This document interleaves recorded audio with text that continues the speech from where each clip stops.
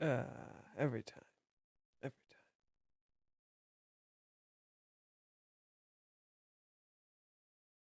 Okay.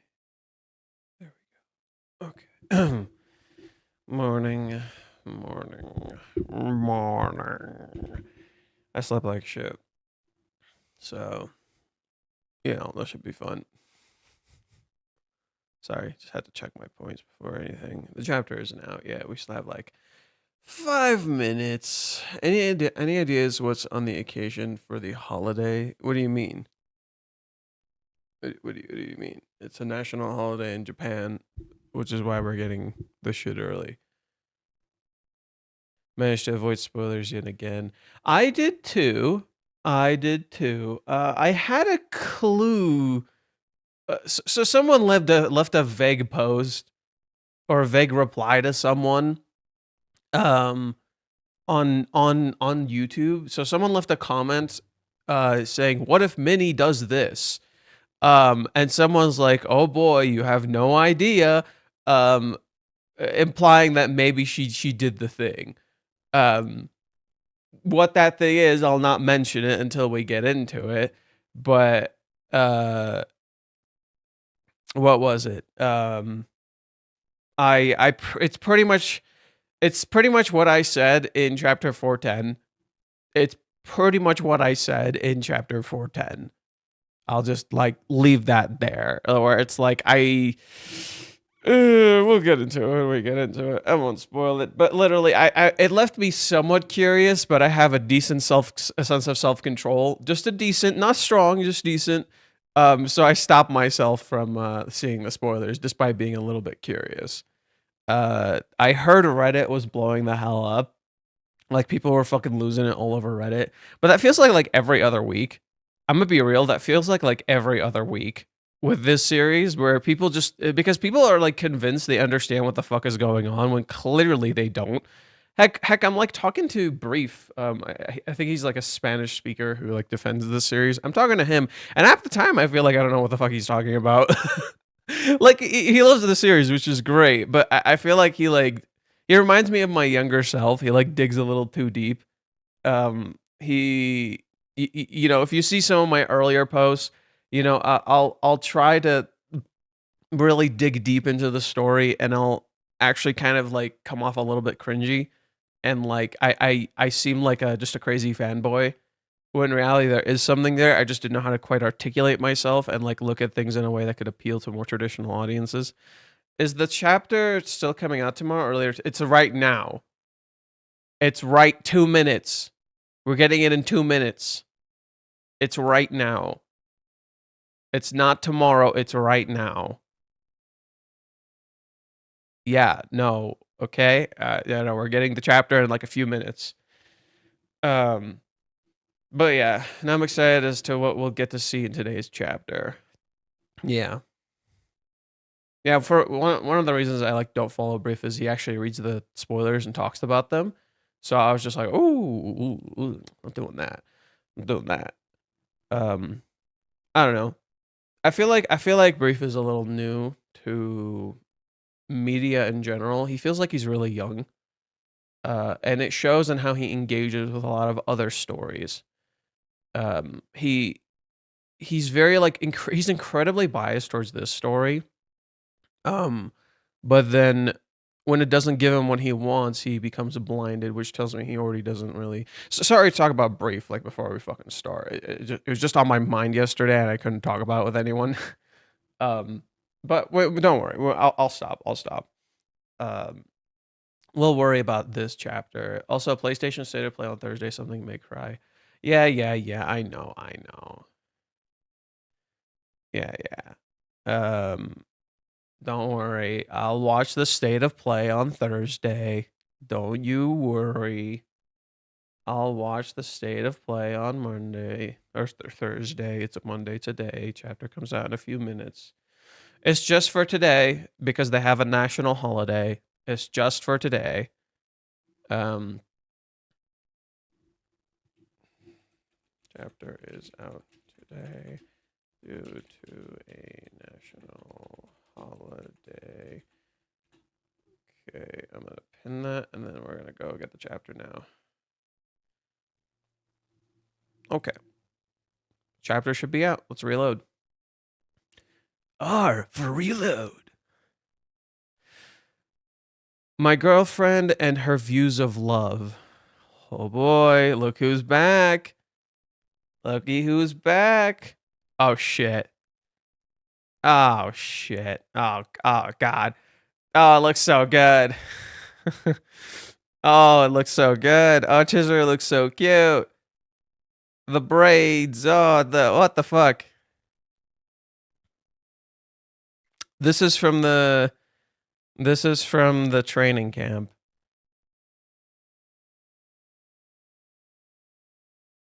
Oh, it looks so good. It looks so cute. Ah, Chizuru looks so cute.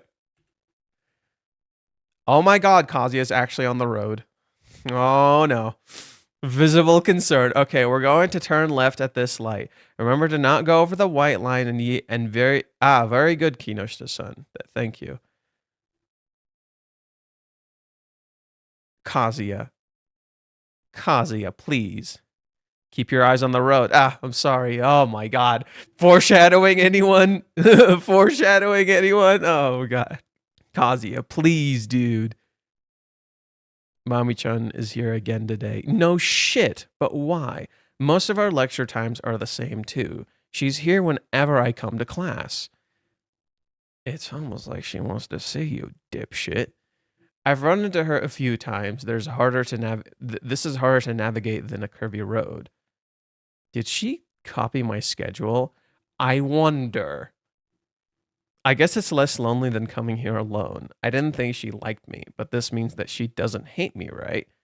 If anything, it's more like No, don't be stupid. Do you have any idea how much trouble you've caused? In denial that he is being loved. And my head's in the clouds. My mushy brain is having mushy thoughts, empty. I should stop being stupid and fill out my application form using my spare time. Input field. Okay. Please tell us why you chose an internship at Lots of Love store. What kind of person are you? Lots of Love store. Okay. This is hard. Or more like annoying. I can't just write whatever I want. How am I supposed to know what kind of person I am? There are like 20 questions. Hey, Kazuya, what kind of person are you? What have I been saying about Kazuya losing his identity? Do I have to write this for all the companies I applied to? There are like 20 questions. The first real life hurdle that a guy with high school mentality struggles with. Even Reiji says it. Kazuya has a high school mentality. Thank you for your hard work that I discovered now. Thank you for tuning in, saying nice things. Hopefully you said nice things. That's all I know. Let's see. From what you wrote in question 8, what is something you can proudly say you're better at than anyone? This teaser for this chapter, my strengths. Something that I'm proud of, huh? This is probably where I'm supposed to show off my strengths. There it is. I want to give good news about my job hunt in Mizuhara, but I feel like I've spent my entire time in college just being in love. What exactly are my strengths? Oh, look, he doesn't know who he is. Mami-chan, what the fuck? Mommy, look, that's cute. Look, that's cute. But what the fuck? What's up? That caught me off guard. I didn't see you there. Job application? Yup. That can be tedious, huh? What kind of person are you? What are your strengths? I feel like they should be the ones telling me the answer to that. You gotta admit, this is fucking adorable. Like, it disguises a horrendous truth, but it's pretty adorable. Yeah. Are you looking for a job too? Within reason. What would you write, Mami-chan, to promote yourself? Maybe I'll write about Kibe-chan's business since I'm aiming for media or agencies. I think it could make a good impression. I see. Hey, look. Remember Kibei's business? Remember how Mami got into that? Remember what she did by getting into that? Let's see. I see. That makes sense. He said that Mami-chan was working really hard. Makes me notice how much time flies. 2 years have already passed since we were together. At the time, I don't think either of us were thinking seriously about the future. We had no idea where we'd be in 2 years. You're really trying to grow up now, Kazu-kun. Mami-chan has really grown up too. She is in total shadows when he says this. Did Mami actually grow up? Or does she just look grown up? I'm sure you'll be fine.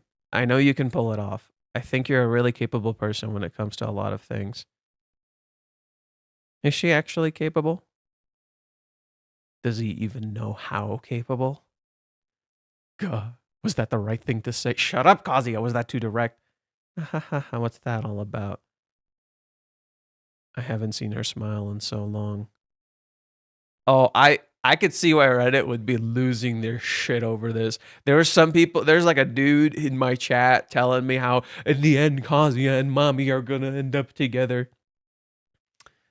Oh, look at the shadows creeping in. I guess she doesn't hate me then. You say the most random things, Kazu-kun. I'm serious though. I've been through so much with her and caused her trouble.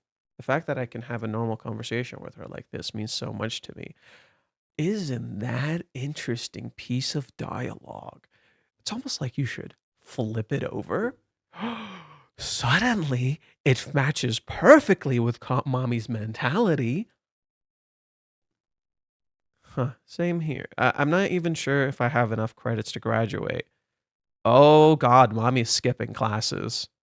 Oh God, same here. They're literally mirrors. Those taking lecture 13, please proceed to the second classroom. That's me. I've got to go. Hang in there.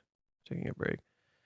Well, after all that, I still have no idea what's on her mind. I only know that she's cute. Hey, Kazuya, it's almost like knowing someone is just cute doesn't do you much shit, and you should fucking talk to them, dipshit. Anyway, I have to keep my focus on preparing for July 11th. Hey, why are you able to say that you love me? I feel like that question is pretty important. The question of love, or more like right now. What can I do to show Mizuhara that my feelings for her are real?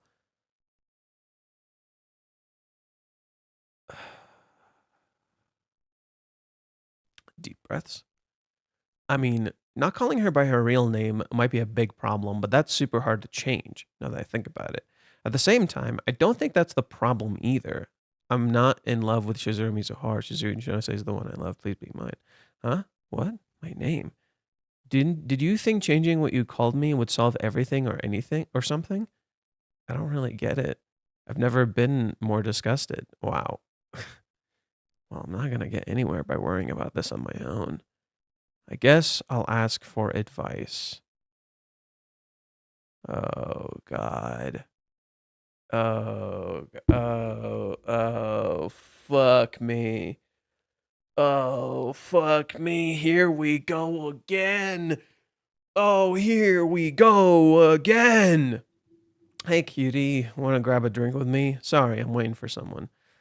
I got here 5 minutes early, but I guess I'm still the only one left. The only one here. Head of the meetup team. Well, I know how busy things can get. Reservation, restaurant, Hazer Dining Lounge. Number of guests, 2. Reservation. I've already got a reservation. It's perfect. Before I knew it, it happened. Oh my god, she's just like him. Oh my god, she's just like him. When I first heard that, it surprised me. Obviously, what a waste. Master has made it this far, but now it feels like he's so depressed and almost ready to back away from it all. Of course, what he did wasn't great, but it sounds like Ruka-san came on pretty strong. It's also true that Chizuru-san isn't completely innocent in all this. Still, is Ruka-san really going to keep quiet about it? If she had told Chizuru-san about it, then I expect something would have already happened. But things seem calm right now. Yet Master didn't sound very confident about it either. I'll just have to see for myself. Oh, look, what did I tell you? Oh, look, what did I tell you? Minnie's gonna do stupid shit by betraying Kazuya's fucking feelings again. Hey, man, go talk to her. She definitely has a boyfriend. Cut it out, dude. There's no way I can talk to someone like her. Is she... She's meeting... Hey. Sorry I'm late. Hey, it's just us girls. Could you try not to blow me out of the water? Came here wearing black leather. Kind of embarrassed about not wearing any makeup. Well, this was on my way home from work. You're absolutely ruthless. I can't say I'm surprised, though. Anyway, let's go. Royal Hill Refugees girls get together. We're only missing one guy. Hey, so remember this. So this should look so this should look fucking familiar. This should look fucking familiar. Minnie's gonna do shit on her own. Oh, this should look fucking familiar.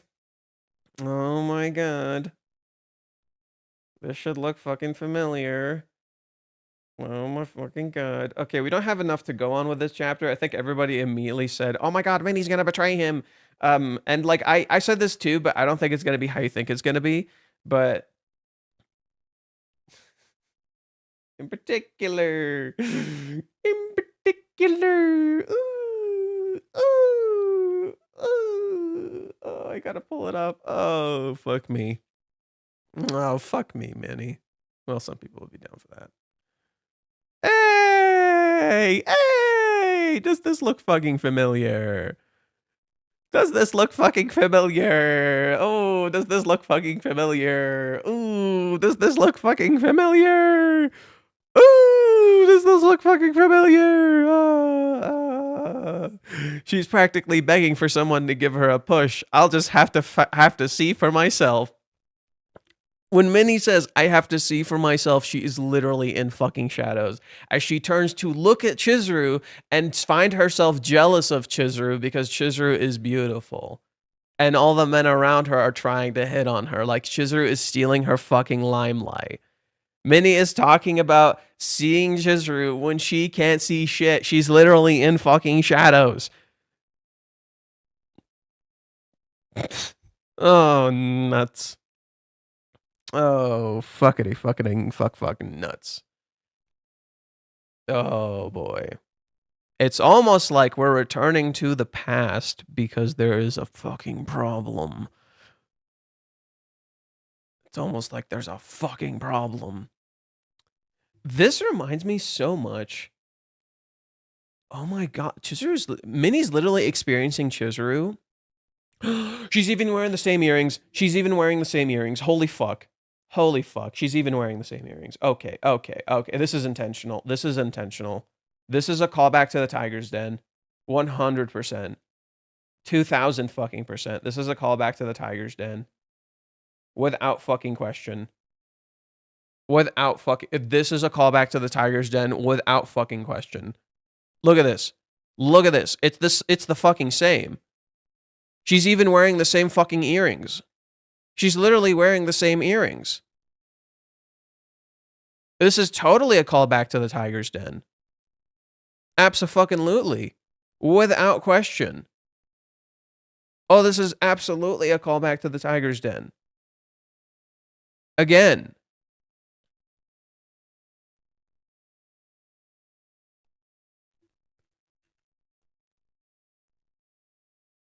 And now what Reiji's doing... So, okay, Royal Hill Refugees girls get together. We're only missing one guy. Back then, how did Kazuya see Chizuru in that arc? Right? Kazuya's lost in thought.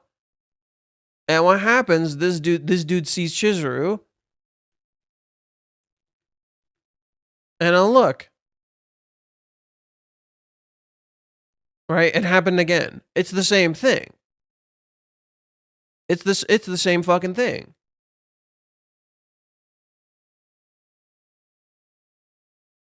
But what this is also reminding me of is another arc. In particular,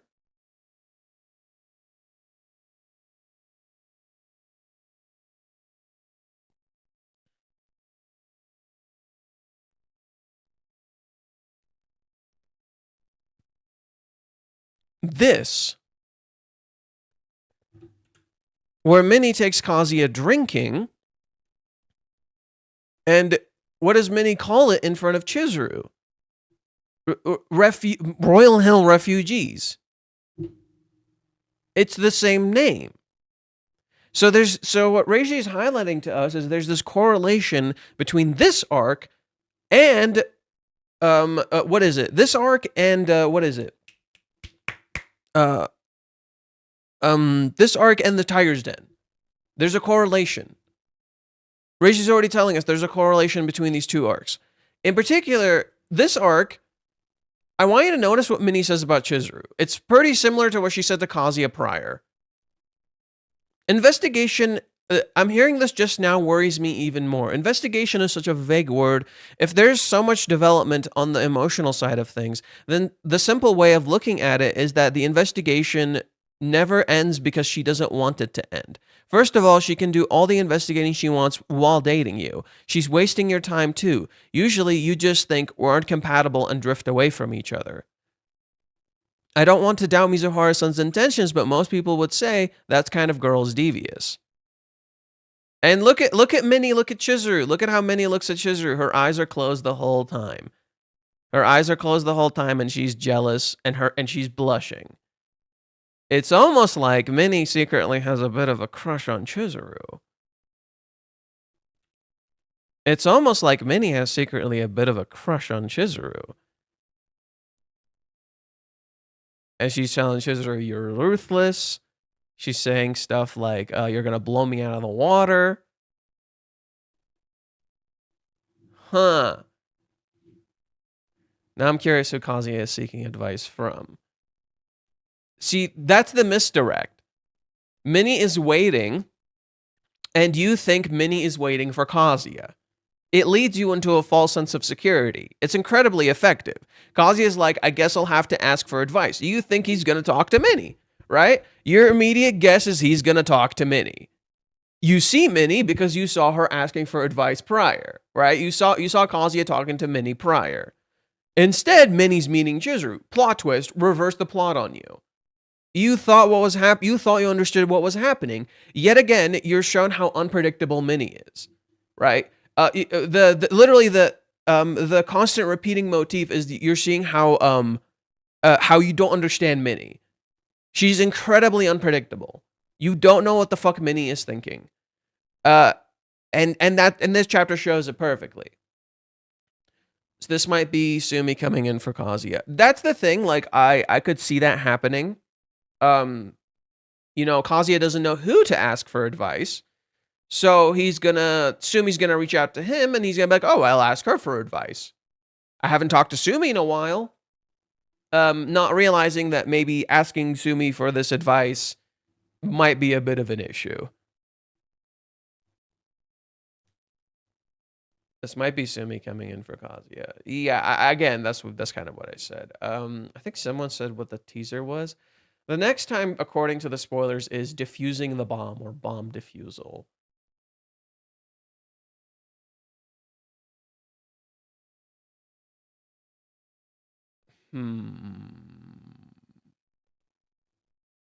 Does Minnie think Chizuru is a bomb? Does she accidentally leak the information to Chizuru and feel the need to defuse it? Does Kazuya view his issue as the... No. No. This is the bomb. This is the issue. This is like the biggest fucking piece of foreshadowing you will ever fucking see this whole fucking time. Fuck. No, this is like the biggest, this is the biggest like tell of where this is going.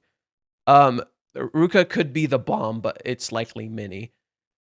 Could be. But to me, this is like an insane tell, like of where this is going. Minnie is literally saying, I'll just have to see for myself, as she literally does not see herself and she is in shadows. As a mirror to how Kazuya looks at Mami, and he says, Mami-chan has really grown up too. Mami's not grown up at all. She's literally shadowed out by his words, right? There's a light behind her, and she is shadowed out. This is a direct mirror to Minnie, who's saying, I have to see this for myself. And the moment Chizuru walks in, she's fucking stunning, and Minnie can't see shit. Suddenly, Minnie's really fucking jealous, and her jealousy blinds her, and she cannot actually see Chizuru. This is a direct parallel to that chapter I just pulled up to you guys for a very simple reason. Minnie couldn't see Chizuru then, and Minnie kept thinking, why does Chizuru think she can hide the kiss from me? And then Chizuru hides it from her. So it feels like this chapter's like underlying motif is sight, and us being unable to see as the character's eyes are closed. Yeah, this gives off such a Chizuru impression again. I hope bomb defusal is a misdirect and Chizuru is the one doing defusing, but it's too early for that. No, it's gonna be Minnie thinking she's defusing some sort of bomb. Right? She thinks this is an issue and it's a bomb waiting to go off, because of course Minnie would fucking think that. So what Minnie is doing is that Minnie doesn't know how Chizuru feels. So what Minnie's going to start doing is asking hypotheticals.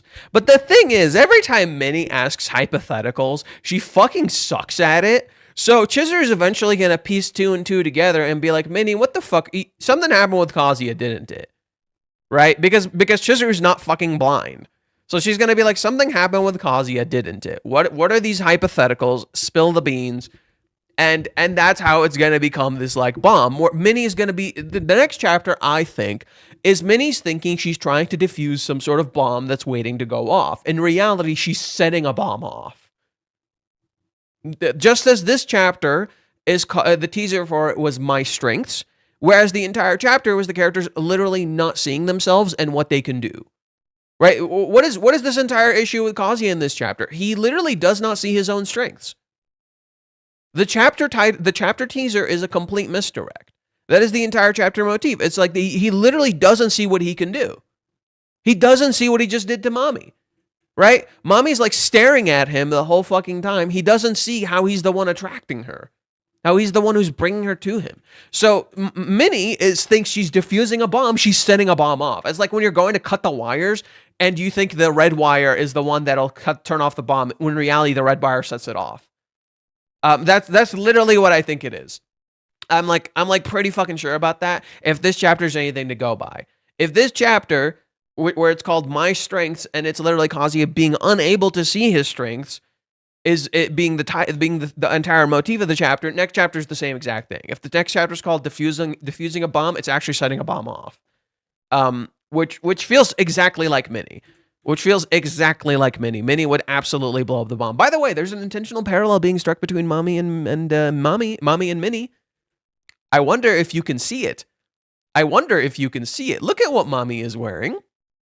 She's wearing a shirt and a collared shirt. You go to Minnie, she's wearing a shirt or a hoodie and a collared shirt.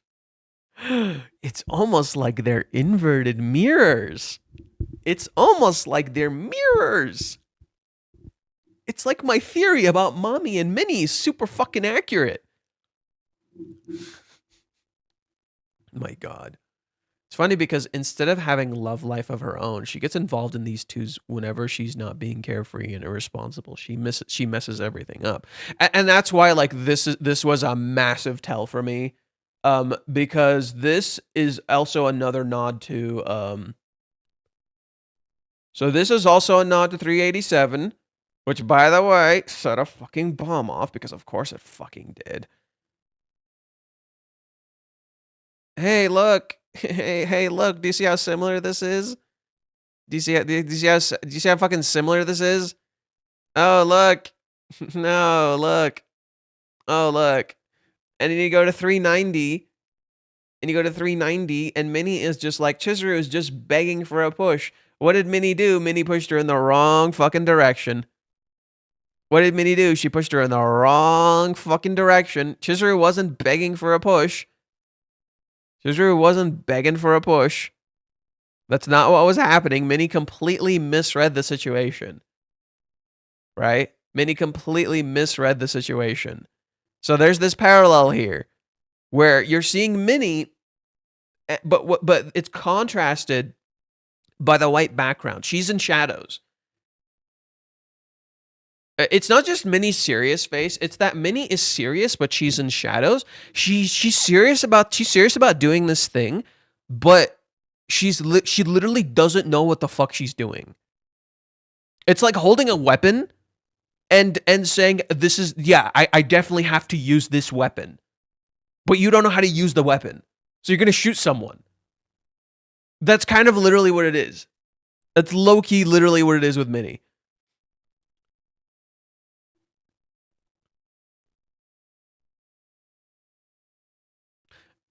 You want Chizuru to say... No, Chizuru's not going to say that to Minnie. Chizuru pretty much knows Minnie is like Kazuya's best friend. The only thing Chizuru could really seriously do is eventually recognize how Minnie is too invested in this and it's weird, and call her out on how invested she is and how it's actually very unhealthy. She wouldn't kick Minnie out of their business because she cares about Minnie. Chizuru's not going to do that.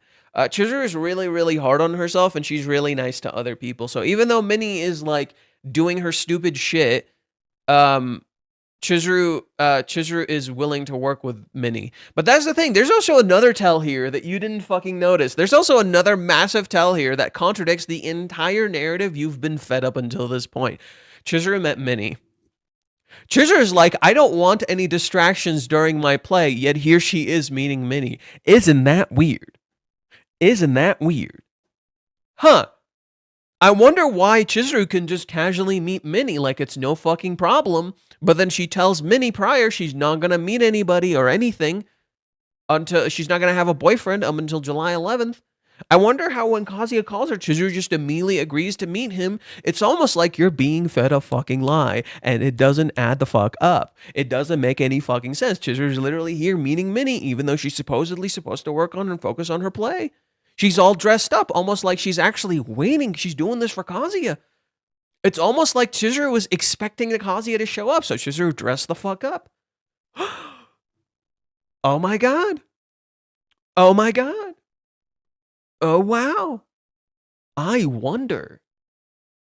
It's almost like you're being given a whole lot of implicit information here that contradicts certain aspects of the narrative. Like Chizuru actually does want to see Kazuya. Chizuru actually does have time to meet up and interact with people. But for some reason, she believes she needs to keep her distance. Why? She just said no boyfriend. She didn't even say no contact. Exactly. And yet most people interpret it as no contact. Huh. Isn't that weird? Isn't that weird? Kazuya seeks Umi's advice. Kazuya's not going to know who to go to. He's not going to go to Umi. Kazuya's not going to know who to go to. And then Sumi's going to come into the picture, and Kazuya's going to talk to Sumi, because that's just literally how it's going to go. Whereas Minnie is going to be interacting with Chizuru, Kazuya is going to be interacting with Sumi. You're going to have two contrasting things happen.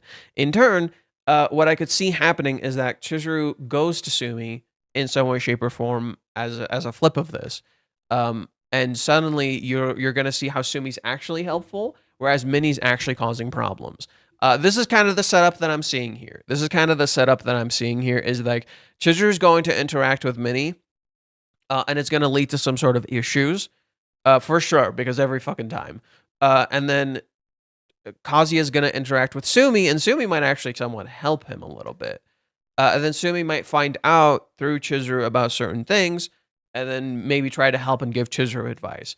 So I think the advice thing is actually foreshadowing for Chizuru getting advice. We don't know why Chizuru is not contacting Kazuya. I have my theory. I've already said my theory. I think Chizuru is, when it comes to love and when it comes to Kazuya, Chizuru has somewhat given up her autonomy. She's kind of tossed her autonomy to the wayside completely for him. And the reason I believe this, and I've thought this for a fucking while now, is that in the date, there's a part where Chizuru asks Kazuya, would you prefer a girl who's 3 steps behind or a girl who leads? And this is a problem because there's this entire misogynistic part of Japanese culture where the girl follows. The wife follows behind and doesn't do anything until the man tells her she can. And Chizuru doesn't like this shit. She thinks it's fucking stupid. Chizuru is incredibly independent. So when she started causing issues by leading and making mistakes, She stopped doing anything. What did Chizuru do when Kazuya was leaving? Insanely passive. Literally doing fucking nothing. Insanely fucking passive. Did absolutely jack shit. The moment he said one thing, kissed him immediately. As if she was given permission. But this shackles her. This traps her. This becomes a repeating thing with Chizuru, where she literally stops doing anything. Right? On her stuff, she'll focus on that. She'll do that stuff. To protect her secrets, she will do that stuff because Chizuru has a real sense of self. When it comes to love, Chizuru is really lost. And she's just like, I'm going to keep making mistakes. So I'm going to leave love completely to him. I'm going to give up my autonomy in love so he makes the choices. Every time he wants something, she agrees immediately. But this is a problem. This is a massive problem. And it paints the kiss in a new light. It paints the kiss in a new light because the kiss in some ways is a good thing, but it's founded on the false premise that Chizuru has to give up her autonomy for this to happen. And Kazuya proceeds to fucking do nothing after that, which freaks Chizuru out even more. Do you see why it's Chizuru giving up her autonomy for Kazuya? Just as a mirror, so suddenly this connects a lot better than you realize. Suddenly, as a mirror, Kazuya is giving up his autonomy to Minnie, who is here doing what? Minnie's the one who went to meet with Chizuru and talk to her in person and see for herself how Chizuru feels. Instead of Kazuya doing that for himself. Right? And Minnie's going to cause problems. In contrast, Kazuya literally has his autonomy being robbed by Ruka, like physically being robbed of autonomy by Ruka, as a mirror to how he's robbing Chizuru of autonomy. See what happened? Chizuru is giving up her autonomy for Kazuya, just as Kazuya is giving up his autonomy to Minnie. And in contrast, Kazuya is starting to understand exactly how Chizuru feels by literally having his autonomy being robbed by Ruka because he robbed Chizuru of her autonomy. In constantly being stuck in this fucking loop. Okay, I know this is going to sound rude, but I bet Kazuya asked Chizuru to sleep with him. She'll agree without hesitation, lol. She'll be a little freaked out, for sure.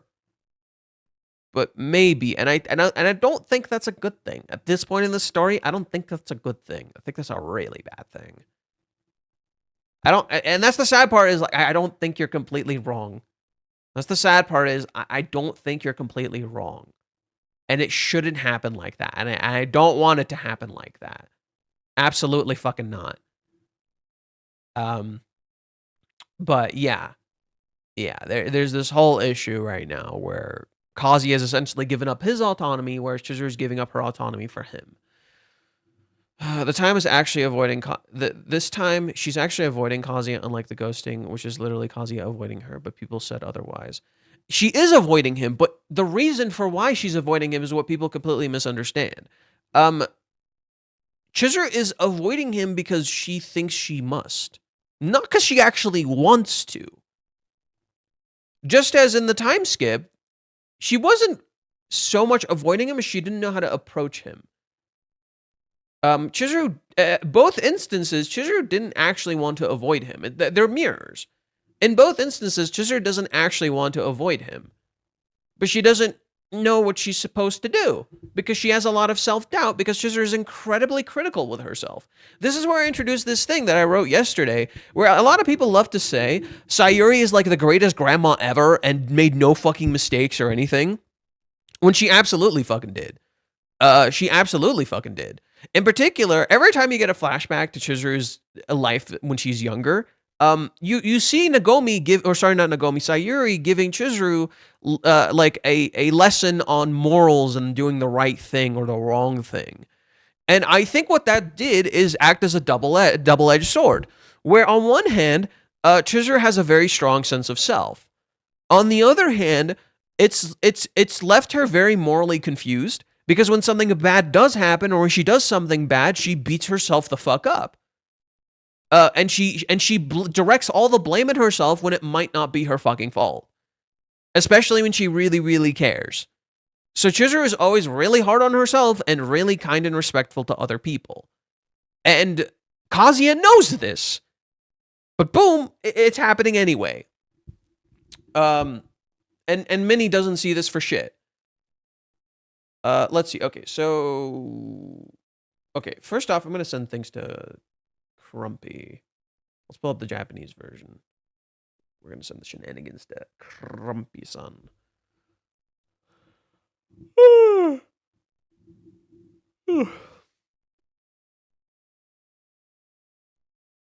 Views on love. That's what Minnie's gonna ask. Okay, so the chapter's called The Girlfriend and Her Views on Love. Minnie's gonna ask on Chizuru's views on love.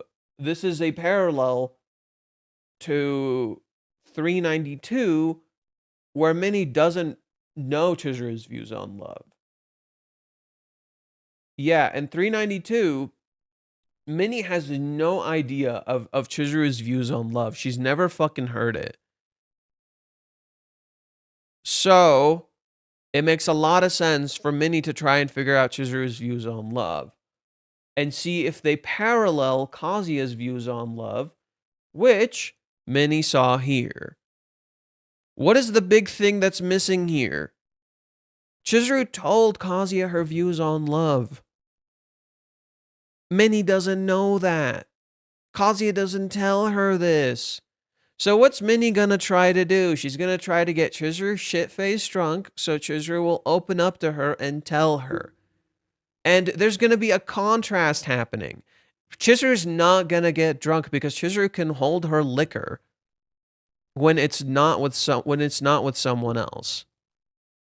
Right? So maybe so when it's not with Kazuya, I mean. So what's going to happen is that maybe Chizuru will feel a little tipsy because she actually likes Minnie, but she's not going to get drunk like Kazuya. Chizuru's not stupid. And Minnie is going to try to find out Chizuru's views on love. Because if she finds out Chizuru's views on love, that she can think and understand how Chizuru may react to certain things. Essentially, what Minnie is trying to get is what Chizuru told Kazuya in the date. Essentially, Kazuya should have all the information he needs to realize Chizuru would not judge him and would be actually incredibly understanding. But Minnie is going to try to fish for this information, and there's a high chance Chizuru is going to lie to Minnie. And I think it'll make Minnie mad. Because of course it fucking will. Oh my god. Oh my god. Okay.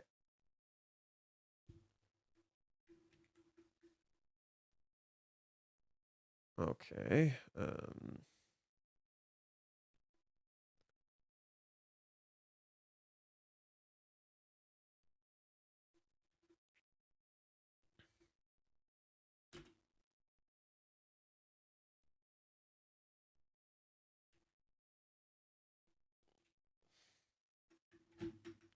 12.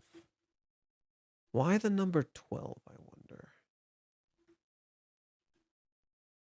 1 and 2.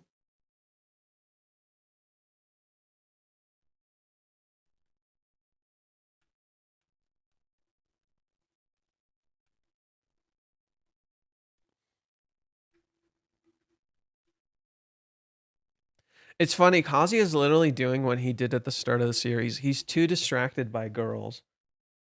He's literally too distracted by girls.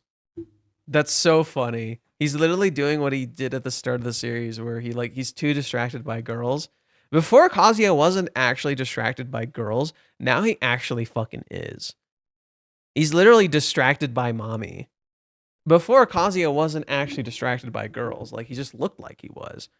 But he actually found real love. Whereas now he's actually distracted by girls.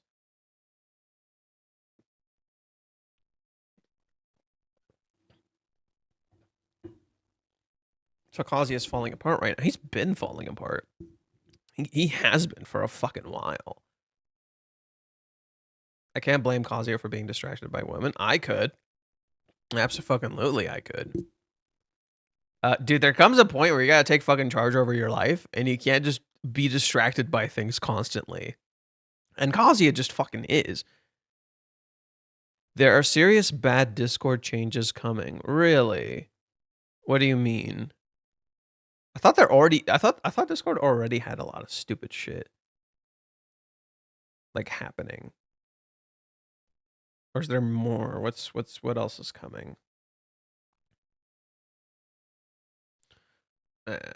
Anyways, shit, dude, what the fuck? Man, this feels like a chapter I could like sit down and analyze and just like catch all the. It feels like it has a lot of hidden details. It feels like it has a lot of hidden details. We're gonna turn left at the light. Yeah, so this chapter is literally practice. That's the vibe I get from. Oh my god! It starts with Kazuya looking at Mami, and Mami's looking at the road. Then, when they're not driving, Mami looks at him. It's exactly what happened in chapter 400. Verbatim, exactly what happened in chapter 400. When Kazuya's on the road, he's looking at Mami. When Kazuya gets off the road, he's not looking at Mami. He's distracted by himself. Mami's the flip of this. When Mami's on the road, she's not distracted. She's focusing on what she needs to do, right? Maybe she caught a glimpse of Kazuya, but but it's more hidden. Then when Mami's off the road, she's just there staring at him, right? Literally nothing else fucking matters. She's just there staring at him, and she looks stupid doing it, right? She looks dumb as fuck doing it. She literally just wants to look at him, and it's super fucking. I love this shot. I love the pan out. This pan out is so peak. It's so funny. It's so incredibly dumb. She's just, yeah. Like, just imagine like a cute girl just sitting right next to you staring at you, and she happens to be your ex. Bro. How could you not pick up on the signs? What do you mean? How could you not pick up on the signs? What do you fuck? Look at her. Look at her. This is ridiculous. This is absolutely ridiculous. And Kazuya just doesn't see any of the signs. Right? Just as he doesn't see his own strengths. In some ways, maybe you could say the same for Mami, that she doesn't see her own strengths. And I think that's a big thing that's relevant here. But yeah, when Kazuya is driving, he's distracted by Mami. He's not keeping his eyes on the road. When Mami is driving, she's not distracted. She's focusing on the road. 412 is chapter 241, 214, 142, and 124. I could also go blah blah. Maybe those chapters have some hidden context that match this chapter. Okay, let's look into it. The Hay is the most music horror panel I've ever seen. Yes, we already went over this. Yes, we already went over the Hay thing. Bro, you want me to show you more? You want me to show more fucking parallels for you? You want me to show you more fucking parallels? Ayo, bitch, you're not ready for I'm about to fucking pull out. Y'all ain't ready.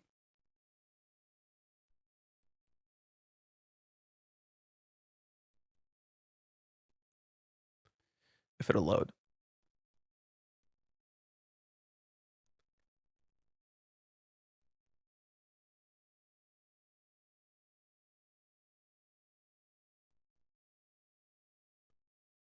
Huh. Huh. Isn't that weird? Huh. Isn't that weird? Well, isn't that fascinating? Isn't that fascinating? Now, I don't think it's the exact same jacket, but Chizuru definitely likes her leather jackets. They work for her, for sure.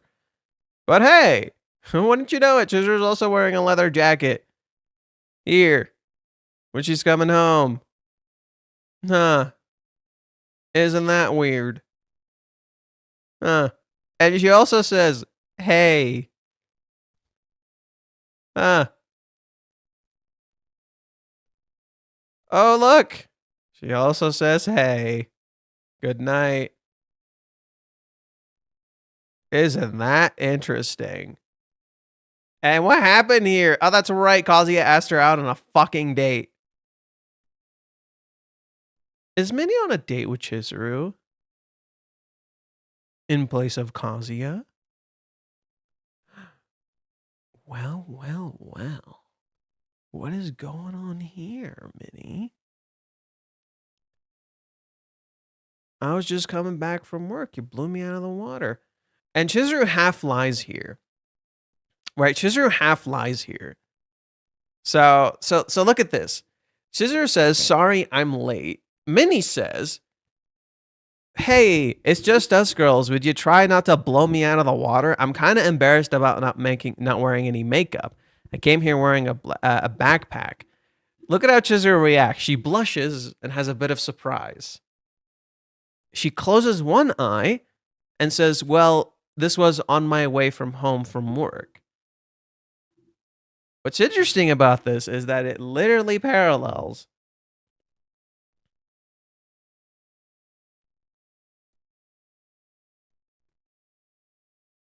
exactly what happened here. Oh, look. Chizuru shows up, and she's all dressed up. And Kazuya's like, it can't be for me. This can't be for me. She must have been getting off work, right?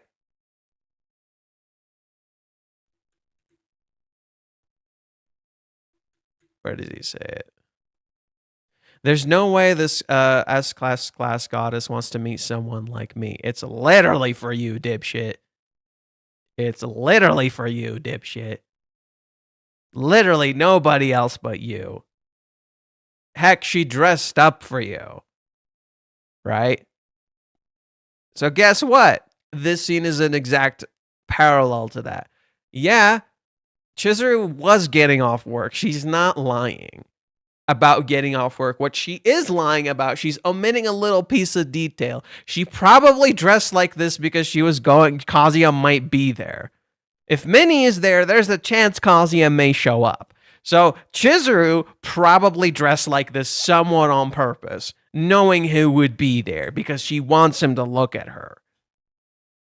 She wanted to look her best for her baby boy. My baby boy. And Minnie doesn't notice this at all, right? She just notices that Chizuru is all dressed up. And Chizuru even says, what is the one thing Chizuru mentions? We're only missing one guy. You're missing a person you want to be here. Right? Also, I think this is a nod to the ending of season 4. I feel like I'm pretty not season 4, the ending of season 2. So I'm gonna pull it up. Umi, haha, you're so funny. You're so funny, Bulver. You're so entertaining. Your jokes are so peak.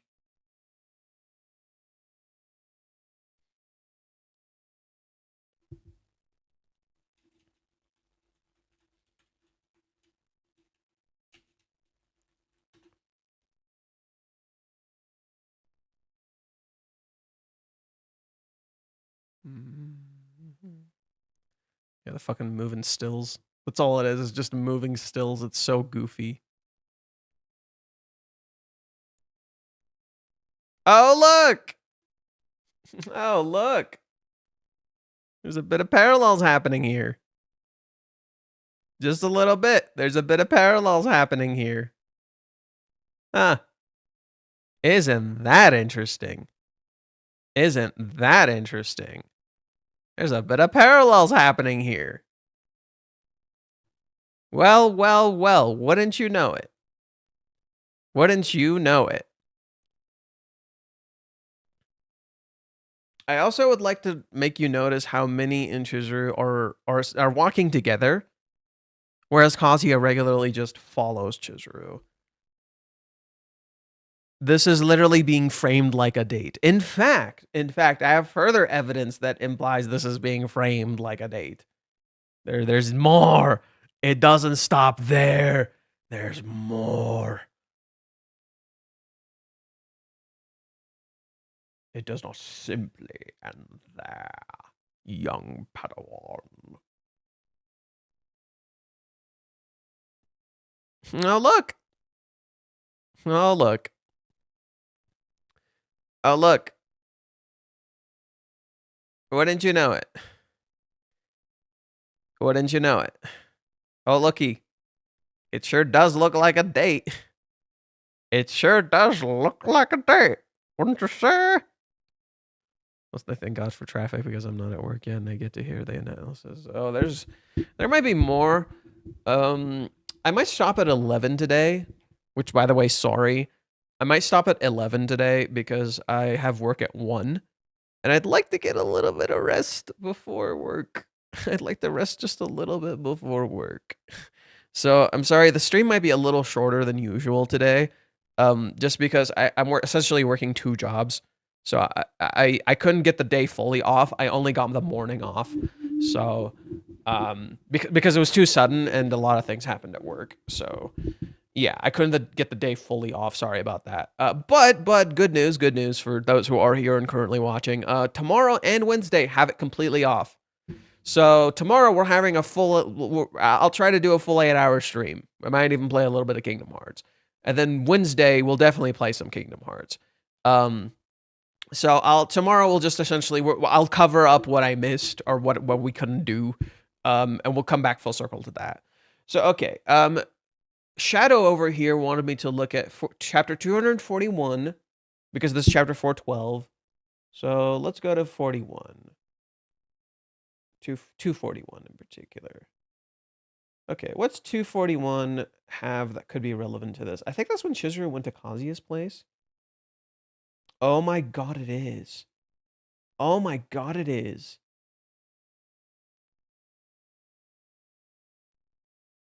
Chizuru enters Kazuya's place and starts looking around because she's really curious about his place. And then she finds a spot to sit.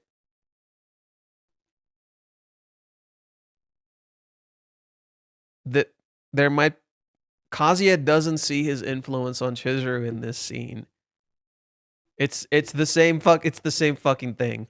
It's the same fucking thing. Kazuya doesn't see his own influence. Kazuya literally does not see the picture clearly in this scene. He doesn't see his own influence. And he says this super romantic shit. I know where my heart is and that going on like this isn't right. Okay, so Chizuru knows this. Hey, look, isn't this the thing Minnie's trying to find out? That Kazuya already said and Chizuru knows and has faith in him because he already told Ruka, I don't fucking love you. Therefore, Chizuru would fucking understand. Hey, it's almost like if you reread the story, you have all the answers to figure this shit out. Motherfucker. Oh my god. I suppose her feelings for you are real and I don't want to hurt her any further. Hey, why does Chizuru not break up? Why does Chizuru not tell Kazuya to break up with Ruka? Her feelings are real and I don't want to hurt her any further. It's almost like Chizuru's being incredibly hard on herself and much kinder to Ruka, as she always has been, because of her upbringing, where she was conditioned to always try to be the best kind of person that she can be, which is both a good thing and a double-edged sword because it fucking beats her up. And when I think about what would happen if she finds out, I feel it is not the best idea to try and see you carelessly. But don't worry. I said so, didn't I? That I won't leave you hanging. I'll definitely give you an answer for what I did to you. It sounds a bit silly, but for now, would you bear with me? Do you have any plans after this? I love you. I can't bear it anymore. Oh my god. We're just seeing this in reverse. We're just seeing this in reverse. This is just flipped on its head. We're just literally seeing this in reverse. That's so funny. Okay. Next we have 214. Let's go to 214. What is 214, I wonder? It's when Kazuya was rejected. How fitting. 241 is a chapter of acceptance, where Chizuru comes into Kazuya's house and Kazuya doesn't see his own strengths. And it is Kazuya accepting Chizuru. In contrast, what is chapter 241? Or sorry, what is chapter 214? Oh, look, it's when Kazuya was rejected. And Chizuru runs off to go deal with Mami on her own. As we just happen to see Mami right now. Almost like, hey, this is the thing that was being hidden in plain fucking sight, you stupid shits. Right? What happened with Mami? Why did Chizuru run away in this scene? That's right. The wrong fucking context. Kazuya thought he was being rejected in this scene. Minnie is here under the premise that Chizuru may possibly reject him like this. But guess what? It's already built on a false premise. This entire moment that everybody hates Chizuru for, everybody just conveniently fucking ignores how Mami gaslit the shit out of her and was threatening to out Kazuya, and Chizuru didn't want to hurt Kazuya's feelings because he clearly cared a lot about Mami. So suddenly being told, hey, this bitch like after you and shit, that would fucking wreck him. So Chizuru didn't run away to reject him. She ran away because she was fucking being targeted by Mami. Hey, it's almost like we're completely forgetting about that when Mami looks so cutie patootie and fucking adorable. Look at this cutie patootie. Look at this cutie patootie. Look at how she. Oh, look at this cutie patootie. Oh, look at this cutie fucking patootie. Oh, look at her. Look at her. So fucking cute. I didn't ask for your opinion. I didn't ask for your fucking opinion. Huh. It's almost like there is intentionally a parallel between Mami and Minnie being struck. How fascinating.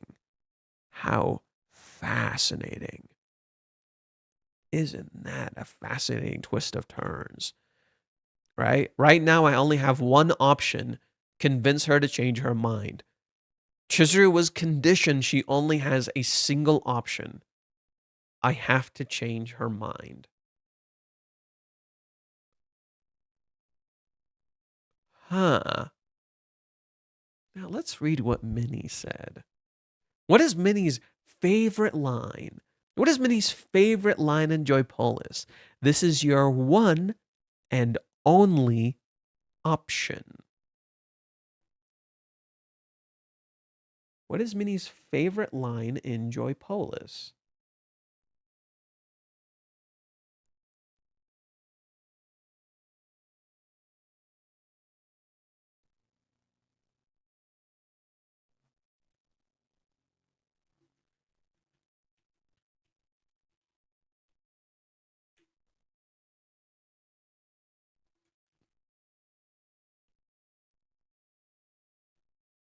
Okay, she doesn't say it. Though I picked the one chapter where she doesn't fucking say it. I picked the one fucking chapter where she doesn't fucking say it. God damn it.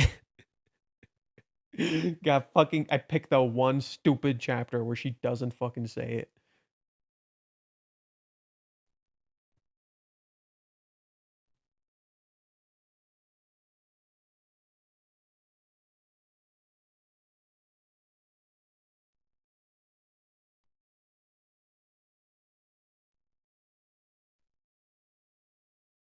This is your one and only option.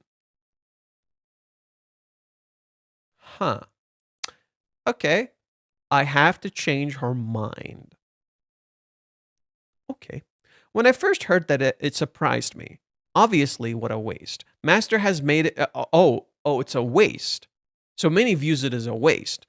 Master has made it this far, but now it feels like he's so depressed and almost ready to back away from it all. Okay. Except he's not. Right? What did Kazuya say? Kazuya said he can't back away from it all. Except he's already been running away the whole fucking time. Isn't that weird? He's already been running away the whole time. Okay. Of course, what he did wasn't great, but it sounds like Ruka-chan came on pretty strong. So this will lead you into a false sense of security. Be careful. This is the kind of dialogue that will lead you into a false sense of security. It got me too. When I was initially reading this, you'll see a pause with me. Where I was reading this, I paused for a second. I'm like, wait, what? Where she actually understood what happened. And then I'm just like, nope, don't say anything. Do not comment. You're not seeing things clearly. Just stop. So you'll see me stutter, like go back. You'll see me stutter a second. I'll be like kind of caught off guard. And then I'll be like, no, wait, back up. No. Don't fall for it. Don't fall for this fucking trick. So of course what he did wasn't great. That's the base premise of what's going on. What Kazuya did wasn't great. What did Kazuya do? What did Kazuya do? He nut his pants? It's almost like Minnie's saying, well, that Kazuya is nutting his pants is Kazuya consenting. Minnie doesn't know what he did because what Kazuya gave her was a false premise. The entirety of last chapter is built on a false premise. In fact, I wrote about this. I specifically wrote very clearly when someone pointed out. So we went to Reddit. We were reading the serious thread, and someone said that we literally do not hear what Kazuya said to Minnie at first. Like the opening page, you don't hear what Kazuya said to Minnie. So let me pull it up. Wonder if I'm still shadow banned. Pretty sure I'm shadow banned, by the way. Okay.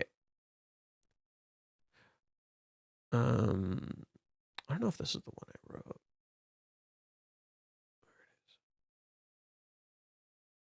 Yeah, there it is. There it is.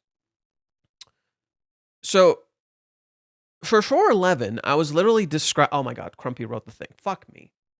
Okay, I'll just stop here. Let's put a pause on that. Let's put a pin on that. The premise of 411 was literally the unseen, the things we do not see, because we literally don't hear Kazuya describe to Minnie what happened. So last chapter is built on a false premise. This chapter is exactly the same way. Minnie, having been given this false premise, continues to operate on it. And there is little pieces of truths within the false premise to lead you into a false sense of security. This is the most effective way of lying. This is by far the most effective form of manipulation and lying to you. And in some ways, Reishi's kind of fucking manipulating you as a writer, which, by the way, is pretty fucking impressive. Anyways, but he's spelling it out for you. He's literally like showing it, hey, look, this is manipulation. Hey, look, I'm not just fucking lying to you. You're literally being manipulated by the information you're being fed because you're being told in certain fucking ways. Anyways, Minnie operates on this misinformation and it is literally present here. It starts with the basis of what Kazuya did wasn't great. What did Kazuya do? Literally nothing. He was fucking assaulted.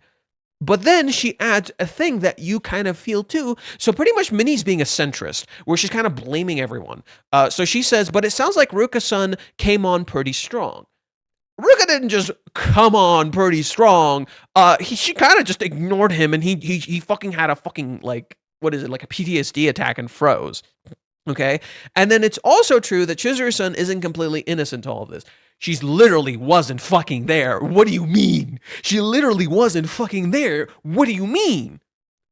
Every single thing she said is wrong, including Ruka. Ruka didn't just come on strong. She literally robbed him of autonomy.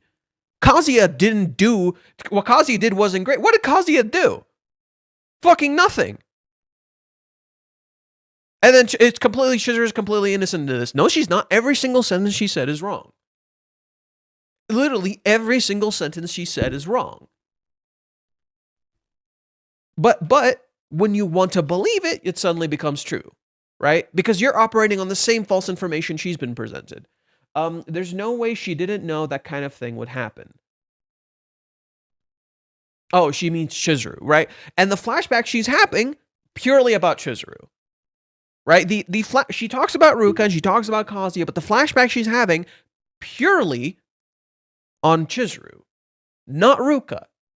It's like, as an exact mirror to Kazuya, Minnie cannot see Ruka and Kazuya or even Chizuru clearly. Just as Kazuya cannot see his own strengths and cannot see his influence on the people around him and how he's literally attracting Mami just as he attracted Chizuru, it is the same exact thing here. Minnie cannot see any of these people clearly because she cannot see herself clearly.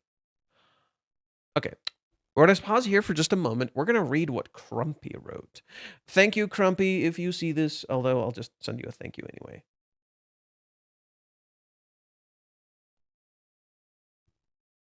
Okay. Page 1, the color page. Let's see what it says. The color page reads, by the way, the color spread isn't about the 5th season of the anime, but for the 15 million volumes sold. Huh. You're right. I don't see the anime anywhere. Wild. Hey, I guess you were kind of wrong. Crumpy, I guess you were kind of wrong, buddy. Because your theory was that it was for the 5th season of the anime, which you were partially correct for because we did get a trailer. But the cover had nothing to do with it, so you're technically wrong. It's okay. We're both technically wrong. I'll take the technicalities too. Nothing on the right and on the left. Oh, is that what this reads? Nothing on the right and on the left. Let's not move forward to your side. What? Wait, I'm confused. What? That's what this says. Nothing on your right. Or sorry, yeah, nothing on the right and on nothing on the right and nothing on the left. Okay. Let's now move forward to your side. What does that mean? Nothing on the right, nothing on the left. Let's now move forward to your side. As in, there's no obstacles, so we can. So you're okay. So you look to the right, you look to your right, you look to your left. There's no issues. You can cross. Is that what it's saying? As if you kind of have a green light, and we're going to your side because your side is where you are. Yeah. I know. That's literally what I said. Yeah. So we're crossing to the other side because there's a green light. Chizuru in the cover page stands in a car whose number is 22. Does that mean anything? So we saw this 22 before. We saw this exact same 22 before. I'm not sure yet. 2 does seem to be related to Minnie. 2 does seem to be somewhat related to Minnie. In the opening page 2, we have the number 12. And I don't know why. So we have 22 and 12. We saw the 22 before in chapter, I believe it's chapter 399.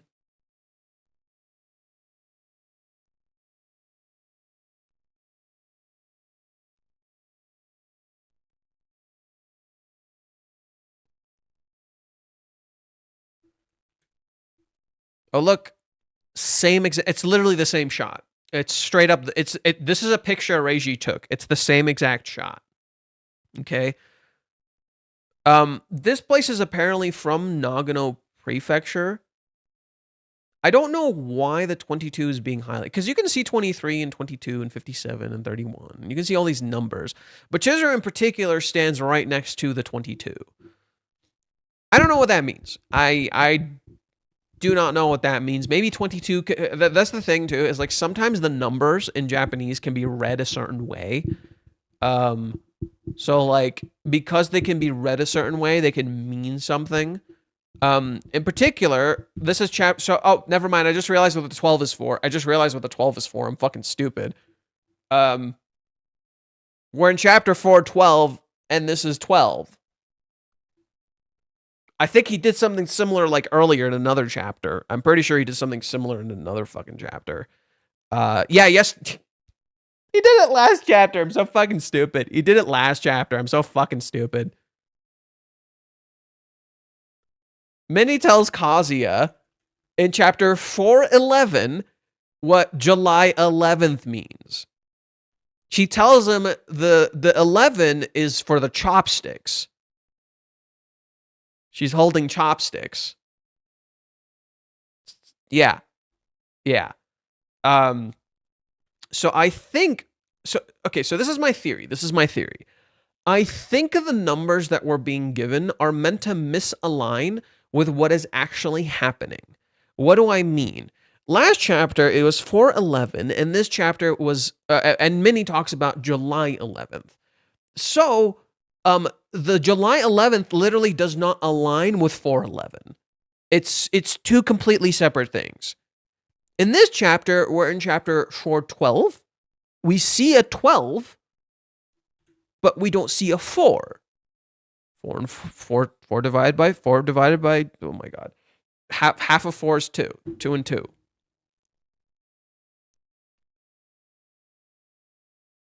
See what I mean? 4 divided by 2 is 2. So it's almost like, hey, we're missing 2 2s. We're missing a 4. Now, I could be wrong, but 22, why? Crumpy, how is 22 read in Japanese? What could it like sound like? What is 22 read like in Japanese? What could it sound like? Anyways, we'll we'll continue with this.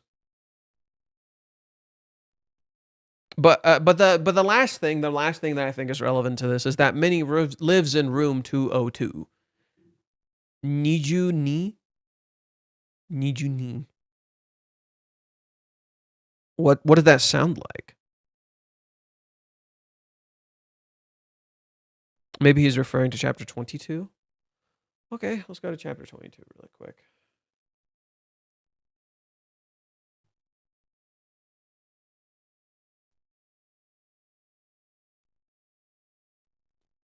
Nothing special. Okay. I guess we'll go to chapter 22 real quick. I think the biggest tell for me is that Minnie lives in room 202. Whereas Chizuru lives in room 204 and Kazuya lives in room 203. Ni 9, Ju 10, Ni 9. That doesn't sound right.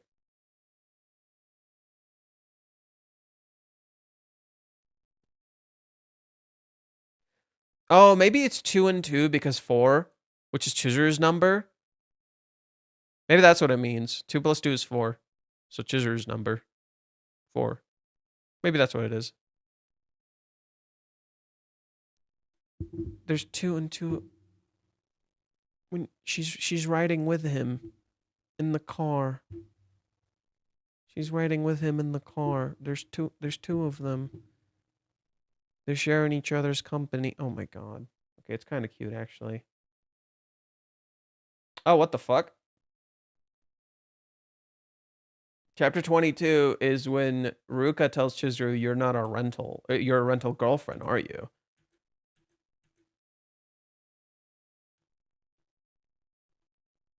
Oh my god, this is when they kiss. Oh my god, this is when...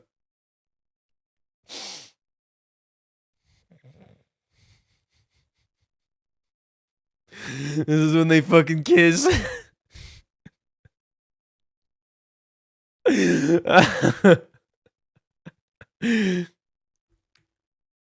This is literally Ruka's chapter. This is literally Ruka's chapter. It's not even subtle. Look at my boy posing up here. Look at that pose, bro. Look at that fucking pose, bro.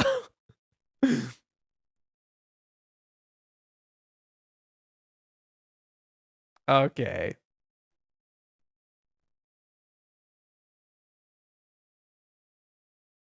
There's also a duality happening.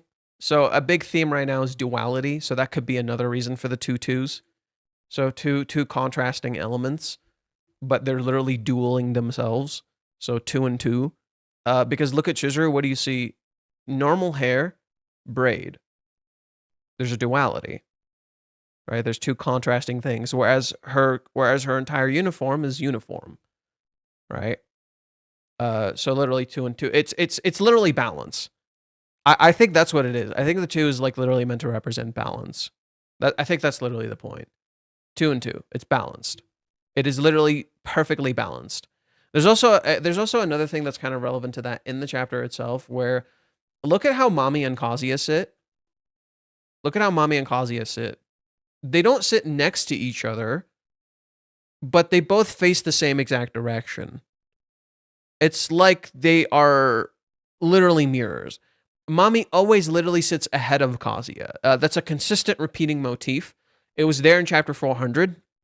When Mami and Kazuya go into the same class, Mami sits ahead of him.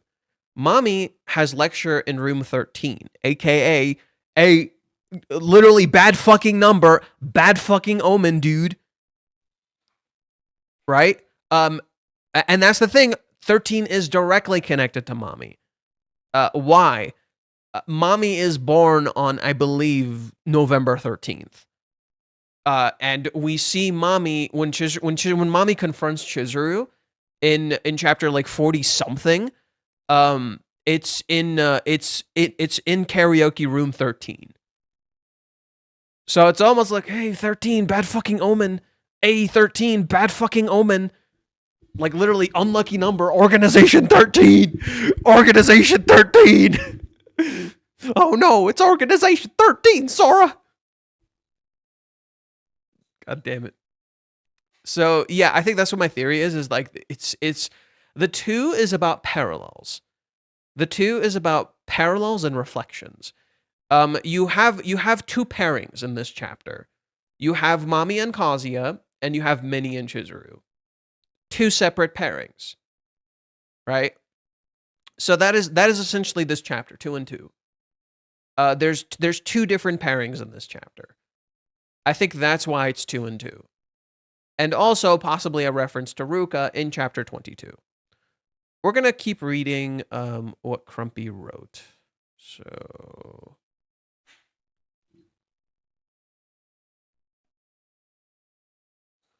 okay.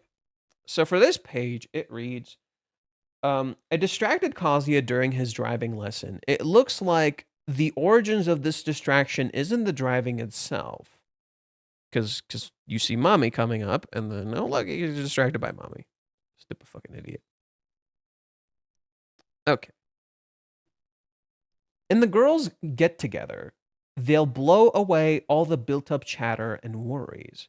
Next time, dealing with a bomb. The verb for dealing with is processing, dealing with, treatment, disposition, disposal. Minnie's not diffusing a bomb. She's trying to get rid of a bomb. It's not diffusing a bomb, it's disposal, disposition, treatment, dealing with, processing. She's trying to deal with this issue. Oh my God. Minnie doesn't know how to process this either. That's the secret hidden in plain sight for you. Minnie has no idea how to process this either. That's why she's talking to Chizuru. It's not just about how Chizuru feels. Minnie doesn't know how to process it. So who does she go to? Kazuya's girlfriend. Because what is Minnie framed as in last chapter? Kazuya's girlfriend. Oh, look, Kazuya's girlfriend doesn't know how to deal with this. So she goes to Kazuya's girlfriend to figure out how to deal with this and toss this bomb to the side. And what do people refer to Ruka as regularly? A bomb. It's literally Minnie trying to cope and deal with this thing because she doesn't know how to. She's afraid this bomb is going to go off and ruin everything. She built up so much, she created so much, she's invested so much, she would hate for this bomb to go off and ruin everything. So she's trying to get rid of it somehow. Not realizing she might be setting it off. Because she's so, it's literally the thing where you're so desperate to avoid something happening, you unintentionally cause it. That feels like what Minnie's gonna be doing here. She's trying to avoid this bomb. She's trying to get rid of this bomb. But what's she gonna do? She's actually gonna set it off, right? In trying to get rid of it, you ultimately cause it. I wrote a tweet about something I wanted your opinion on. Chapter 179, when Chizuru talked about finding a boyfriend being with the one she loves, she mentioned wanting ramen. Now she loves Kazuya, and their date is on July 11th, which is Ramen's Day. I already talked about this. I already talked about this in the last stream, I believe, or the stream before that. So Chizuru wanted ramen back then to reflect warmth. July 11th being on Ramen's Day isn't, I would argue, is more of a coincidence that Minnie is looking for. Because what do you see in that chapter? Minnie's literally eating ramen. Minnie is literally eating ramen because it's cold. In the end of the chapter, she mentions how it's cold. Ramen warms you up. So what Minnie is essentially hinting to you is that she wants warmth.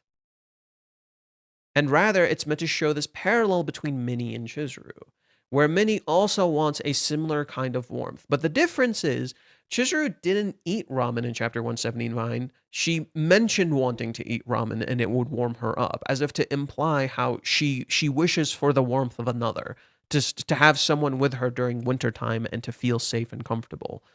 Minnie, in contrast, eats the ramen, then mentions Ramen Day. And then as she's walking home, she says, "Oh man, it sure is chilly." Something like that. not realizing what she's essentially implying and how she's acting. She's literally an inverted Chizuru. That's what that is. She's literally an inverted Chizuru. And Reiji has nodded to the Tiger's Den quite regularly. He's nodded to this at this point as well. He definitely nodded to the Tiger's Den intentionally. He's doing it right now. Like literally with this chapter, he nodded to the Tiger's Den. Chizuru's wearing the same fucking earrings. It literally looks like how she looked in the fucking Tiger's Den. It's not even subtle. Like the way she looks right here is exactly the way she looked in the Tiger's Den, at least in terms of the posing and the presentation. Like I showed this earlier. So yes, absolutely, that is somewhat intentional. But Ramen's Day is a misdirect. Ramen's Day is a complete misdirect. It's actually disguising what Minnie herself wants. Honestly, Kazuya should just ignore the whole July 11th thing. Not that he'd ever impose himself like Ruka does. Look. You're missing the point of Kazuya's character when you say stuff like that. And I'm not saying you're stupid or anything. I'm literally just saying Kazuya should do this, Kazuya should do that. He's not going to. When you say that, like my immediate thought is like, I understand Kazuya well enough to know he's not going to do that. He's literally not. I think I understand his character well enough to know he's not going to just ignore July 11th. He needs it to exist. July 11th must exist. It needs to. It's bullshit he confirmed for himself. Not that he'd ever impose himself like Ruka. That's different from not that he'd ever do that. Said it in my comments right there. That's not the same thing. I don't think that's what you think it means. That's not what you think it means. It's not about imposing yourself, it's about taking initiative, and Kazuya is just not going to. And Ruka wasn't taking initiative. She didn't the whole fucking time. In fact, Ruka is running away, so it's literally kind of a terrible comparison. Anyways. Yeah, no, there's okay, so there's clearly a parallel between this and the Tiger's Den. There is a parallel between this and what else did we say? We said the Tiger's Den. We said when Kazuya asked Chizuru out. Those two are clear parallels. What else? What else did Reiji nod to in this chapter? Oh my god, oh my fucking, oh my god, oh my god, oh my god, oh my god, oh my god, oh my god, oh my god, oh my god, oh my god. Oh my fucking god. No, don't you fucking dare, Reiji. You son of a mother. Oh my fucking god. Oh my fucking god.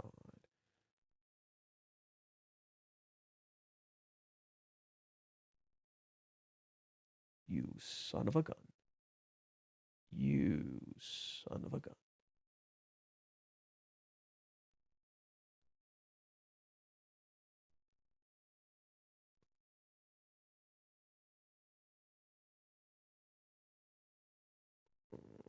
Where is it? Where is it? Where is that?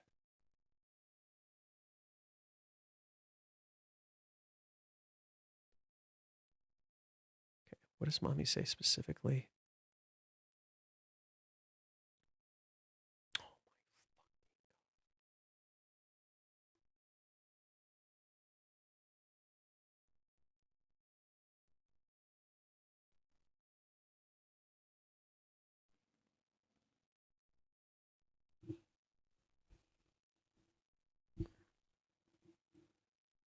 Where is it? I know I've seen this from Chizuru before. Where the fuck is it? I know I've seen this from Chizuru before. Where the fuck is it?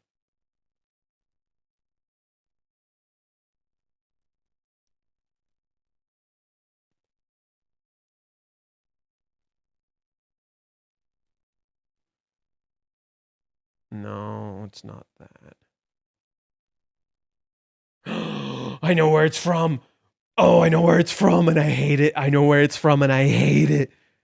Oh, I know where it's from and I hate it. Oh, Reiji, you son of a gun. Oh, Reiji, you son of a gun. Oh, Reiji, you son of a gun. Oh, Reiji, you son of a gun. Oh, Reiji, you son of a gun. Oh, my fucking god. Oh, my fucking god. Reiji, you son of a gun. Reiji, you bastard. Oh, Reiji, you fucking bastard. No, what the fuck? Oh, what the fuck? Reiji, you fucking bastard. No, what the fuck, Reiji, you fucking bastard. Fuck. This is literally Chizuru's smile. Oh my god. This is literally Chizuru's smile. Oh god. Oh god. This is literally Reiji's fucking. This is literally Chizuru's fucking smile. Oh, Kazuya. Oh god. He's seeing Mami smile. He's not processing that smile. What is the whole thing with Kazuya in the date with Chizuru? It's the smile. It's literally the fucking smile. Oh my god, that's literally the whole thing in the chapters. That's literally, oh my god. That's literally the whole fucking thing.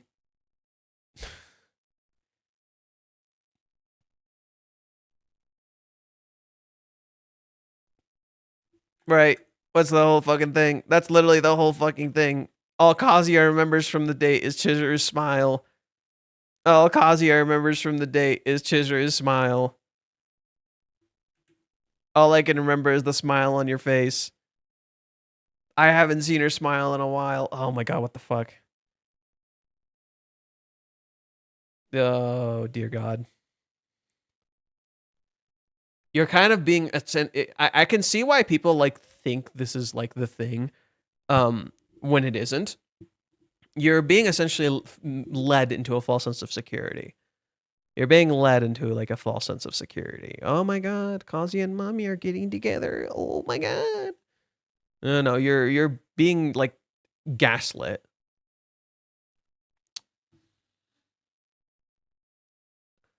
Minnie says in this chapter that I just have to see for myself, and she just refuses to see. Yeah, pretty much. She literally can't. It's not that she refuses to. She literally can't. Her own disposition stops her from seeing the clear things in front of her. And when I mean by disposition, I mean who she is, where she's from, her environment.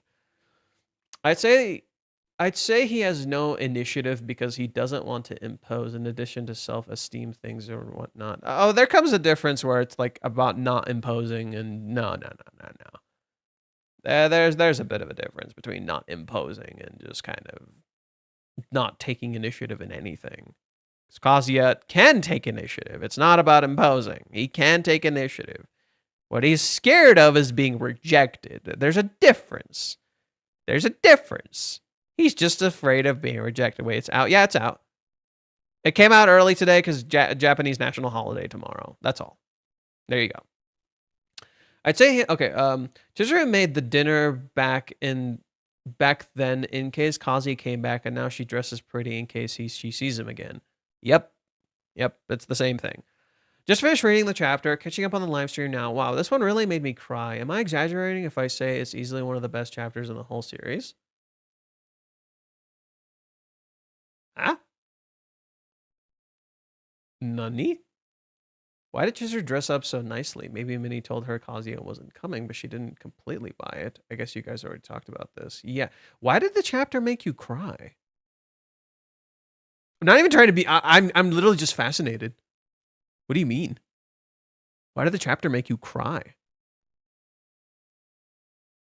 Yeah, I'm incredibly confused. Why did the chapter make you cry?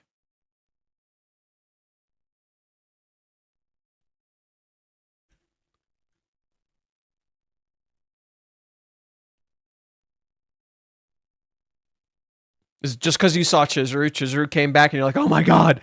Oh, she's back. Oh, thank god she's back. If that's the case, I can kind of get it.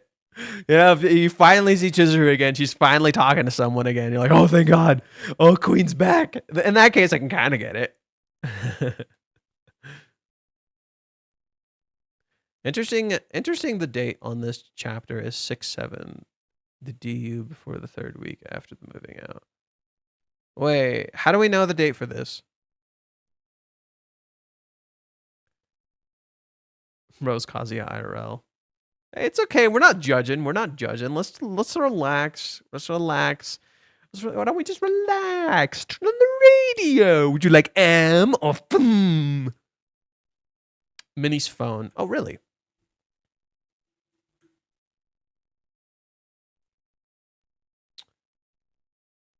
Six seven Sunday. 67. 6 and 7.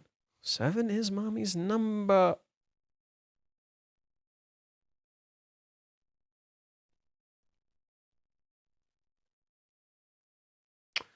I'm going to have another one of those fuck you regime moments. I'm sorry. Kazuya is born on June 1st, aka 6-1. Mommy just showed up. Mommy's number is 7. It's literally in her last name. Nanami. Nana. 7. Mommy showed up on the 7th.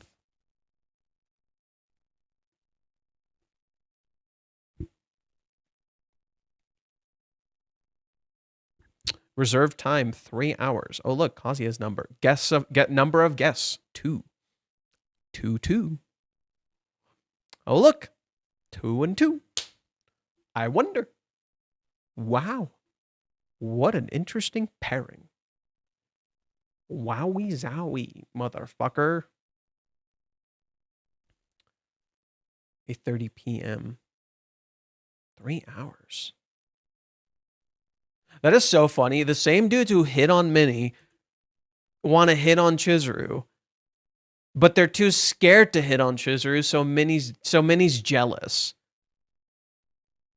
So Minnie's fucking jealous because they can hit on Minnie, but they're too scared to hit on Chizuru. That's why Minnie's jealous. Oh, now it makes a lot of sense. They hit on Minnie and Minnie is like, I'm not interested. But then they're too afraid to hit on Chizuru, so Minnie gets jealous. Minnie is ultimately about looks. She is jealous of Chizuru. Abso-fucking-lutely. She is. She's a mirror of Ruka. She's literally a mirror of Ruka. It's the same fucking thing. I think the only time I felt like crying in the series was when Chizuru started crying on Kazuya's chest during the date to cheer her up. Best moment of Kanokari. Oh, I've had a lot of moments where I've wanted to cry with this series, and I have cried. I cried in chapter 218. I cried in what is it? What chapter? What else did I cry? I cried on Chizuru's birthday. I cried. Where else? There's like a bunch of them. Where else did I cry? Yeah, I cried Chizuru's birthday, chapter 218. Sorry, I'm really tired, so my brain's not functioning. What? Where else? I know there's like 3 more. Sayuri's death was brutal. That fucked me up. I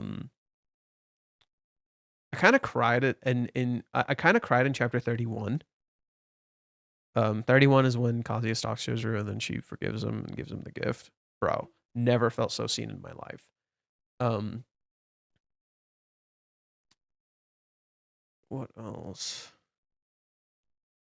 I low-key cried in the very beginning of the series when Kazuya like breaks down in front of Chizuru. Hawaiians fucked me up as an arc a lot. Hawaiians fucked me up as an arc. Okay. Oh, I haven't. Sorry. Oh. Okay, there we go. Let's go see what the Japanese fans had to say. Oh my god, fucking fuck. Ugh. Oh my, no. I gotta show you this. It's a 22. It's a 22 likes. I liked it turned to 23, but it was at 22. So I unliked it just so you can see it. We have this on record now. We have this on record now. We have this on record now, bro.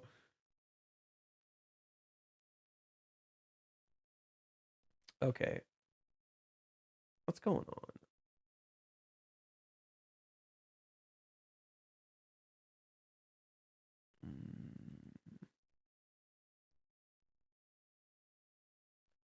What's this?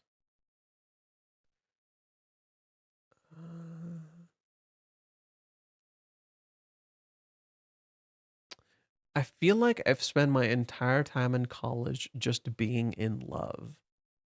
Oh, that's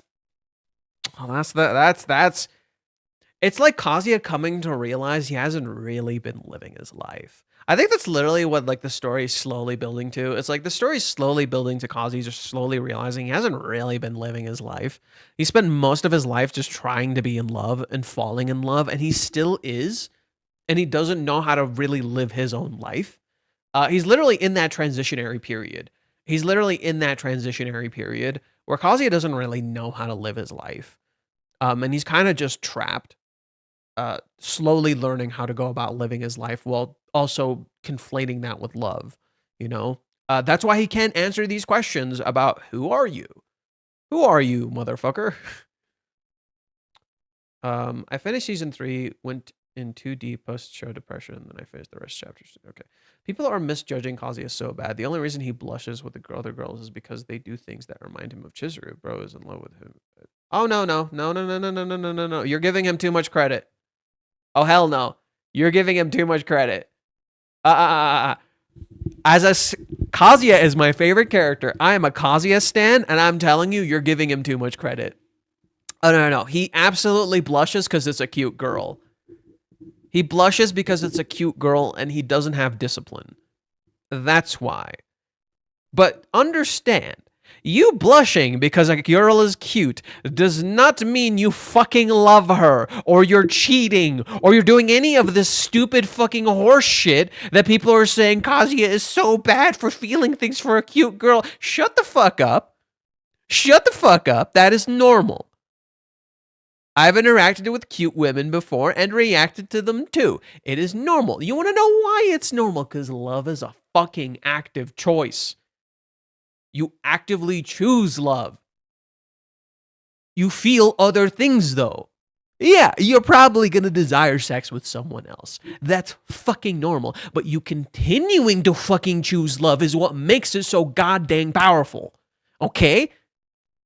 When you don't feel these things. So, see, this is the thing I fucking hate about writing, that people seem to fucking, like, they're so fucking brain dead with this. Look, when a character is incapable of feeling certain things, it's not really a fucking choice. So, for instance, a guy sees another girl and doesn't react at all, and that becomes a reoccurring motif of his character. So you never for once possibly doubt he could possibly feel anything else. So when he's put in a position where he's just like, oh, I have to choose between love and lust. It's not really a choice. He's always going to choose love. Therefore, that is not an actual choice. It does not have real weight and significance behind it from a writing perspective, but also from a real choice perspective in real life. The character quite literally does not have it in him. That is not the character. However, you put a character like Kazuya who does feel lust, who does feel conflict, who does feel attraction to these other women, and he still chooses love anyway, that is impressive. Because that is a real fucking choice. It is not something he did lightly. It is something he had to challenge himself for. And that is something people do not understand about love, and it drives me up the fucking wall. Love is something that challenges you. You actively have to fight yourself and find out who the fuck you are. It is not easy. Okay? It is literally constantly challenging who you are. It is the same thing in relationships. It is the same exact thing in relationships. In relationships, sometimes you're going to have a real conflict with yourself and really reflect on who you are in order to make this shit work. For instance, a lot of people in relationships prioritize being right over actually working on a relationship with someone. So they prioritize trying to prove that they are correct and that the person they're talking to is wrong, instead of just interacting with them and talking to them and helping them maybe see why they might be wrong, instead of trying to be like, no, I'm right. See the issue? This is something you're going to have to challenge about yourself. Yeah, maybe you're correct, but would you put that over your own fucking relationship and destroy your relationship over that, instead of helping the person understand your perspective? Instead of trying to understand their perspective and trying to help them maybe gear them in the right direction, even if you are correct. Do you see the problems? People do not realize this is what relationships are. It is about challenging yourself and finding out who you are. Kazuya feeling this attraction to other women is natural and totally fucking normal. Okay? It is totally normal. There's nothing fucking wrong with what he's feeling. However, He has to challenge himself and find out why he's feeling the way that he is, look at himself honestly, and also try to work on that and challenge that in love. Not just say, no, I love Chizuru. No, why do you feel this attraction? Why are you having such a hard time? Why do you feel these things for the women around you? People are being incredibly stupid about this. And that is, the issue is not, he sees Chizuru in other girls. No, it's his lust. It is his lust that he's not being honest about. And he has to confront that and deal with that in order to move forward, because that means looking introspectively and actually seeing who you are. You cannot get into a relationship like that, okay? Now, this is where I introduce another thing that I'm going to counter this argument with. When people say don't get into a relationship in the process of healing, tell them to shut the fuck up, okay? Yet you can get into a relationship and you haven't figured everything out, nor have you truly healed, okay? You can heal with the other person. You can help each other heal. Okay? Don't let other people tell you have to be in perfect fucking condition to get into a relationship. That is nonsense. The whole point of this is that Kazuya has to diagnose and recognize he has a problem. However, he can solve this problem with Chizuru. He's not going to solve it alone. Period. You don't solve anything alone in life. Most of the times, you need someone else. Even when you don't think you have someone else, you do. Whether they just talk to you, listen to you, maybe just sat down with you. All that stuff does wonders. You don't solve problems on your own. Okay? So, what I'm trying to highlight to you is, what Kazuya needs to do is not solve his problem, but recognize he has a problem. But also recognize he needs to work on this problem with his partner and not alone. Okay? That is Kazuya's biggest issue. And that is the thing I think people are just ignoring, because, oh my God, he feels something for someone else. He's not perfect. Therefore, he's not serious about love. Shut the fuck up. Shut the fuck up, you children who either have only had perfect fucking relationships or just fucking obsessed with like your idea of perfectionism and puritanism. Shut the fuck up. Okay? That's idiotic. That's plain idiocy. That's not how relationships work. No. You will feel things. You will desire things. That is normal. Okay? What you choose to do with those feelings is a whole other matter. That is the question. What you choose to do with these feelings, what you choose to do with that stuff. That is truly being in love and working on love. Because being in love is not enough. Okay? People seem to misunderstand that. Being in love is not enough. You can love someone a whole lot and put no fucking effort in. Case in point, Mami. Case in point, Mami. She's clearly in love with Kazuya. She's not really putting in a real effort to repair the relationship, actually make something real with him. Not really. She hasn't really done that. Ruka is in love with Kazuya. She still fucking assaulted him. It's almost like being in love is not enough. You actually have to work on the relationship. Right? You can love someone all you fucking want, but if you don't work on yourself and you don't work on these things around you, it doesn't fucking matter. It's the same exact thing with Kazuya. Kazuya and Mami are mirrors. They are literal mirrors and they don't recognize it. Because they're doing the same thing. Neither of them is truly working on their relationships. They're content living a lie. Right? Kazuya is like, Mami-chan has grown up. She's worked so fucking hard. She's changed so much. She hasn't changed. Mami is trapped in guilt and trauma. No. She chose guilt and trauma. There's a difference. No. Mami is a what-if scenario. Mami is simply, what if Chizuru, in the 3-month time skip, chose to not address anything she did? That is Mami. Is that not true? Mami met up with Kazuya exactly the same way as Chizuru. But Mami didn't address a single thing she actually did. Didn't atone for a single thing she did. Whereas Chizuru chose the hard path. She admitted to everything she did wrong. Even if it wasn't completely her fault, she still took responsibility. She went to meet Kazuya. She gave him a gift. She atoned. She invited him to live with her. She actively tried to work on the relationship with him. She actually put in a real fucking effort. Mami didn't. So nothing happened. Mami is comfortably living a lie, not addressing any of the bad shit that she did. And when it starts popping into her head, this is where I can say, for sure, this is not guilt and trauma, it is a choice. Mami disassociates from the blame. It's not my fault. I wasn't actually going to do it.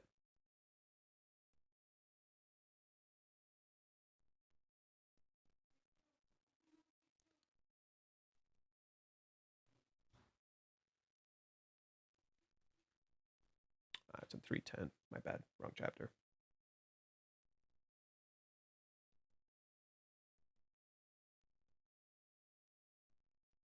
Listen to what Mami says. She remembers back when Chizuru confronted her. Right? She remembers back when Chizuru confronted her and what she said to Chizuru. Sorry, she remembers what she said to Chizuru. She calls her a whore and she says, "You make me sick."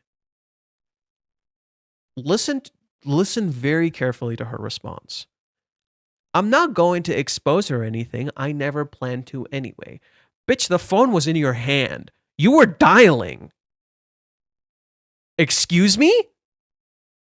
I wasn't going to expose her? You literally did in public. You literally outed her in public. What do you mean? You already did. I was never planning to. You literally did. I don't have anything to gain from doing that. It has nothing to do with me anymore." She's lying to herself. She's literally telling herself, I'm not at fault. I didn't actually do anything. She's running away. She's lying to herself instead of actually confronting what she did. She's like, it has nothing to do with me anymore. Maybe they're dating already, and suddenly it starts bothering her. Oh, almost like it has something to do with you, and you don't want to confront the fact that you have feelings for this person. You're just running the fuck away. You don't want to admit to what you did because you don't want to lose this relationship if you did. That's what Mami's afraid of. She's afraid that she's going to lose this relationship if she admits to what she did. But now she's suddenly being honest with her feelings. It's not guilt and trauma. The trauma is an excuse. It's the fear of being rejected. AKA Kazuya. I don't want him to hate me. Yeah. She's literally understanding how he felt at the start of the series.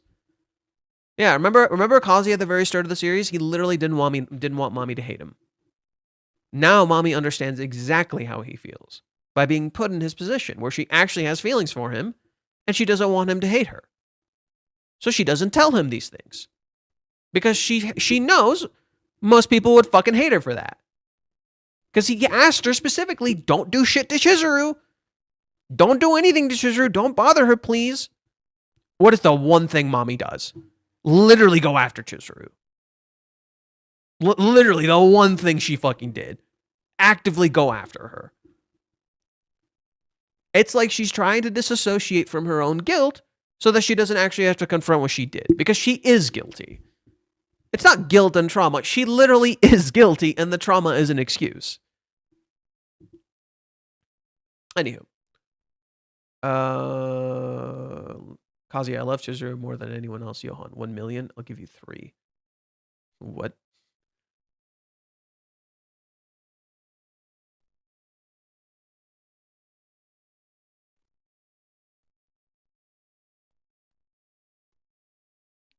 I'd argue he's been living his life. A pretty nice one, actually. Well, yes, I would argue at the beginning of the series, Kazuya was absolutely living his life. I would argue now-ish he's not. Now he's really not. And I would argue at the very beginning of the series, he was somewhat finding himself and kind of what he wanted. But he also technically wasn't living his life because he doesn't have hobbies. He doesn't have dreams. He doesn't really know what he wants out of life. So and it's basically what I'm trying to talk about is that Kazuya is in that transitionary period where you kind of recognize what you want and what you want to do in your life. And Kazuya has all the pieces to figure it out, but he doesn't know.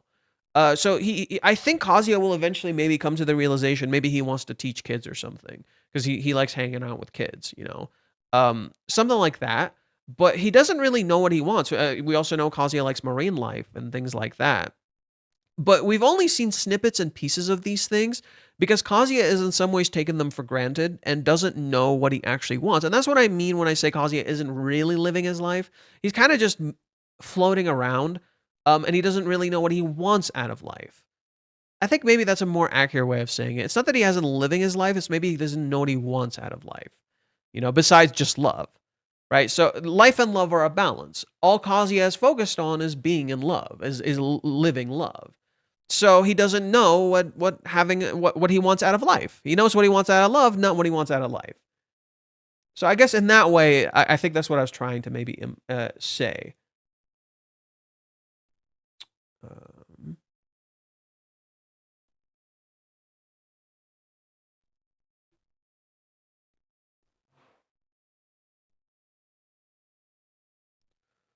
Okay, what did Kurakana say? Mami-chan is here. That's it.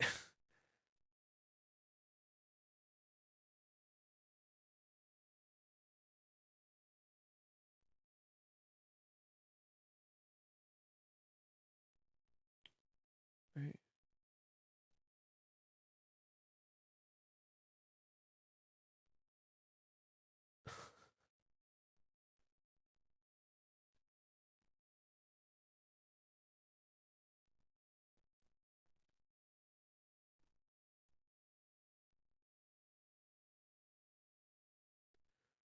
Alrighty.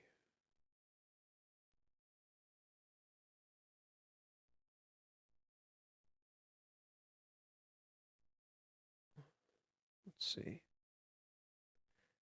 Mami-chan is coming on strong. Kazuya does something about your lower half. Chizuru nailed it. Oh, yeah, Mami-chan would be back up 2 minutes and again. No, just normal.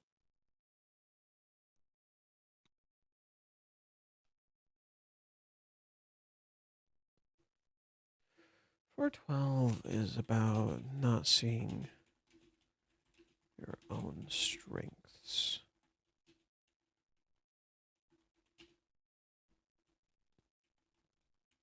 Whether it's the joke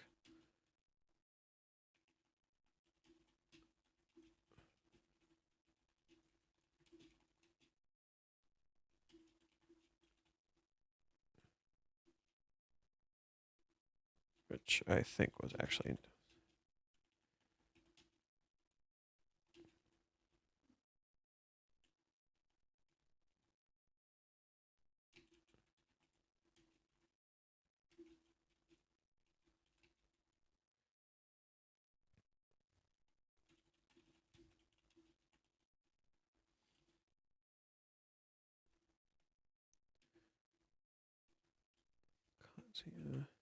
whether it's not seeing influence Kazuya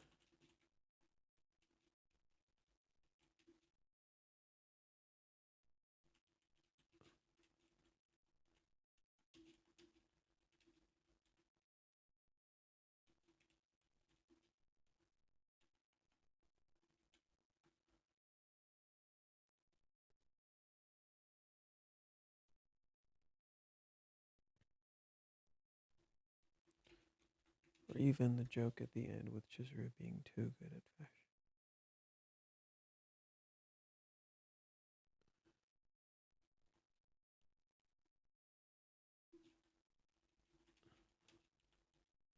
So I think she actually knew what she was doing.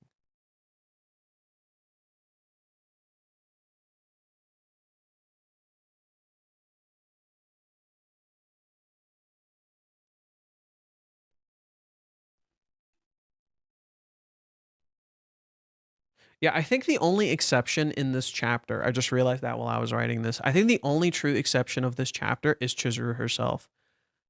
Chizuru knew her own strengths. That's the difference.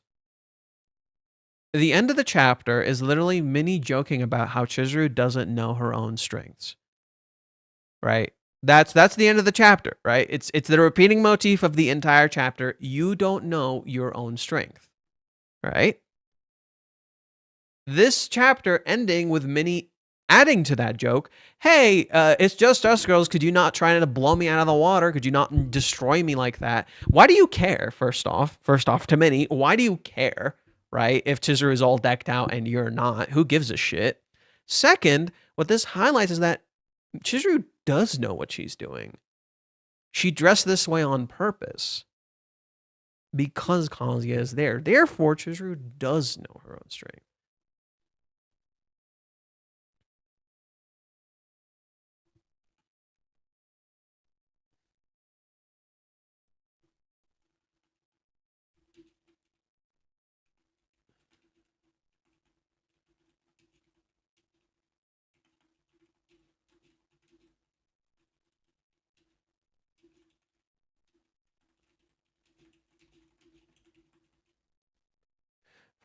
Okay, I'm gonna pull it up. 412 is about not seeing our own strength. I'll just make it our own strength. Whether it's Mini not seeing her influence, Kazuya not seeing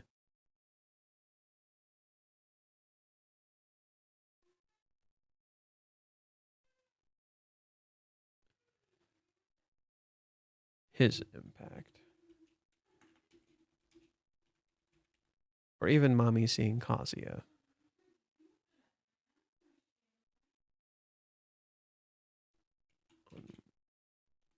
Mami.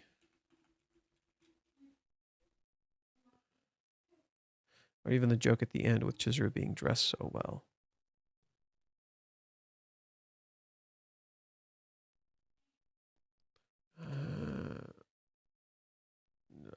Shoot. Sorry, I gotta grab the thingamajig. God damn it, now I'm getting hungry. I'm getting hit with so many different things from so many different angles. I hate it. Okay.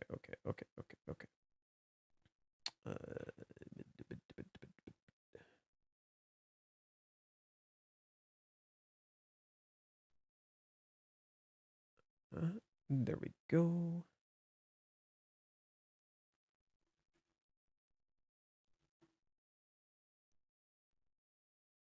Let's see. Kazuya not seeing his own strength, whether it means not seeing. I'm not seeing his impact on Mami.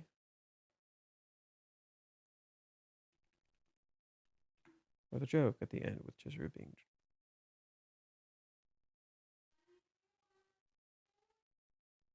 Huh?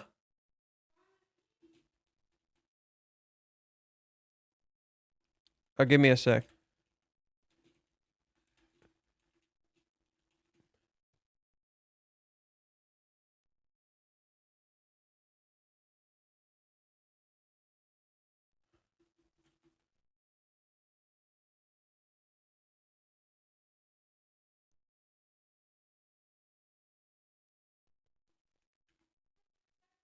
I know, love. Thank you.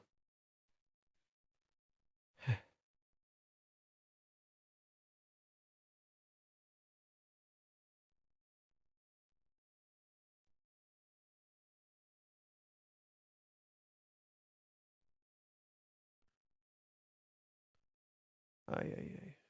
Sorry, fellas. Give me a moment. Oh, serious discussion. Kanojo Okarishimasu.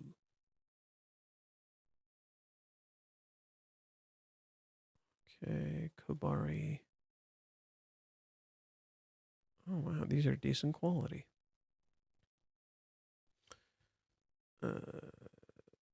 Actually, I'll just download the whole thing. Fuck it. Fuck it. Give it to me. Give me that shit. Give me that good shit. Pictures for 12. Downloads.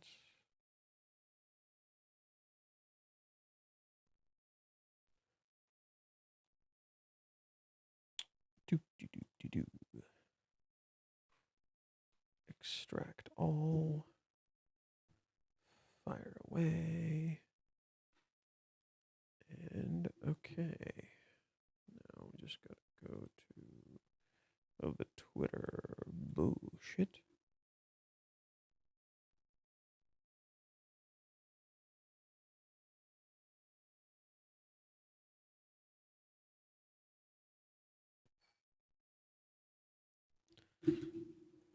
From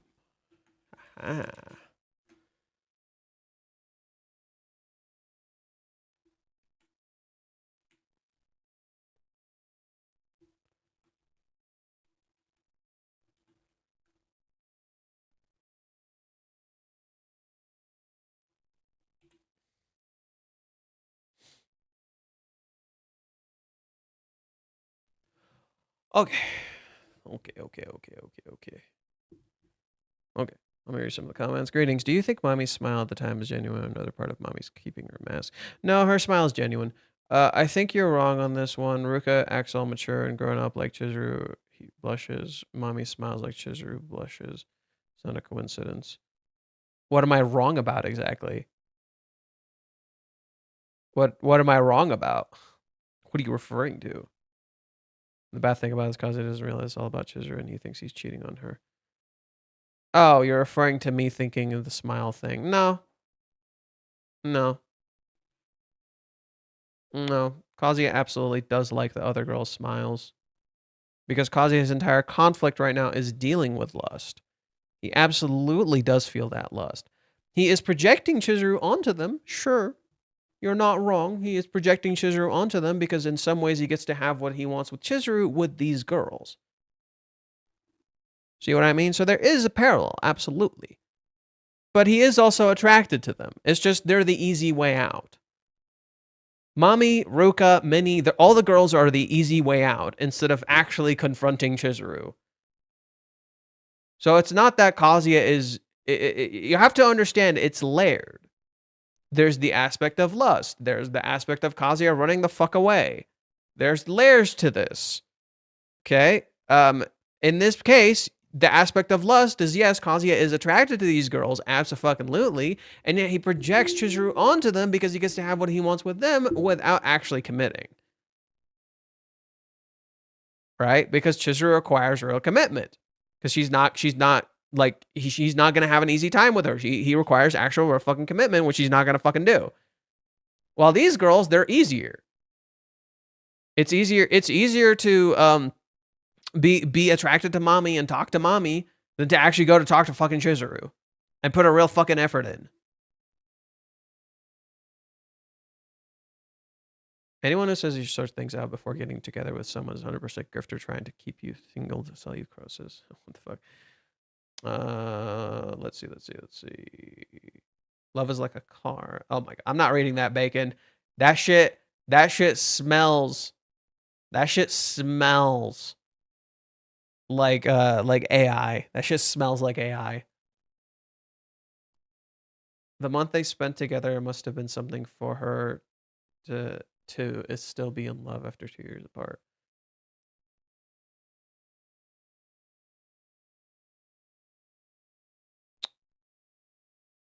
Yeah, it's really funny. Kazuya's relationship with Mami only lasted a month. And Kazuya lived with Chizuru for a month. How funny. Curious if Kazuya meeting Sumi around the same time Minnie with Chizuru is it, or that happens after. It might happen a little after. Maybe by the end of the chapter, he'll get in contact with Sumi somehow. I guess Mami took Minnie's advice and has not told Kazuya. What? Supposedly working on being a better person, etc. Mami. What? Minnie and Mami have never spoken. They met once.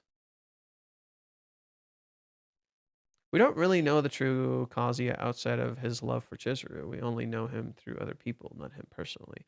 We kind of know Kazuya, but we kind of don't. Yon, since you said you found it fascinating, I explained above why it made me cry. Gonna go back and watch the stream from the start now. Oh. Not because of Chizuru. I cried when I saw Mami smile and Kazuya getting emotional while thinking about the past. Seeing how Kazuya is starting to come to terms with having lost his own identity really hit me too. But I guess it's just me getting too emotional today. Oh, so yeah, you're just relating to the characters. It's fine. Okay, so you're just relating to the characters. It's okay. Like it's more of a meta reflection, I would argue, which is totally understandable. Some people feel certain different things from different things. For me, I've already been seeing Kazuya this whole time, so I probably have a different POV.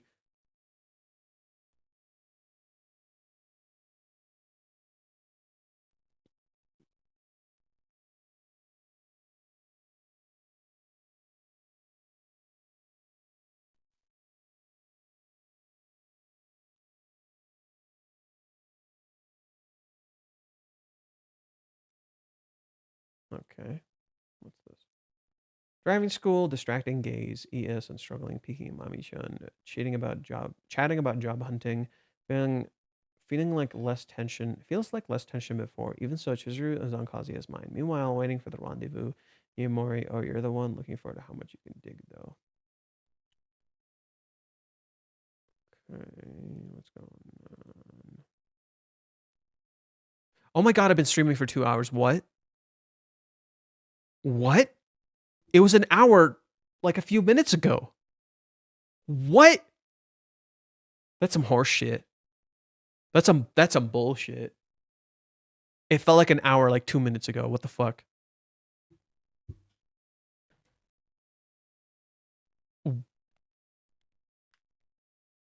What? That's some bullshit. Mami-chan's getting serious. She's too cute if we're reading hands stopping right now. Okay. That's the thing. Mami isn't actually serious. She's like serious. Discord will require a face scan or ID to fully access next month. What? All accounts set to teen appropriate experiences by default. Oh, so Discord is like ruined. Oh, so Discord is like ruined forever.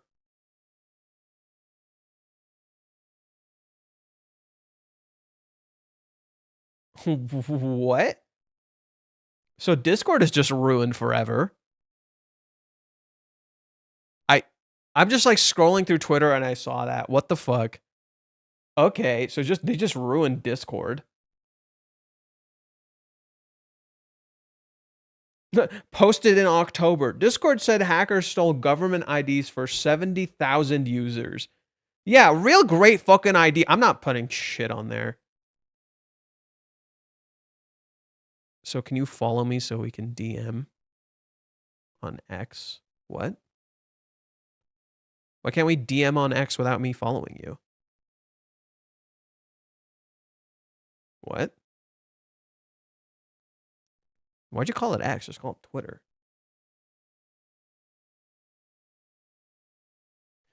Hey, G. Seeing Mami-chan laughing normally makes me feel like you might cry a little, especially when you know the past. You're not the only one. You're not the only one. You're not the only one. They understand how you feel. That's so good. And it's like a genuine smile too. I think I could kind of understand this feeling because we have not seen Mami smile in a very, very, very long time. Like it may be an illusion, but at least it's giving her something. I think that's the sad thing about people is like I was watching Mrs. Doubtfire the other day. I haven't seen that movie in so long. I miss Robin Williams.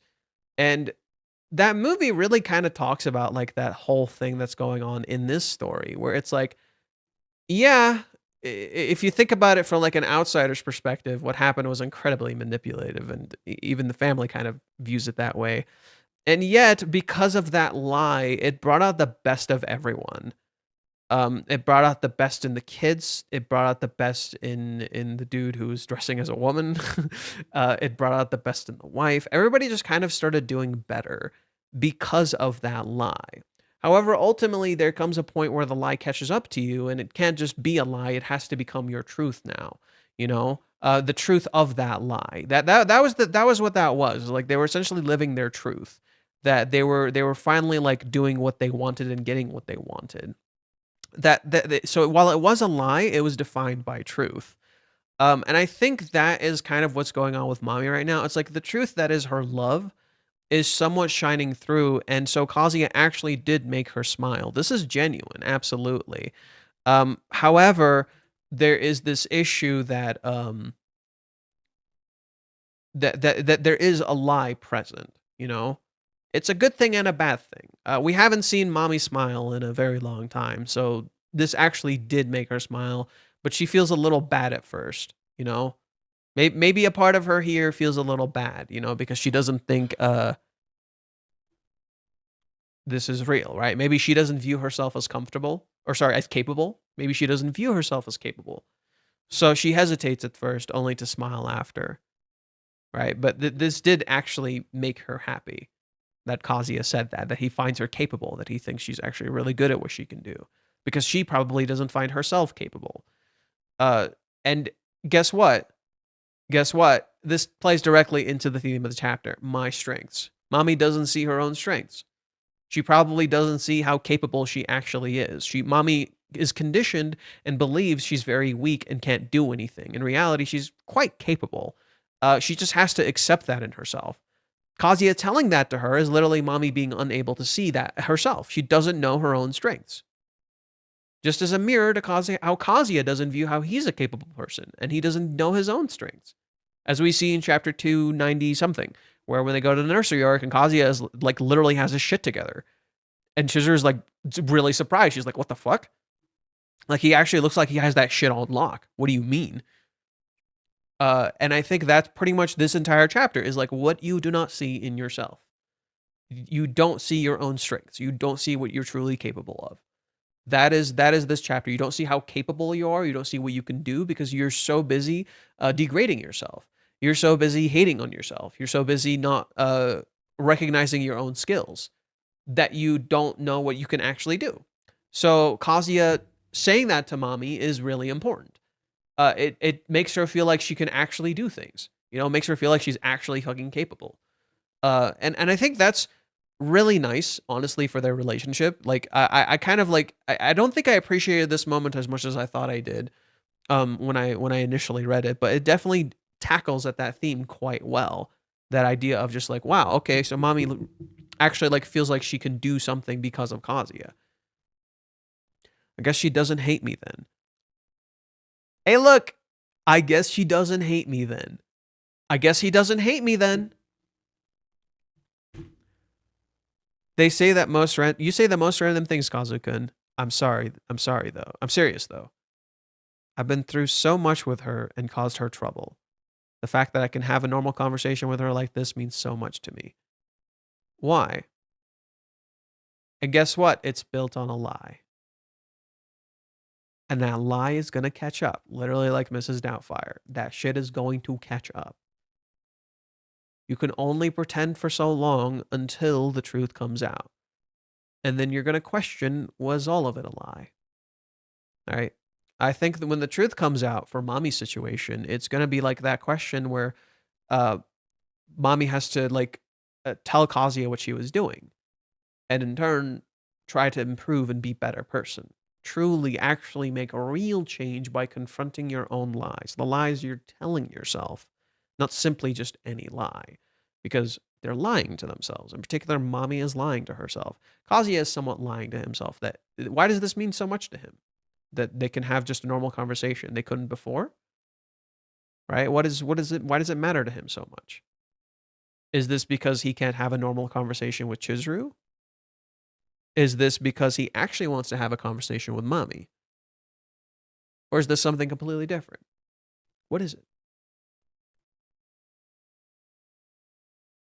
Chizuru still does her job as a rental girlfriend, right? Probably. We haven't seen her actually work it in a while, like since the date. But maybe she has like because we've only seen her do the play so far. We've only seen her do the play so far. So I don't know if she's like working it right now. Remember, she gets to decide her own hours. So maybe she didn't quit, but she's doing the play. You know? Heck, maybe she's secretly getting ready to quit. We don't know. Even though he's supposed to be fair performance like a memory, blah blah blah. Okay, so this isn't that.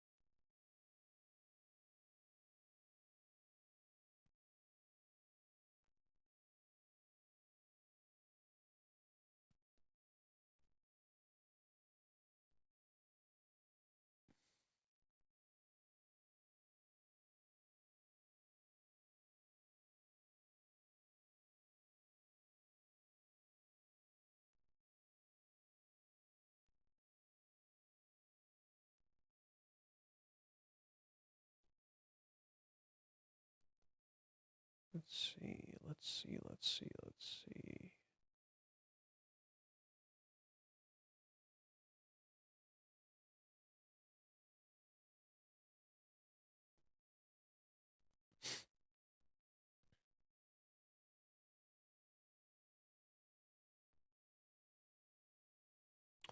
Nothing too crazy.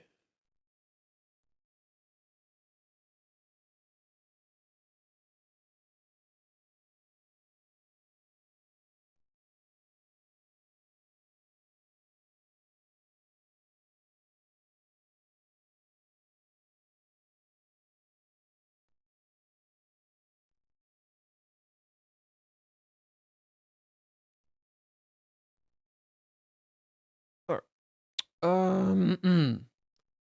I'm thinking of taking just a small break to eat something and then come back, and then we can start reading Reddit. What do you guys think? Does that sound okay? Does that sound kind of reasonable? Just take a small break and then come back.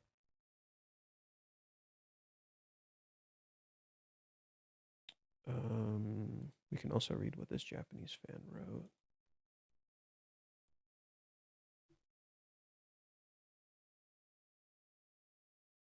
Yep, there's that too.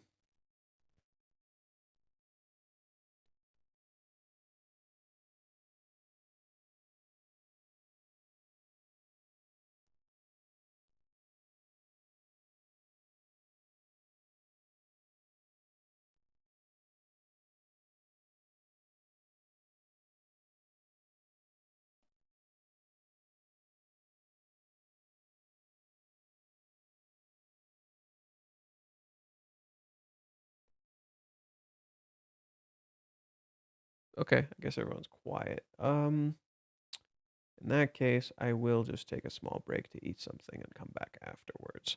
Because no one's saying anything, no one's talking, so I'm just gonna go do my own thing. So yeah, I'll be right back. Take it easy, fellas. Give me like 15-ish minutes just to go eat something, come right back.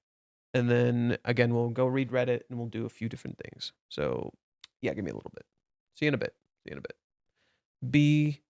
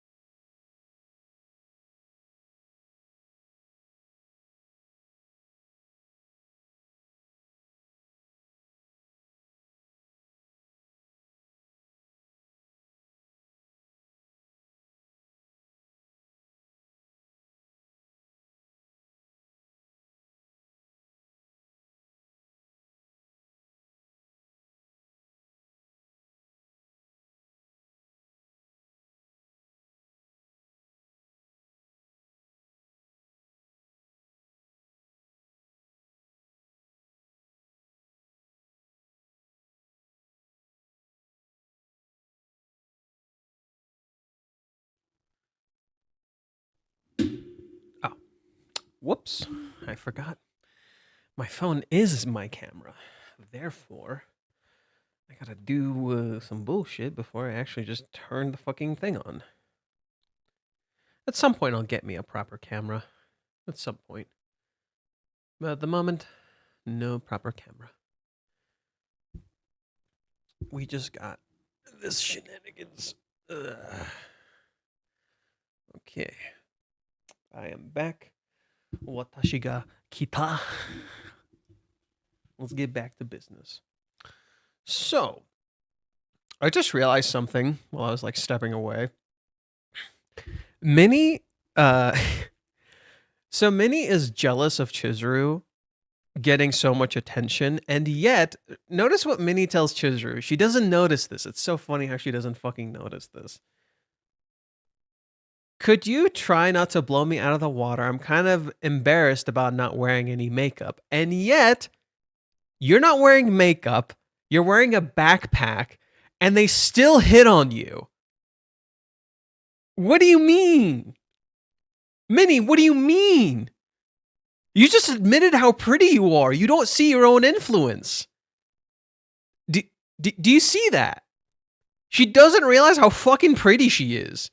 That she's not wearing makeup, she's wearing a hoodie, and she's wearing a backpack, and they still hit on her. But Chizuru is like super decked out, so they're terrified.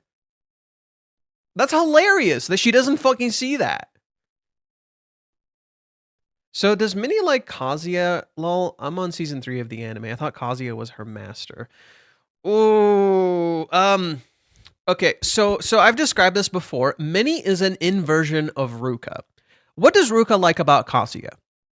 Her specific words. What does Ruka like about Kazuya? She loves that he's so serious about a rental girlfriend. What does Minnie like about Kazuya?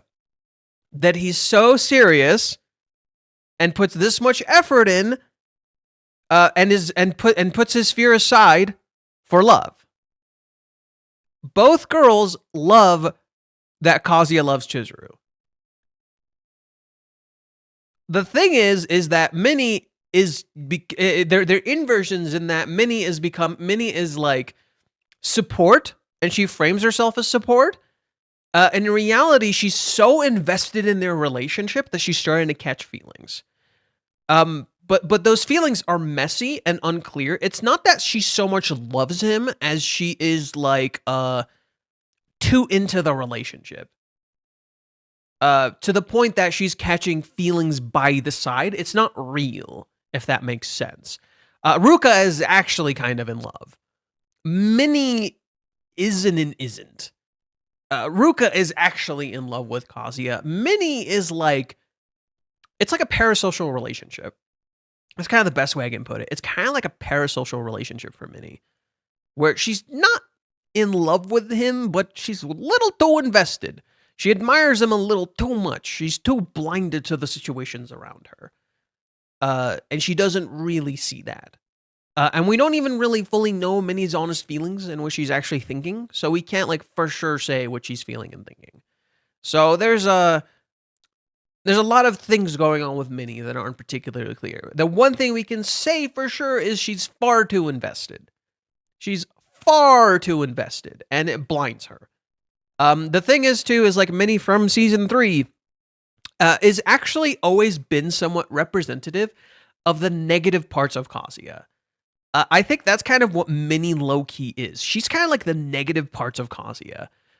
Because the things Kazuya tells Minnie and the things Kazuya does with Minnie were always kind of negative even from the start. Because he'll tell her like about his feelings for Chizuru, but he won't tell Chizuru these feelings. The fuck? And then Chizuru hears that secondhand from Minnie instead of from Kazuya himself. Do you see how Chizuru would like? Do you see why Chizuru could like feel a little frustrated, when she hears that stuff from Minnie instead of from Kazuya? But then she loves that Kazuya is incredibly serious about the movie. That's why when the Umi confrontation happens. Spoilers. I don't know if you're there yet. I don't know how far you are in season 3. I don't want to spoil it for you. I don't know how far you are in season 3. I don't want to spoil it for you. But yeah, the whole point is that Minnie is like Minnie represents the bad half of Kazuya. Kazuya just tells Minnie everything. But yeah, I guess that's that in a nutshell. And he doesn't tell Chizuru things. But Chizuru kind of knows that later on and tries to become that, so Kazuya starts telling her things. And that's kind of the issue with Minnie, is that she is trying to defuse a bomb when she is literally a walking bomb, and she doesn't know it. She's literally a walking, like, the fact that Kazuya would tell Minnie what happened with Ruka and he won't tell Chizuru, that's a walking bomb, dude. That is a problem. That is a problem waiting to happen. And Minnie fishing for that means it's inevitably going to come out. Anywho, literally Minnie doesn't see herself here, that these guys were like hitting on her when she wasn't wearing makeup and just wearing a backpack, but they're terrified of hitting a Chizuru. Maybe the dudes are cowards. Right? What if you were decked out? They might have been too scared to hit on you.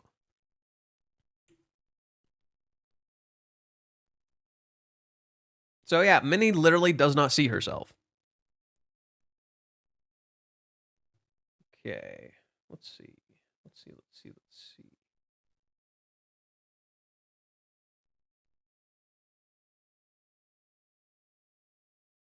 Oh, they did. Oh, so Crumpy. In the cover of the magazine, they talk about. So, yeah, I remember how there was a leak that season 5 was going to start in April 10th. It is officially confirmed that it is starting on April 10th. Because they said it in the magazine. It is literally in the magazine cover. So that's officially when it starts. It is official. It is real. It is real.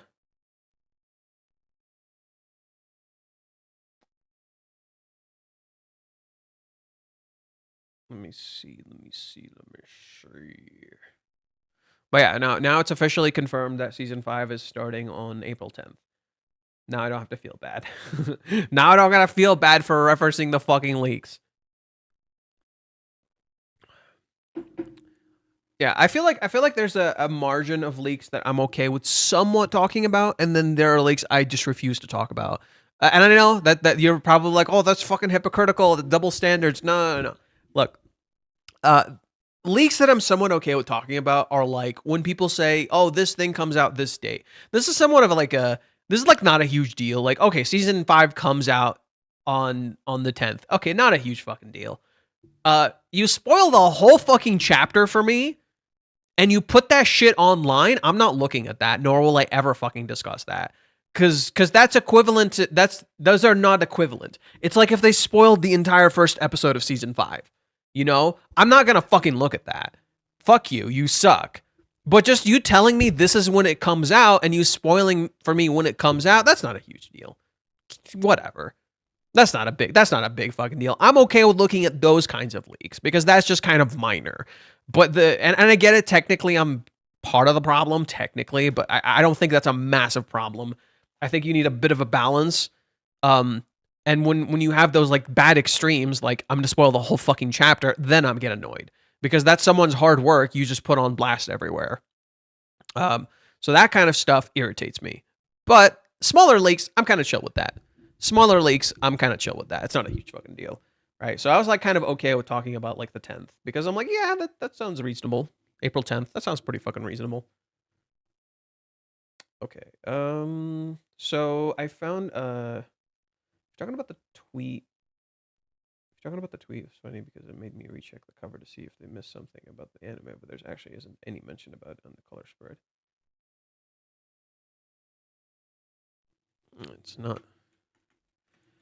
It's not the color spread.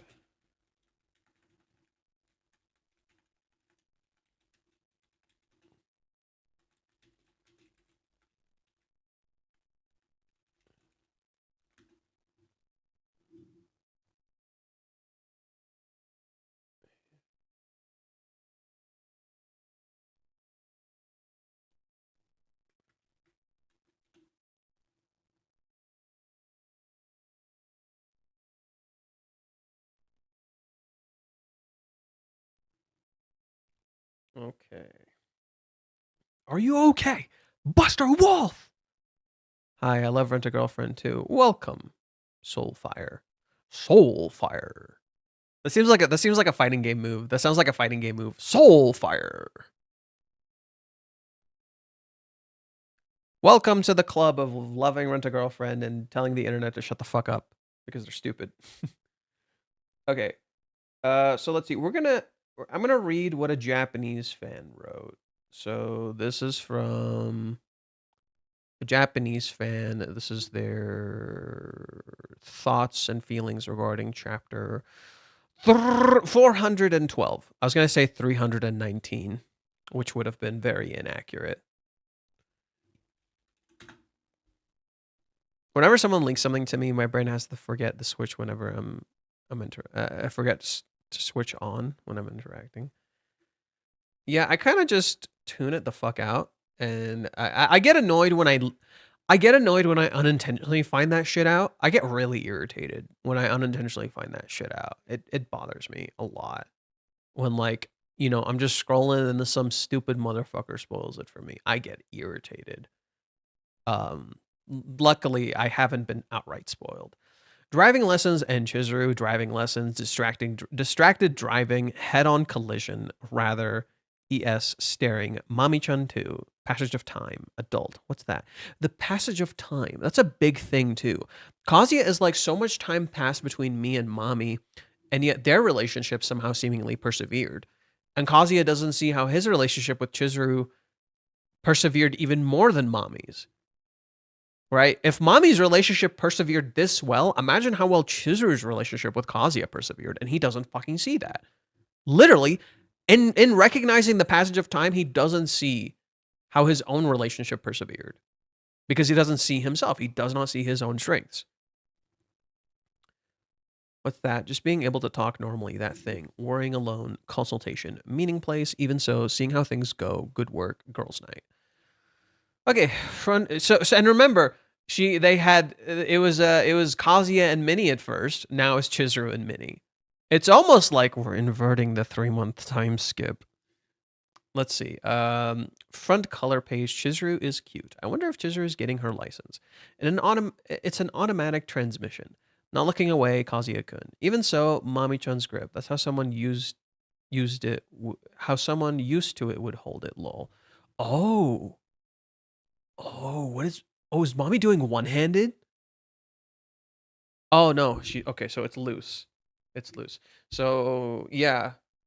Mommy's a little more used to driving. She's holding it somewhat loose. She's holding it like this. Someone who's a little new might hold it like this. I kind of hold it loosely too. Like when I haven't practiced in a while, so when I did have my license a little bit and I got more used to it, I held it a little more loosely. But yeah, you know, someone usually, Mami is a pro. Yeah. I thought, weirdly enough, I thought she was holding it like this. I thought Mami was just holding it like this, just like, you know that meme where they're like looking at the phone and they're super fucking raging. That's what I was thinking. But no, she holds it like this, which is a little more loosely.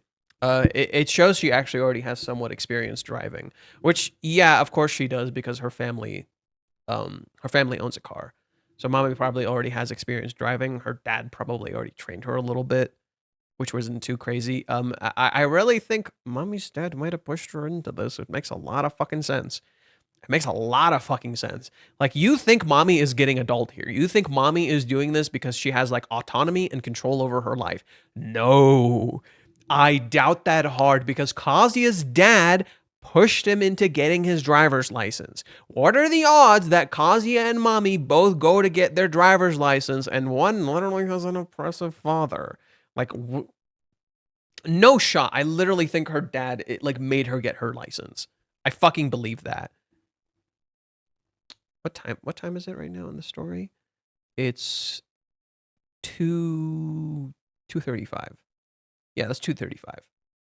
So it's 2:35 in the story.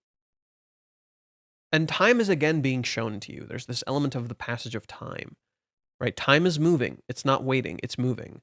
I guess it's less lonely than coming here alone, but this means that she doesn't hate me, right? I didn't think she liked me. Constantly, she hates me, she hates me, she hates me, she hates me, she hates me, she hates me. He keeps fucking saying that. It's a repeating motif of like not wanting to be hated by Mami as a projection of not wanting to be hated by Chizuru, right? It's just Kazuya's deep fear of rejection. He really does not want to get rejected again, even though that rejection is built on a false premise, ironically caused by Mami herself. If anything, it's more like she likes you, dipshit. Likes you, dipshit, but you're in fucking denial. Right? It's almost like Reiji's literally criticizing it's almost like Reiji's literally criticizing the stupid protagonists in these kinds of stories where they're too fucking dense to get it. It's not that Kazuya is dense, he is in fucking denial. He exists in his own alternate universe and he is in fucking denial. So yeah, I think Reiji is rug pulling the rug pull to go back to the initial thought. I don't think Kazuya is having an accident. Mami is. Huh. I never thought an accident was happening. I think it'd be stupid if an accident happened, but I could see it happening.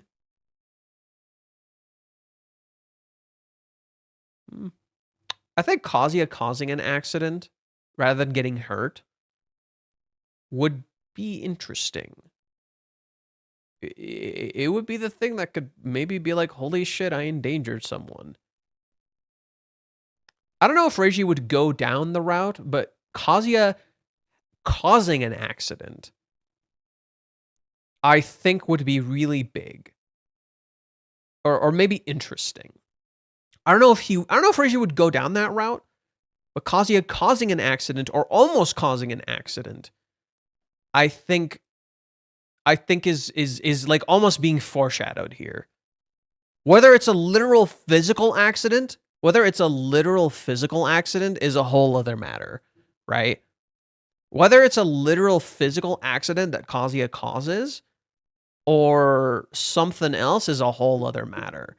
But the fact that Reiji intentionally shows him like not looking at the fucking road when he's driving is a massive tell for me. Like this is, or not a massive tell, it's a flag. It's not like a massive flag, but it's a flag. It's like, here, hey, just waving this in front of you, buddy. I'm just waving you in front of this, buddy. The fact that there is a focus on cars and driving, and literally the arc starts with a car driving, it makes a lot of sense. The fact that Chizuru's grandpa had a car accident and died, if Kazuya, as an inversion of her grandfather, causes an accident, he wasn't looking. So he's not her grandpa, he does the opposite. He causes an accident. And maybe someone gets hurt. That, to me, puts Kazuya in that position of guilt, because he did something wrong, and he has to start recognizing what he's doing wrong. That he's just looking at all this other bullshit around him instead of just paying attention to the fucking road. So I think, to me, it's not that so much Kazuya is gonna get hurt, he might hurt someone. And I think that makes a decent amount of sense to me. That Kazuya, because he's not looking at the road, may unintentionally hurt someone.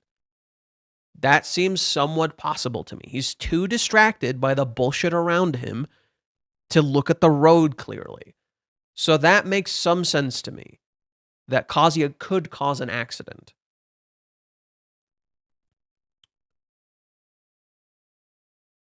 And I think thematically, it makes a lot of sense for his character because of what he's doing.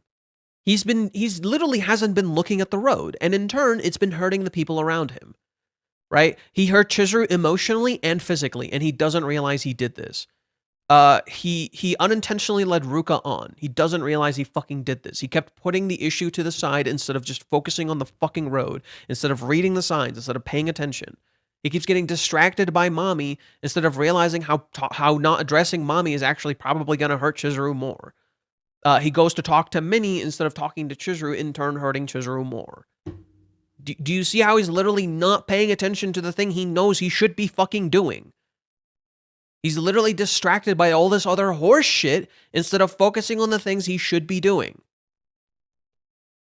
Kazuya not focusing on the road mirrors that. And Kazuya having some sort of collision and hurting someone and not getting hurt himself, because that is literally Kazuya's thing. He doesn't really get hurt himself, he hurts other people.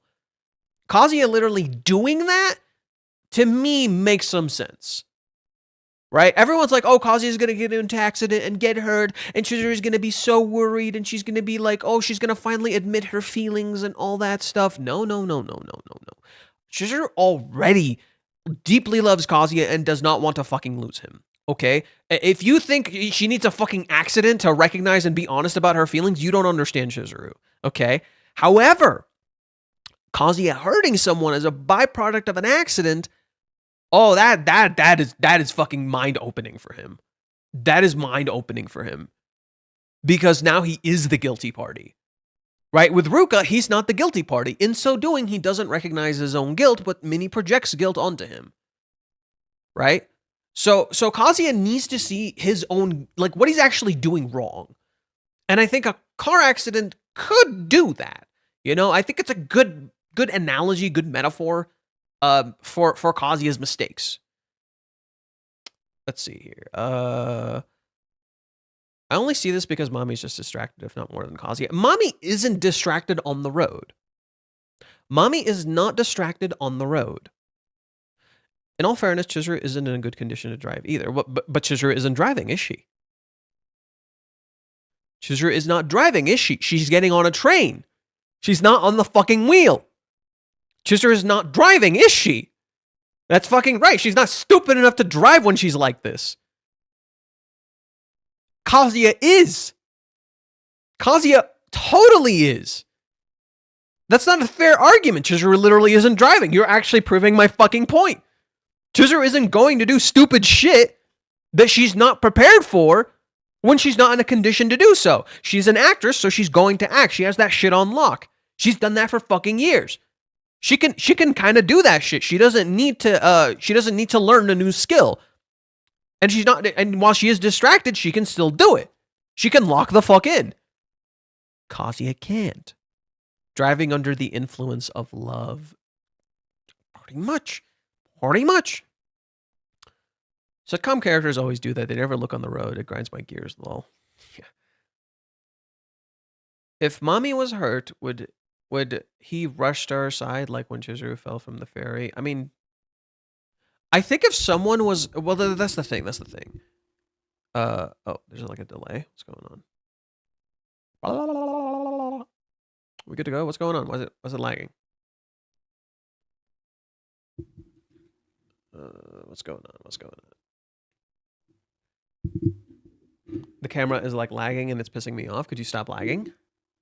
Hello. Take care, Shadow. GG's. I don't know what's going on with my camera. It is like lagging like stupid crazy. I'll reset it. Okay.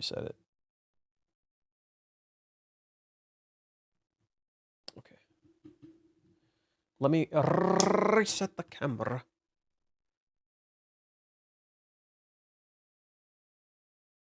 Okay. Ooh. Come on. There we go. Okay, we should be good now. Phone overheating. It doesn't feel hot. Yeah, the phone feels fine. Doesn't feel hot. I bet Kazuya and Mami will end up in the same car during practice. That could make for some pretty good moments. I don't think they would do that. I don't think they would. That doesn't seem like something they would do. I think that's dangerous in a driving school, especially for an instructor. Like, you don't leave them with another student. Yeah, I don't think you would do that. I think that would be something that would happen outside of work or outside of the school or something. Or maybe something, I don't know. Maybe they'll come up for some reason to do so, but that doesn't seem very smart. From just a work perspective, like just from like a school's perspective, that doesn't seem very fucking smart to do that. So I don't see that. But like I was saying, I think it makes a lot of sense for Kazuya to hurt someone, and if he does, he would freeze. I think if Kazuya hurts someone, he would freeze. And that would be the total opposite of what happened in the ferry. I genuinely believe if Kazuya hurts someone, he's going to freeze. He's not going to move like he did in the ferry. He's going to freeze. Because that is essentially where Kazuya is. He is so utterly terrified of rejection, of someone else being rejected, of someone else being abandoned, of someone else being hurt as a byproduct of his actions, that he will fucking freeze. I'm telling you, I think Kazuya is not, this is not the same Kazuya as the beginning of the series. This is not the same character. He will freeze. He will absolutely fucking freeze. He will see someone get hurt because of him, and he will freeze. And it's not gonna, especially if he's the one who did it. Especially if he's the one who did it. He's not gonna know what to do. He's gonna freeze.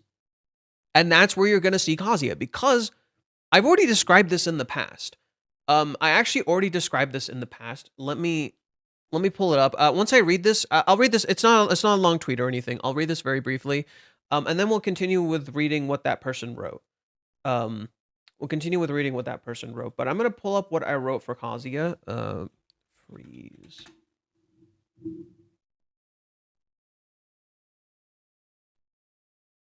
Okay. So I'm going to teach you something about writing. I'm going to teach you a little bit about something about writing.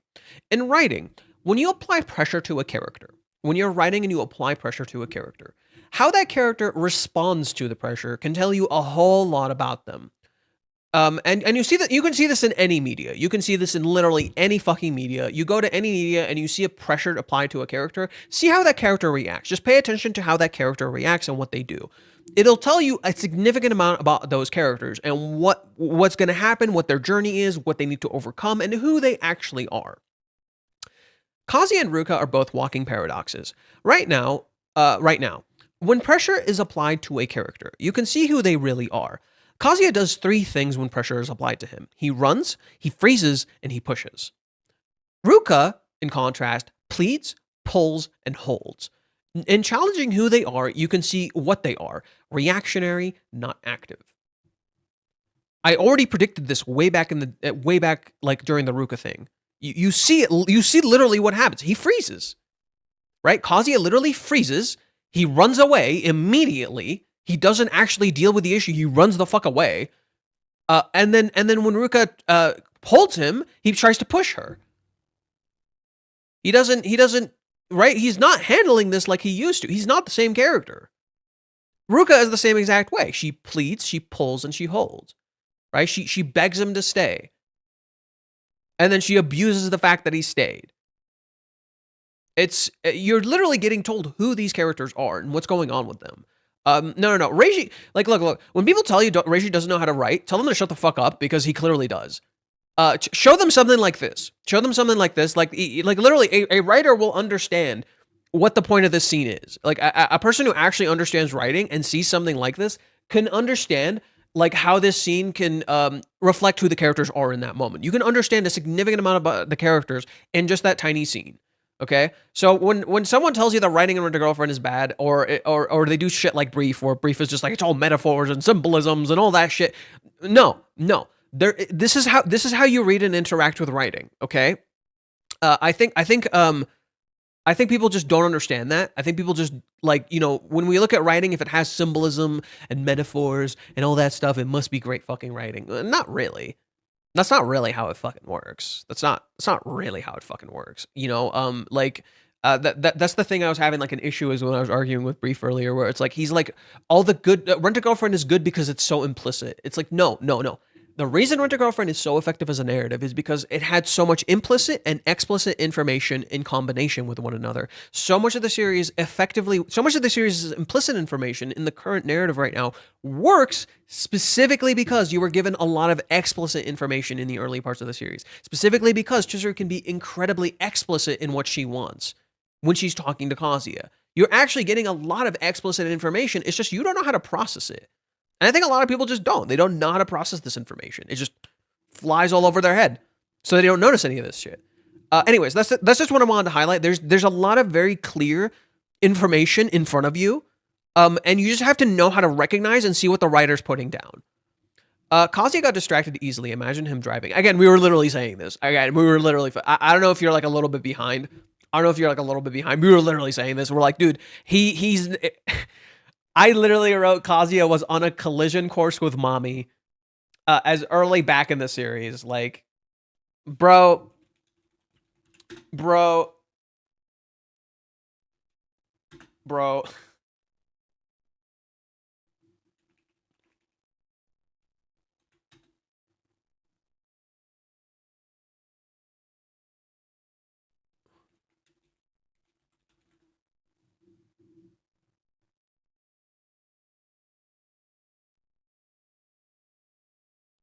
What the fuck?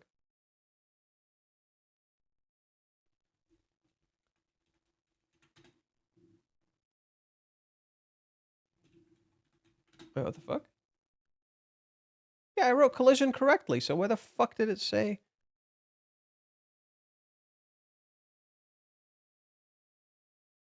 So why didn't it pull up? Oh, is it because I'm shadow banned, so my tweets aren't coming up when I search them? Maybe.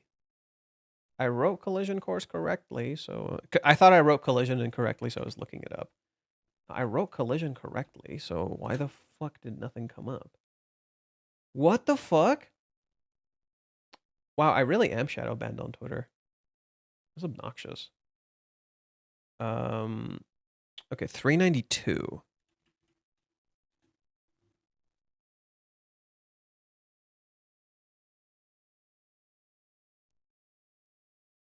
Wow, my shit is just not coming up. Ayo, fuck Elon. Ayo, fuck Elon and this shadow banned horse shit. Don't even tell me why the fuck I'm like shadow banned. You just shadow banned me and you don't even fucking tell me why. It's so irritating. Okay, I gotta turn off the filter then. Okay. There's like a filter you can turn off. Settings and privacy.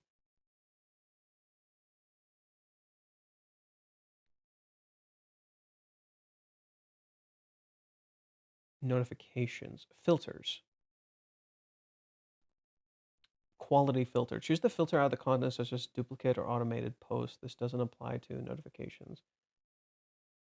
Okay, I'll turn off the quality filter. I don't need Elon to tell me what to fucking put. Fuck you.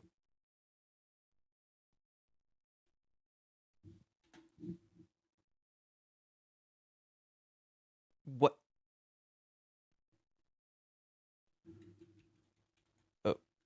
Okay. What? Okay. Some of the other stuff started coming up. Fucking finally, Jesus Christ. Okay, I was actually shadow banned because the moment I started searching the same stuff, it started coming up all of a sudden.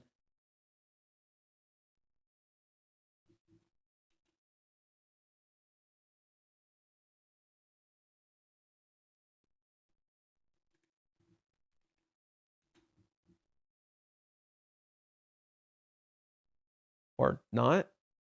I don't know. This site is so stupid. Anyways, I was talking about how Kazuya was on a collision course with Mami early on in the series. Whatever.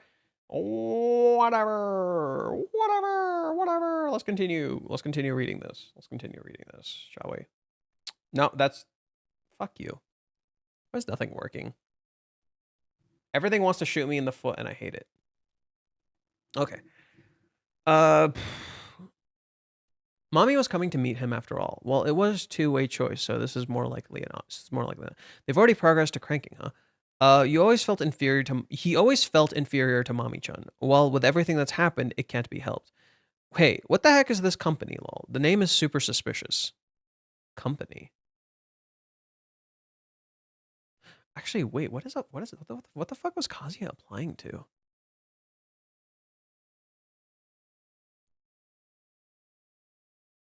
Wait, what the fuck was Kazuya applying to?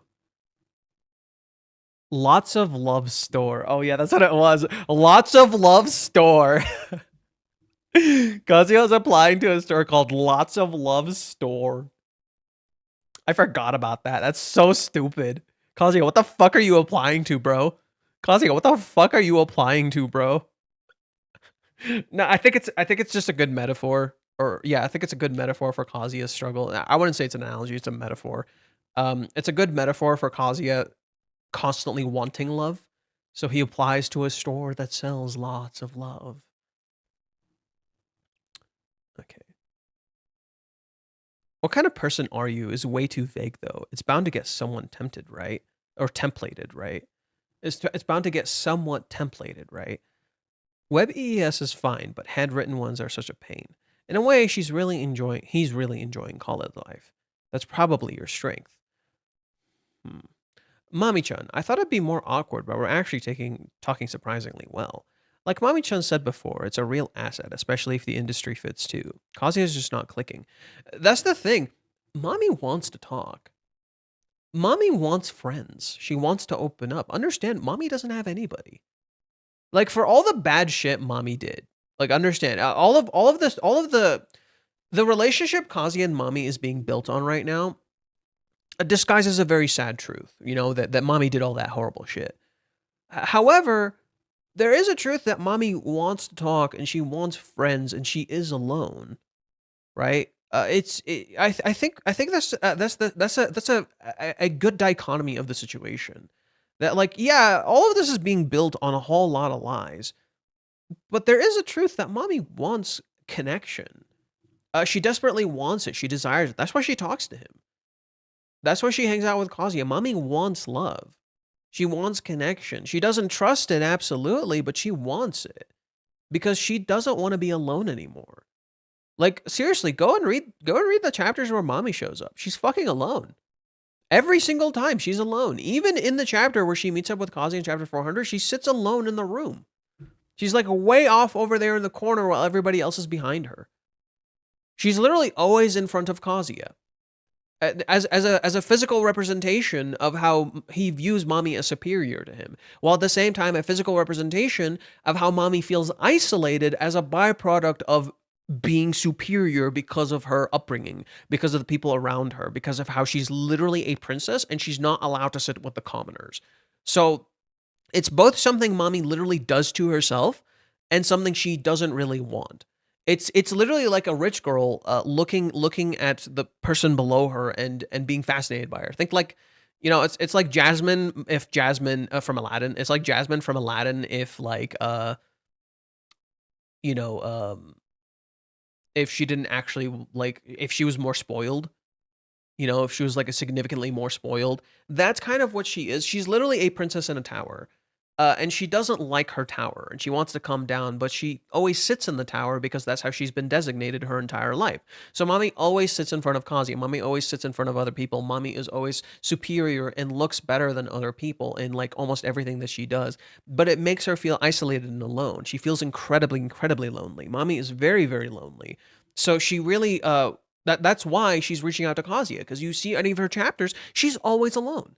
She's always, always alone. Her entire backstory is about how lonely she is.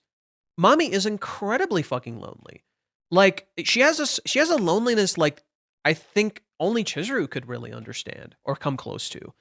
I think, like, out of all the characters, maybe Minnie could understand too. Because I think Minnie is deep down kind of lonely too, because Minnie does the same thing. She has, like, a bunch of friends, but she isn't, like, she doesn't have many close friends. And I think Kazuya and Chizuru are Minnie's close friends. And she really values that, deeply so. Whereas Mami doesn't really have many close friends. She's incredibly alone. And I think Chizuru can understand that because so much of Chizuru's life has been alone. It's just they're inverted mirrors. Mami is Chizuru's inverted mirror. Mami is literally the dark reflection. So in literature, you'll often see this. You'll have a character who is a mirror of your protagonist, and that character, it has a lot of the similar traits in video games or in like fighting stuff like that. They'll have, like, similar abilities as you do, right? They'll literally have, like, similar skill sets, similar abilities as you do, but they went down the wrong path.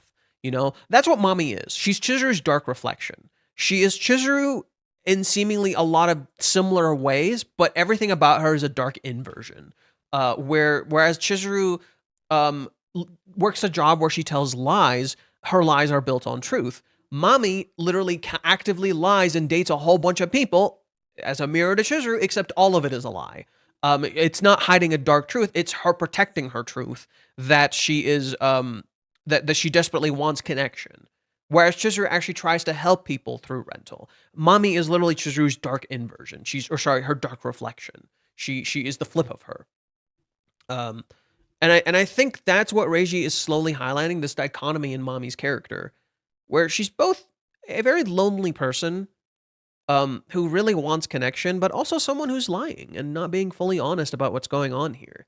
And that's going to come back to haunt her, and she's going to have to confront that eventually to get what she actually truly wants. Anyways, Mami-chan, I thought it'd be more awkward, but actually truly surprising well. Like Mami-chan said before, it's a real asset, especially if the industry fits too. Kazuya's just not clicking. 2 years ago already, or just Kazuya's encouragement, unfounded but heartfelt. It has more effect than Kazuya realizes. He doesn't know his own strength. The smile I want to protect. Feels like all the tension finally melted away. Chizuru isn't doubting Kazuya, but she's weighing whether his words will help her decide her own answer. Feels a bit off track. Can't be helped, I guess. Oh, is that like what Minnie said?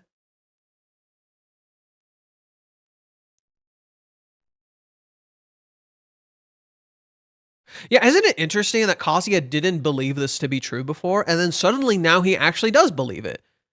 And again, the rental braid is constantly being erased from his mind. A braid Chizuru wore specifically for him and no one else.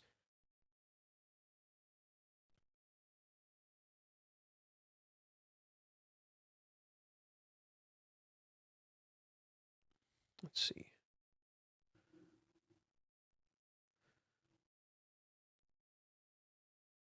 Oh, Yamori is here. Just as expected, she's already hitting. Guys are already hitting on her. That depends entirely on Ruka-chan, so it's hard for us to do anything about it. I wonder if she'll do something. Wait, is that Chizuru coming? So the earlier pickup line was actually aimed at Chizuru? The piercing from the Tiger's Cave incident. The piercings from the Tiger's Cave incident and the jacket from the day before, the day after practice. Yep. Oh wait, after practice. Wait.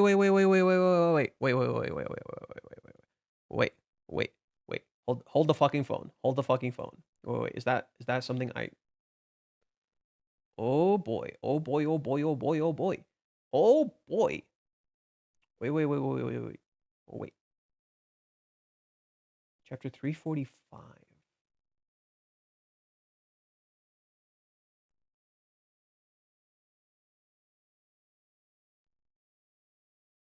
No.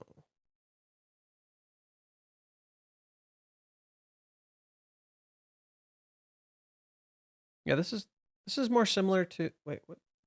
After the practice.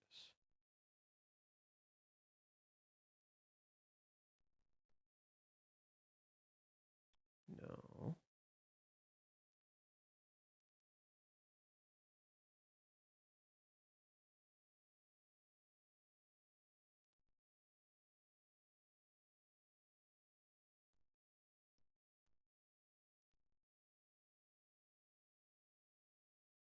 This is similar to the jacket she wore when Kazuya asked her out.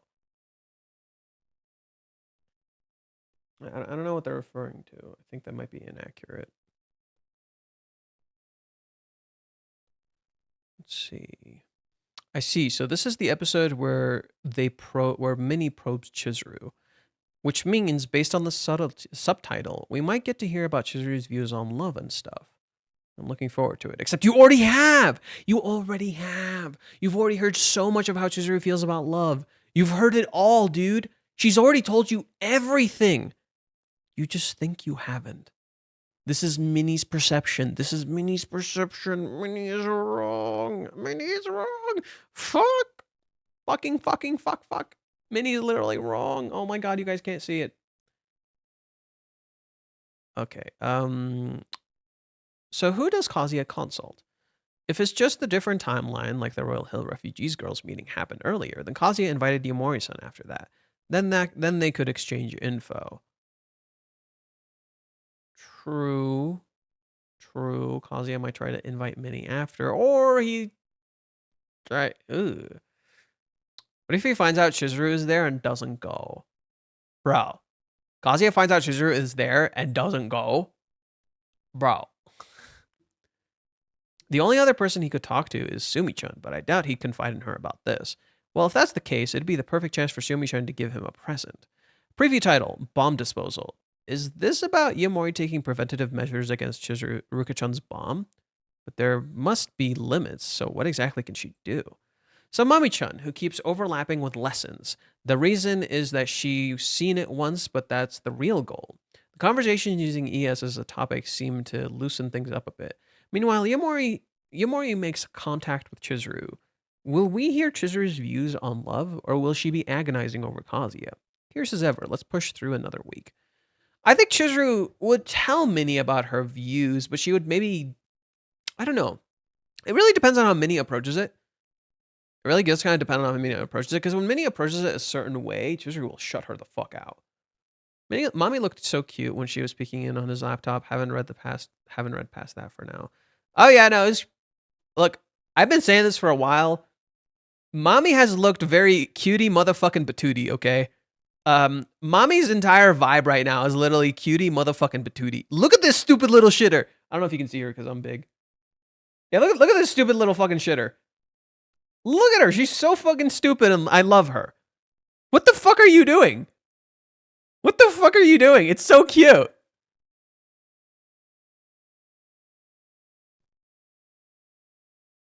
It's so cute. She's so cute. She's adorable. You get what Jaw likes about her now. You get what Jaw likes about her now. They can be tedious, huh? What kind of person are you? What are your strengths? I feel like they should be the ones telling me the answer to that. It's almost like Mami doesn't know the answer either, but she's done this a lot of times before. Yeah, again, it shows she's more experienced than you realize. Yeah. Are you looking for a job too? Within reason. What does that mean? Again, you don't know. What does within reason mean? What would you write, Mami-chan, to promote yourself? Maybe I'll write about Kibe-chan's business since I'm aiming for media or agencies. I think it would make a good impression. But she looks downcast when she says this. And she holds a cup in her hand as if there's something there, right? As if there's something that isn't quite so clear-cut there. I see. That makes sense. He said that Mami-chan was working really hard. Hey, it's almost like you should go back to that chapter. What was going on in that chapter? Oh, that's right. Mami randomly started working with Kibe and started getting really fucking close to him. And Kazuya was getting mad fucking suspicious. And then Kazuya tells Chizuru, and oh, look! It turned out it was actually a fucking problem! It's all, oh my god, it's almost like you're given a trail. It's almost like you're given a fucking trail. Oh. It makes me notice how much time flies. Yep.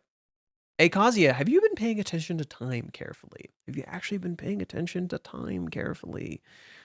2 years have already passed since we were together. At that time, I don't think either of us were thinking seriously about the future. We had no idea where we'd be in 2 years. Mami-chan has really grown up too. Has she? So he admitted he wasn't really thinking about the future, just as now he isn't really actually thinking about the future. Right? It's essentially telling you, has Kazuya truly changed? Or is Kazuya still similar to what he used to be? Is Kazuya still similar to who he used to be? Is he actually truly thinking about the future? Yeah, no. I think Mami has, no, it's clear Mami has done this before. But getting a job is a whole other matter, I think.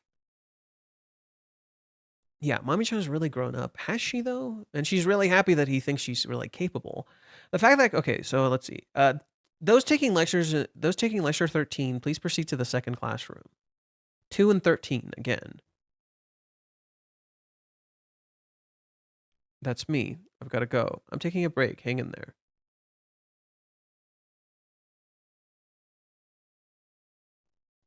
What do you see? All alone. Well, after all that, I still have no idea what's on her mind. I only know that she's cute. What do you mean you don't know what's on her mind?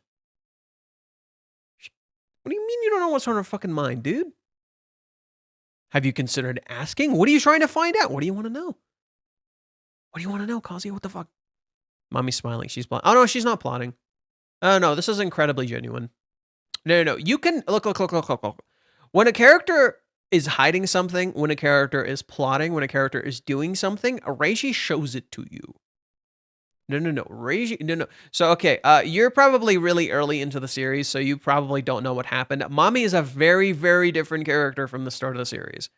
A very, very different character. She's not plotting here. She's not plotting here.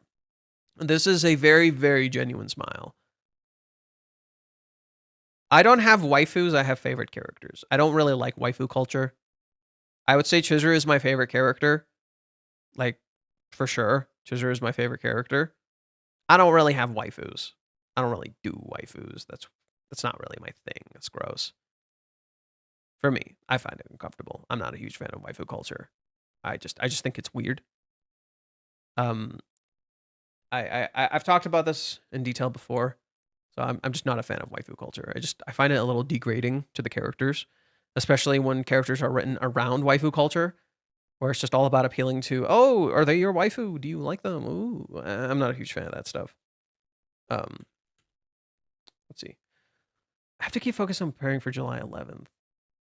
I feel like that question's pretty important. See, the thing is, he's right about this question being important. He's wrong on why it's important. He's right that question is important. He's wrong on why that question is important. He's right that it's important because, yeah, absolutely, Chizuru asked it for a fucking reason. He's wrong on why it's important because the reason is Chizuru is trying to understand her love. So if he just honestly tells her what he feels, she might actually understand her feelings better. So Kazuya thinks he needs to convey his feelings to Chizuru somehow. That's not the issue. It's not about your feelings. It's about Chizuru understanding her feelings. She's asking about your feelings to understand her own. She's not doubting your feelings. She's just trying to understand herself better through understanding you. So you're literally misunderstanding her feelings. The question of love, or more like right now, what can I do to show Mizuhara that my feelings for her are real? Resume guide. He views love like a fucking resume. He views love like a fucking resume. How he's gonna answer love is like a fucking resume. Jesus Christ. He views how he's going to answer love like a fucking resume. Jesus Christ. I mean, not calling her by her real name might be a big problem, but that's super hard to change now that I think about it. At the same time, I don't think that's the problem either. He's right. It's not the problem. Him calling her Chizuru... him calling her Mizuhara is not the problem. It's rather emblematic of the problem. Okay? What do I mean by that? Chizuru doesn't mind that he calls her Mizuhara. However, it became emblematic of the problem because he's not seeing Chizuru. So him calling her by her fictional name and him not calling her Chizuru, which is the name he wants to call her, is showing how he's not able to honestly interact with this person, but rather see the fiction only. Mizuhara is a part of Chizuru, but Kazuya has purely turned it into fiction. It is not the real her anymore. It is just fiction. Do you see what I mean? Him calling her Mizuhara is not the issue. It represents the issue. Okay? It's because of what it became. That's the problem. It's what it became. It's not that I love Ichinose. Mizuhara equals waifu culture. Not quite. No. I disagree with that.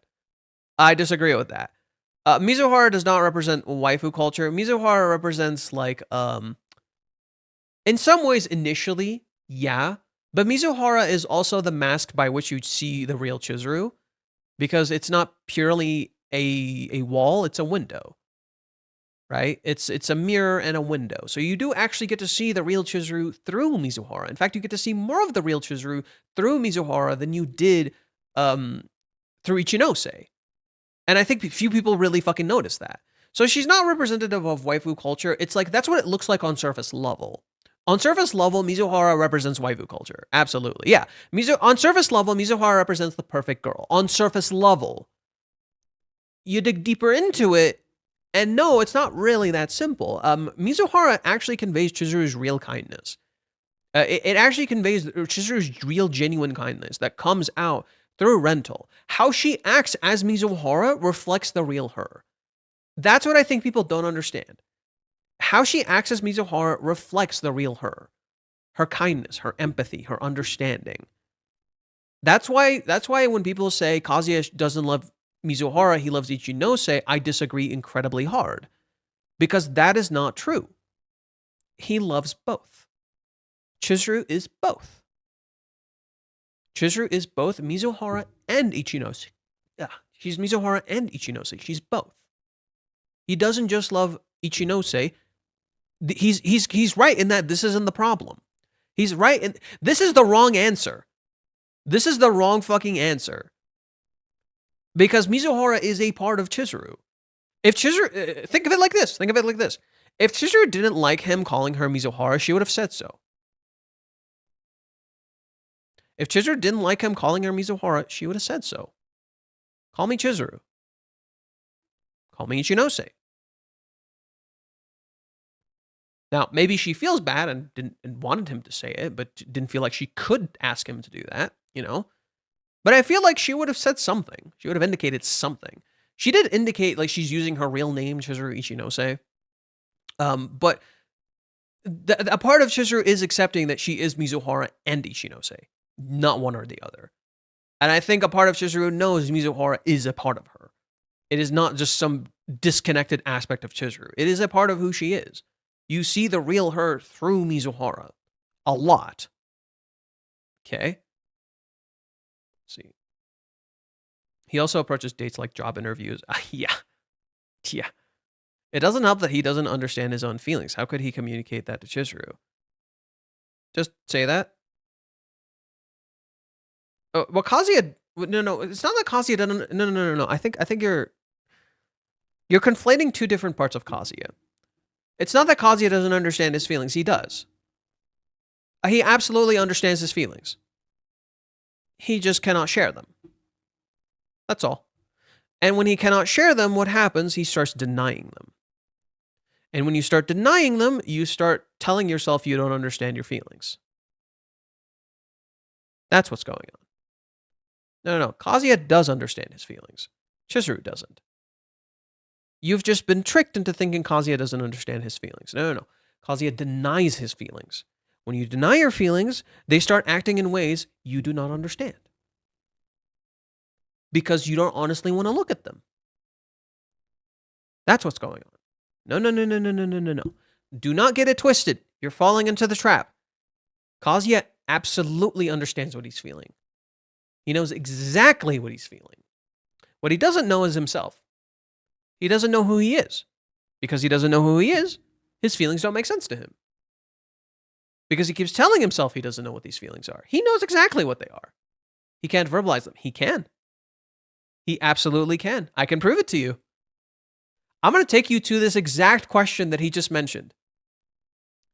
Literally, you, oh my, I love this.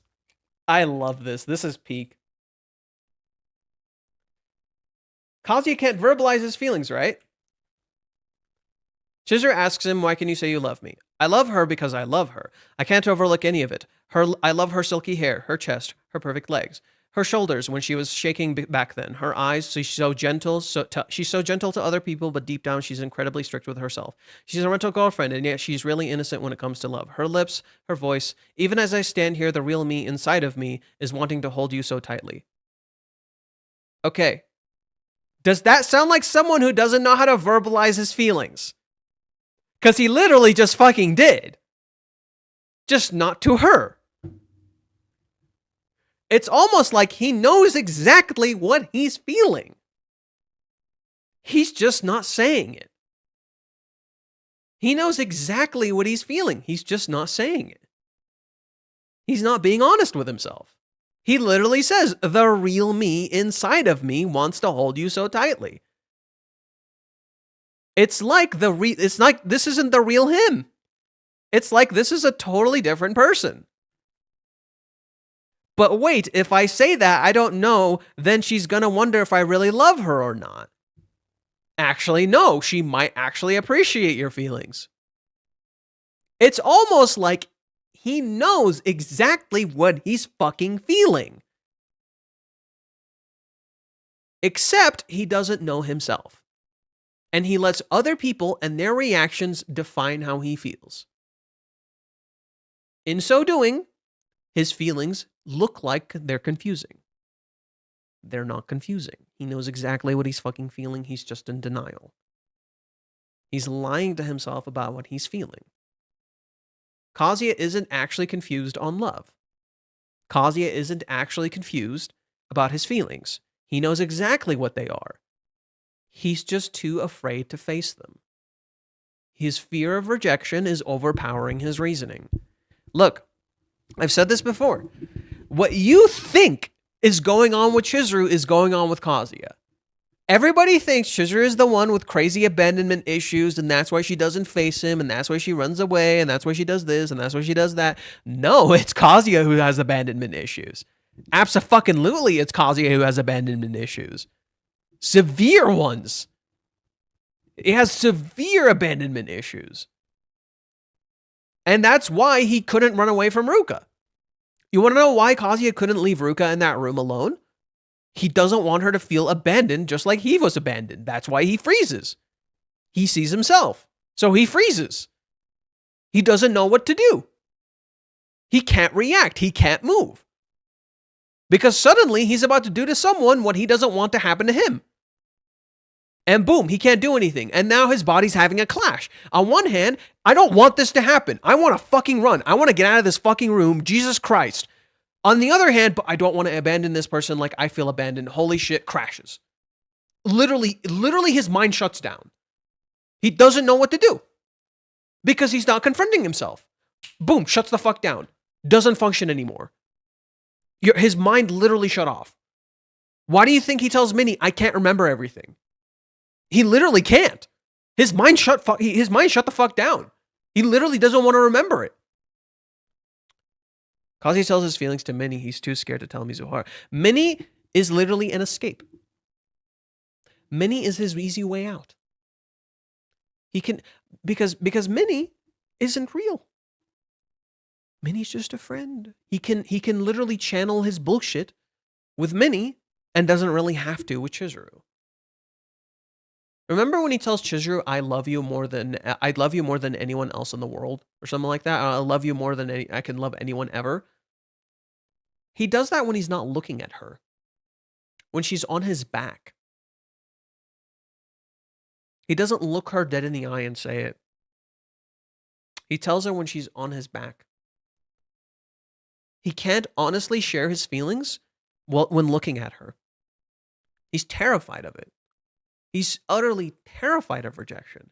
I think Varicus said it perfectly. Varicus was literally saying, in the rejection, Kazuya doesn't look surprised. He actually looks quite composed.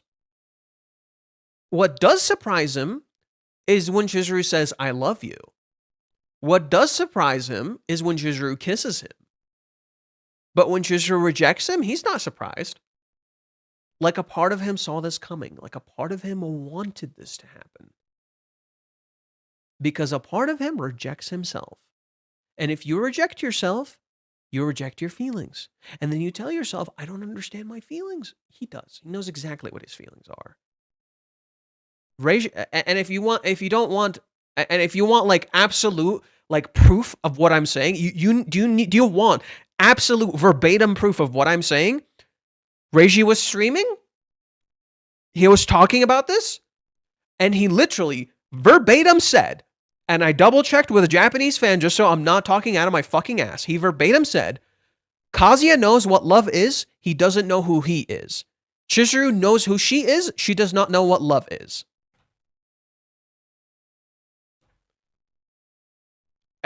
If you want like any more fucking proof. Like that's straight up what Reiji said. Okay? It's Kazuya knows what love is. Abso-fucking-lutely. He knows what his feelings are. He's not stupid.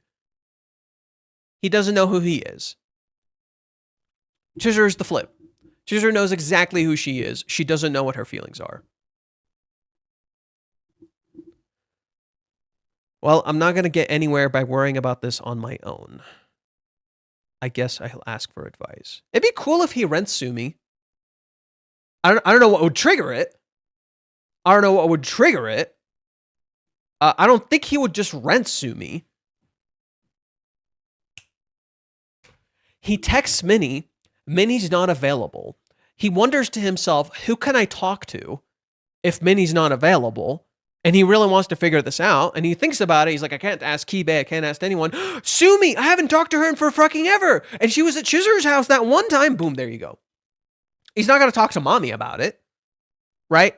And he's not going to Sumi to talk about like the thing that happened with Ruka. He's going to Sumi to talk about love. And who do you go to talk about love? Original girlfriend. Boom. Boom. Do you see why? Okay, it makes a lot of sense for him to go out to Sumi now, right? He's going to try to reach Minnie. Minnie's not available. Minnie's currently busy with Chizuru. So Kazuya is going to go talk to Sumi because he's not talking about like some deep, complicated thing. He's going to talk about love. Only to it be flipped on its head and he actually has to talk like about a really serious matter or something, right? So there you go. I think Sumi's going to come back. Sumi's going to get reintroduced next chapter in some way, shape, or form. It makes too much sense. It's all like lining up perfectly. It's all lining up fucking perfectly. It makes too much fucking sense. You know, I could definitely see Kazuya reaching out to Sumi at this point. He's like, I haven't seen her in a while. She was at Chizuru's birthday. I should say something. You see what I mean? He's going to reason himself into it. He's literally going to reason himself into it. Let's see.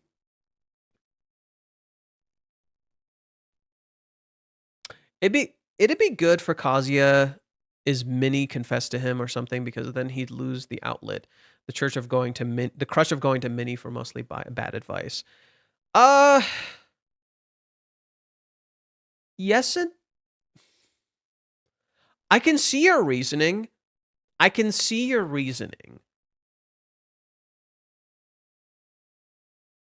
But that wouldn't solve the problem. Nor do I think Minnie would ever do it. Because Minnie's lying to herself. Literally, this entire arc is about lying to yourself. That is literally the whole thing, and the only person who's not fucking lying to herself is Chizuru. I'm not kidding. Every single character is lying to themselves except for Chizuru. She's literally the only one who's actually just straight up confused. Whereas everyone else is fucking lying to themselves. Ruka's lying to herself. Kazuya's lying to himself. Minnie's lying to herself. Mami's lying to herself. Sumi's low-key lying to herself, but not like totally. So Sumi's low-key lying to herself, but not like totally. I don't think we have enough on Sumi to say for certain if she's lying to herself. I would say everyone else absolutely fucking is. Everyone else absolutely is lying to themselves. Chizuru is like the only one who fucking isn't. I think maybe Umi isn't. I think maybe Umi isn't lying to himself. I think Umi is another one. Yeah, I think Umi is another one. I don't think he's lying to himself either. Yeah, I think Umi is another one. I don't think he's lying to himself. He could be. We don't know the full detail of Umi. He could be. But I don't know. It doesn't. He feels a lot more secure in who he is. Can you tell me in which chapter Mami and Kibe were working together and Kazuya was suspicious of them? Okay, we'll go to it right now.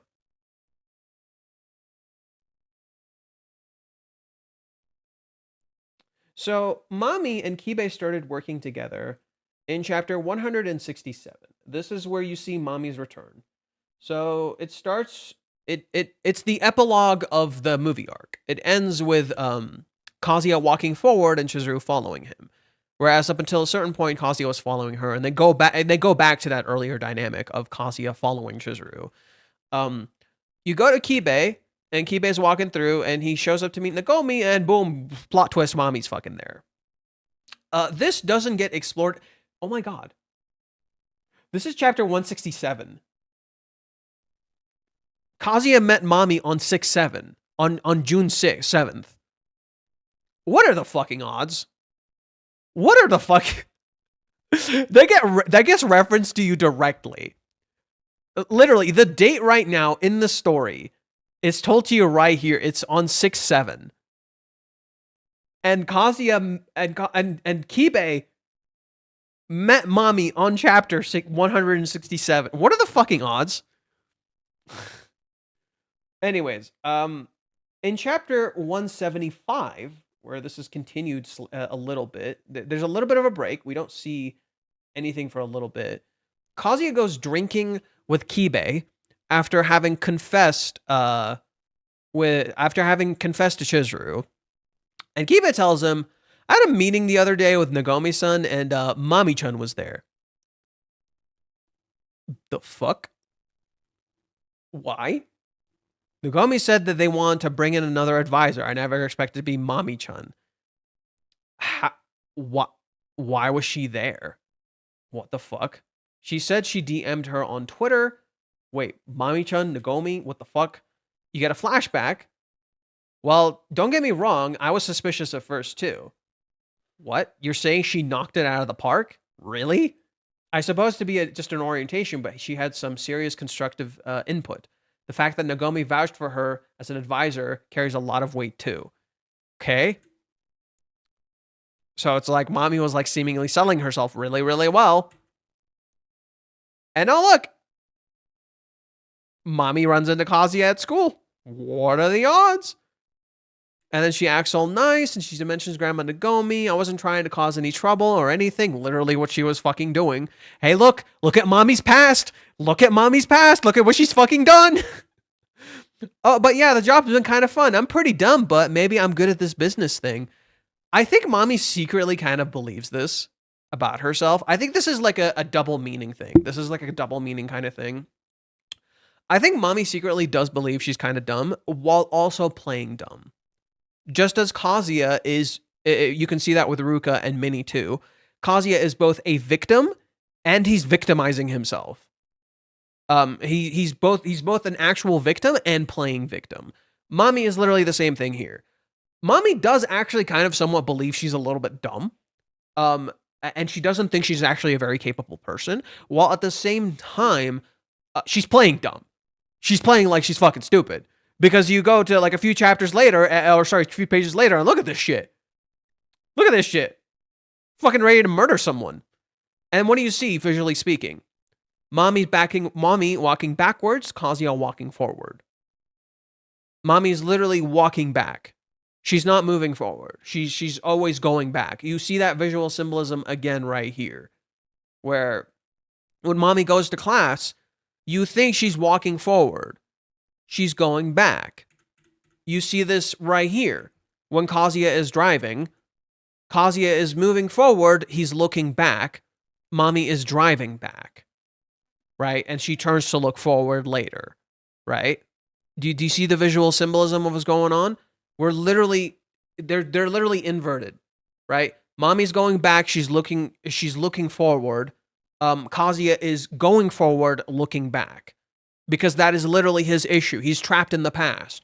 He's literally stuck in the fucking past. He's not looking at his future anymore. And again, you see that visual symbolism right here when Mami walks away from him, you see her back.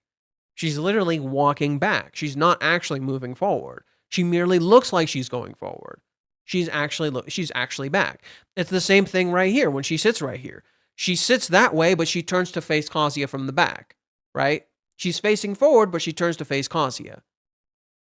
Literally, they're constant inversions, right? Mami is in front of Kazuya, so he keeps looking at her, right? You can flip it over too. You can literally flip it over too, where Kazuya sits in the back and he looks at Mami, who's in front of him. Here, I'll show you what I mean.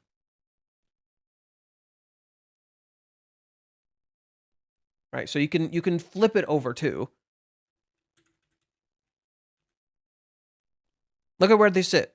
Kazuya sits in the back and he looks forward, which is where Mami is. Mami sits forward and she looks back. Literally, Mami, and where's Mom? Well, Kazuya is looking forward, right? Kazuya is sitting in the back, he's looking forward, but where's forward? the past. Mami is sitting forward, but where is she looking? To the past. They're literally trapped.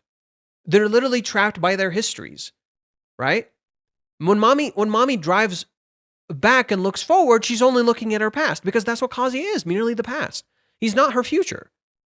In contrast, Kazuya is sitting in the back, seemingly looking forward. He's trying to go forward. And when he looks forward, he's not seeing his future. He's seeing his past. Both characters are trapped in the past. They merely look like futures. It's the same exact thing. They look like they're looking at their futures. They're only looking at the past.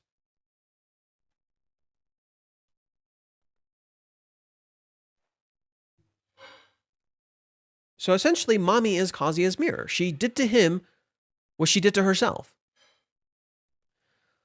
Okay, let's see.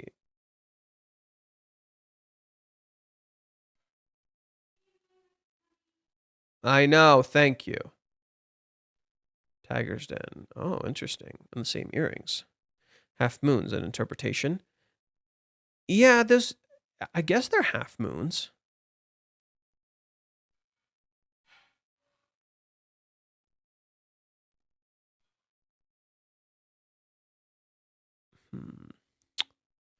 The setup is really interesting. Seeing Chizuru doing things with Minnie without Kazuya has a lot of potential, especially with her not knowing what happened with Ruka. Still, it angers me that somehow Minnie is partially putting the blame for what happened with Ruka on Kazuya. Yeah, it's a situation getting out of hand. It's also his fault, but he's 100% the victim of Ruka's attempts at assaulting him. Again, Kazuya is the victim, and he's victimizing himself. So it's not really that simple. First impressions, Varicus. Mami seems to be at the driving school whenever Kazuya is there as well. She did take a picture of his schedule, but she indeed seems to have adjusted her own schedule to match his. It means that she can't hate him, but when he comes close to admitting it to himself that this is rather looked as if she liked him, he denies that. Kazuya definitely doesn't want to see the signs. It's not that he can't read the signs, he doesn't want to. He doesn't want to differentiate. He doesn't want to tell the difference. It's not that Kazuya can't read the signs, he doesn't want to learn how to. He's choosing not to learn how to. Or rather the Japanese reader who mentioned it, was right. The teaser was about Kazuya's strength, something he was asked about for a job application. I literally said this too, right? I literally said this too. I think Mute was also the one who said it, which we both ended up agreeing with.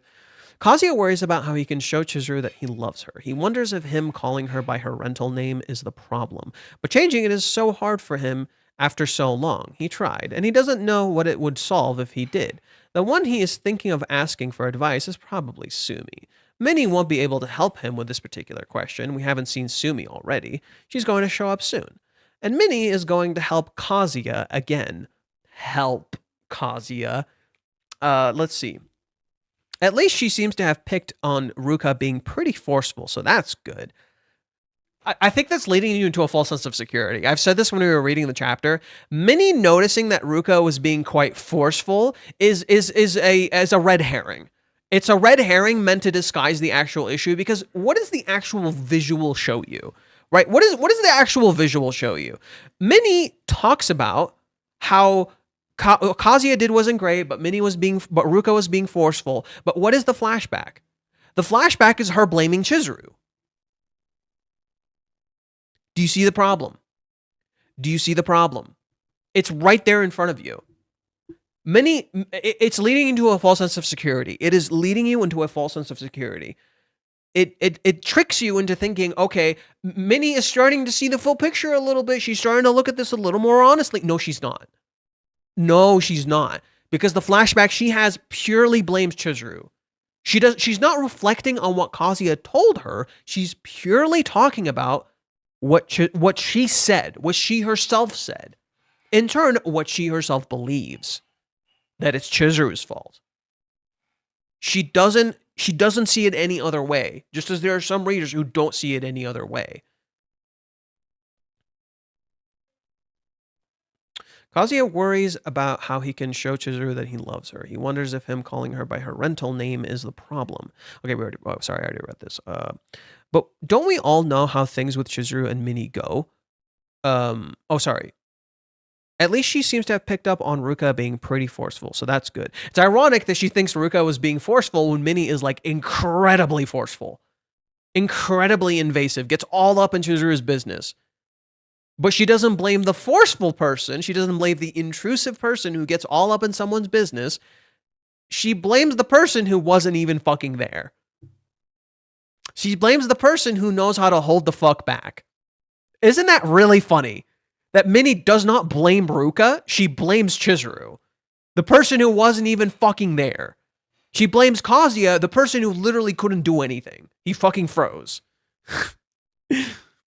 The way she was thinking Chizuru also seemed a little less accusing, so she probably won't just straight up confront her about Ruka. And that disguises it, right? What this is doing is disguising the fact that Minnie feels like it's all Chizuru's fault. That's what this is doing. Those words lead you into a false sense of security. It's the thing that happened with Minnie in chapter 392 or chapter 391 when she goes to tell Kazuya, like, here, I'll show it to you. In 391, when Minnie goes to tell Kazuya what she believes is going on, what do you see? You see all these words that do not align with the picture. The words literally do not match the picture. Minnie is saying all this stuff about Chizuru. This is the answer to the kiss. You're not seeing Chizuru in any of this. Chizuru is literally not there in this picture. She's saying this is the answer to the kiss. Chizuru is literally not fucking there. In that same exact way, Reiji uses an almost identical motif here, where he makes Minnie sound incredibly reasonable. From the information she received, it sounds somewhat reasonable. What she's saying sounds somewhat kind of right. But then you look at the picture, and it's literally her blaming Chizuru, right? There's no way she wouldn't know that this was kind of thing would happen. It's almost like that's actually the meaning of this. Oh, no, she was going to blame Chizuru. She was absolutely going to blame Chizuru, and she fucking will. And that's exactly what's going to happen. She's going to blame Chizuru. So it's already telling you this, right? Still, is Ruka-chan really going to keep quiet about it? It's really funny that we see Ruka keep quiet about it and not engage with Chizuru. Who do we see engage with Chizuru? Who do we see go to Chizuru? Minnie. What are the fucking odds that we're intentionally shown Ruka choosing not to engage with Chizuru? She backs the fuck off. She knows what this means and she backs off. In contrast, who engages with Chizuru? Who doesn't really know what this actually means? Minnie. If she had told Chizuru's son about it, then I expect something would have already happened, but things seem calm right now. Yet Master doesn't sound very confident about it either. I'll just have to see for myself. As in, I'm gonna figure out what's going on by unintentionally spilling the beans like a stupid fucking person. Instead of letting Kazuya say it, instead of helping him talk to her, I'm gonna go tell her. You know, because I don't know, and that's the biggest thing. I think Varicus is about to say it. Minnie has no self-control. Minnie has no self-control whatsoever. She's not gonna keep herself in check. She's not gonna stop her jealousy. She's not gonna stop her, her victim blaming horseshit. She's absolutely gonna fucking do it. She's gonna tell Chizuru, even if she doesn't mean to.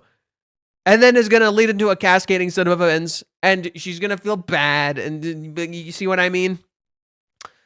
But don't we all know how things with Chizuru and Minnie go? Does anyone seriously believe that she won't have told Chizuru about Ruka by the end of this meeting? When has Minnie ever been able to keep one of Kazuya's secrets? Especially when she probes around to see if Chizuru knows anything. She will make Chizuru worry about Kazuya. Minnie might tell her if Chizuru was thinking about asking Kazuya because she knows that he would just take the blame if he was asked directly. Minnie can't let him throw away his progress. Tell me, what do you think? Will Minnie tell Chizuru about Ruka?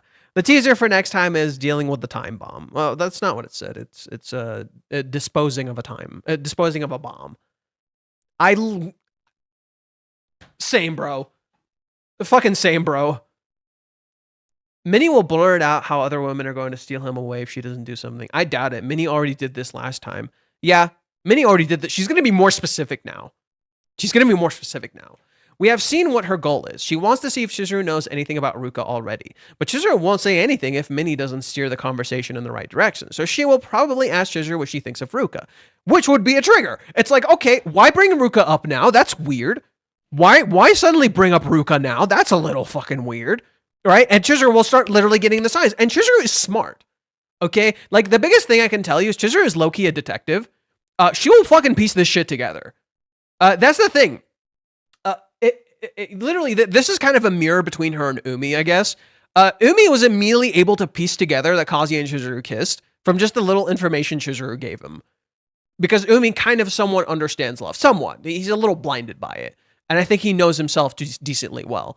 Chizuru, in contrast, knows herself really well, and she's seen this shit before, so she will immediately piece it together. Oh, something must have fucking happened. Shit.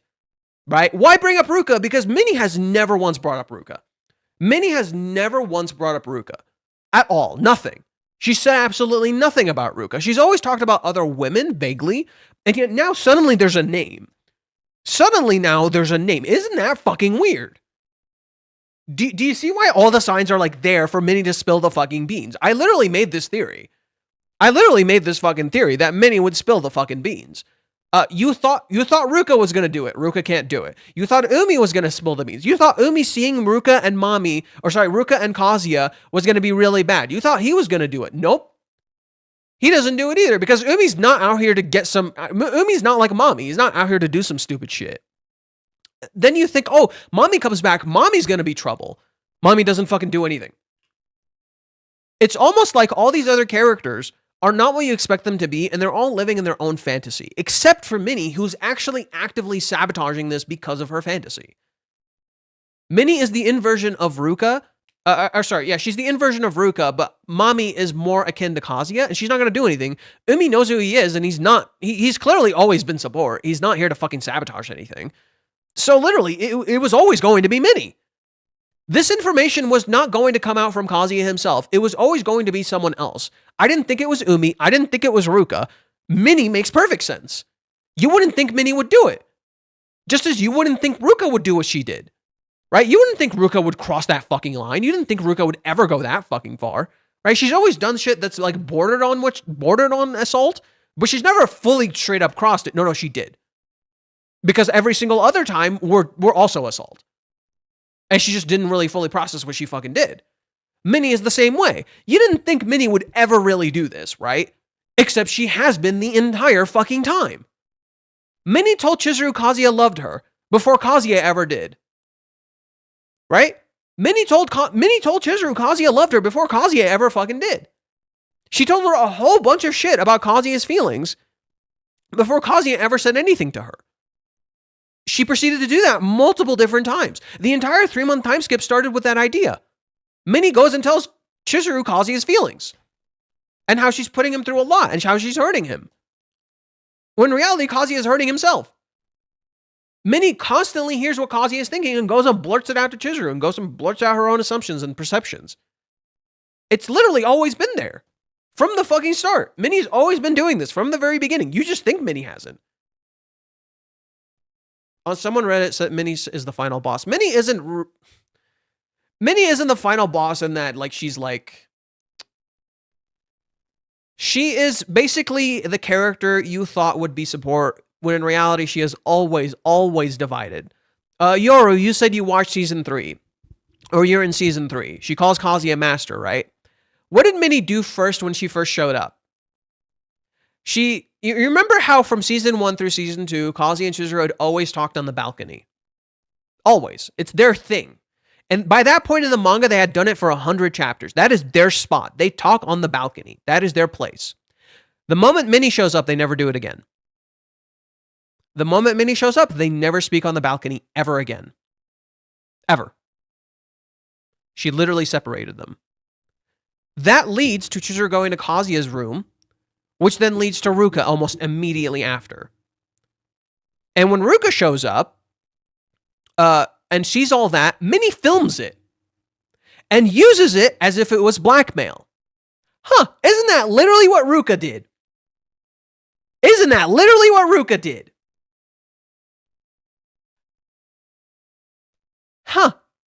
It's almost like Minnie is framed as a unifier when in reality she is a divider. That is literally her character. She talks to them and tells them, you guys should just date if you're going to flirt like this, in turn dividing them. Because she's literally trying so hard to push them together, she separates them. Whereas Umi, who isn't even trying to get them together, pushes them together. Umi isn't even trying to push them together. And he just pushes them together. Like, he's just trying to help Chizuru, and he fucks up. And literally, it immediately results in her getting closer to Kazuya. Every single fucking time. Every time Umi shows up, they get closer. Every single fucking time. It's almost like Umi is disguised as a divider when in reality he unifies them. From the beginning. Right? You think Umi, at first you think Chizuru's dating Umi. Then you think Umi is a sleazeball who's using Chizuru. Plot twist, he got Kazuya the phone case he's had this entire fucking time. He's the reason Kazuya even got that. Because he was support the whole time. Reiji even said Umi's character has never changed this entire fucking time. He's consistently always just remained support.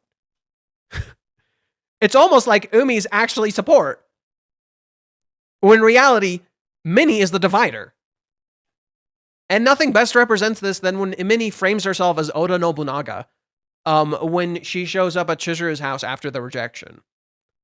Because Oda Nobunaga tried to unite Japan by force, and it did not work. He is considered one of the first unifiers of Japan, but he never actually got it to fucking unite. He just got the ball rolling. In contrast, the third unifier who took their time and did not rush were the ones who actually united Japan. Plot twist. Fucking plot twist. Just a few thoughts while I'm catching up on the stream, so I won't notice right away if you respond. Again, maybe it's just me getting too emotional today, and I definitely overdid it. When I said this was one of the best chapters in the series, since that's ultimately a personal experience, but I honestly believe this is one of the most emotional, powerful chapters of the new arc. Really? Okay. Feel free to continue. I don't fully see it yet. I think for Mami's character, it's somewhat emotional, but I don't know.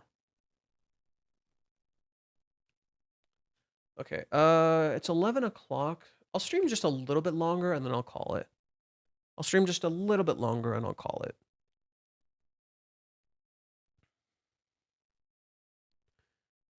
So from 385 onward, even from a more objective standpoint, for instance, in a way, it depicts Kazuya having lost his sense of identity. Kazuya tells Mami, I'm sure you'll be fine. I know you can pull it off. I think you're a really capable person when it comes to a lot of things. Maybe I'm just being naive, but the moment I read those words, I realized they don't just work as encouragement.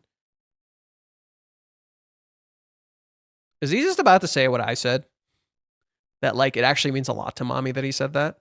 But also it means something for himself because he doesn't find himself to be a capable person. For Mami's job hunting, they could also help her find strength that she needs to stand up for her family again. And what really hit me hard was how Kazuya praises Mami in his thoughts for how much effort she put into Kibe's business.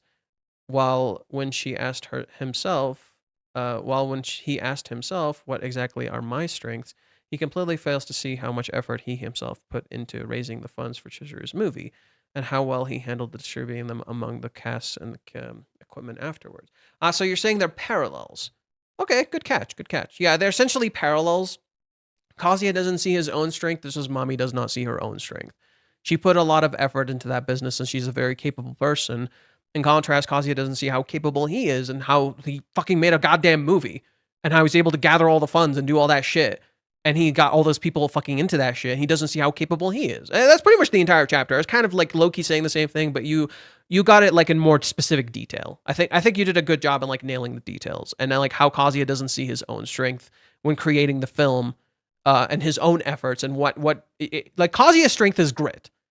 What Kazuya does not realize is that his strength is perseverance. It's literally sheer fucking willpower.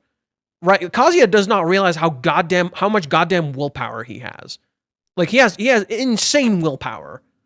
He just doesn't notice that in himself because he doesn't fucking like himself. Whereas in reality, he like, dude perseveres. Like, this guy, dude, start of the series, hopeless love. His love for Mami was hopeless. You all thought it was hopeless. I bet none of you, when you watched the beginning of the series, thought Kazuya's love for Mami was like ever gonna fucking work out. You thought that shit was hopeless. You thought that shit was stupid. Guess what? You're wrong. Guess what? You're wrong. It wasn't hopeless. It literally wasn't. There are actually active, consistent signs in the beginning of the series. It was not hopeless. His love was not hopeless, and that's what Chizuru loved about him. That he saw something that others would perceive as hopeless, even possibly herself, and he still tried. Everyone around him kept telling him the thing with Mami was fucking hopeless. He still fucking tried. And he still kept going. That is incredibly impressive. Most of us would give up. Most of us would give up. They don't think it matters. It doesn't matter. Let it go. Move on with your life. Everyone was telling him this. And he still kept trying. No one saw this. Everyone thought he was fucking stupid. Guess what? There were clear signs Mami liked him. He was really fucking serious about her. So he didn't undermine those feelings just because it felt hopeless. He didn't just move on just because it felt hopeless or someone told him it was hopeless. He kept fucking trying. That's why Chizuru likes him. She literally tells him this. Because he believed in something others perceived as hopeless. Literally, Kazuya's sheer grit and fucking persistence and perseverance is like literally his strength. He is incredibly persistent. He's very empathetic. He's very kind and caring. It's very, very good shit. Sorry if I'm being off topic, by the way. You're not. You should listen to what I say. You should listen to what I wrote. They're gonna be surprised when I read that, when they read this later or listen to this later, because they're a little behind. But yeah, no. Like, that's literally Kazuya's whole thing. Is like, it's sheer persistence and willpower. And he doesn't notice that in himself. He doesn't notice how capable he is. He doesn't see how, like, just like Mami, he's incredibly a capable person. Yeah, that's literally this entire chapter. You not seeing your own strengths. Let's see.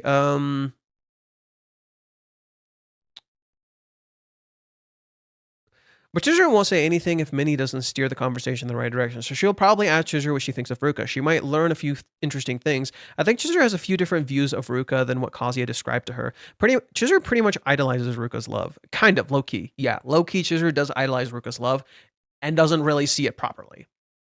Anyway, I think it'll be hard. I'd go as far as to say impossible for Minnie to keep quiet and not correct Chizuru on anything.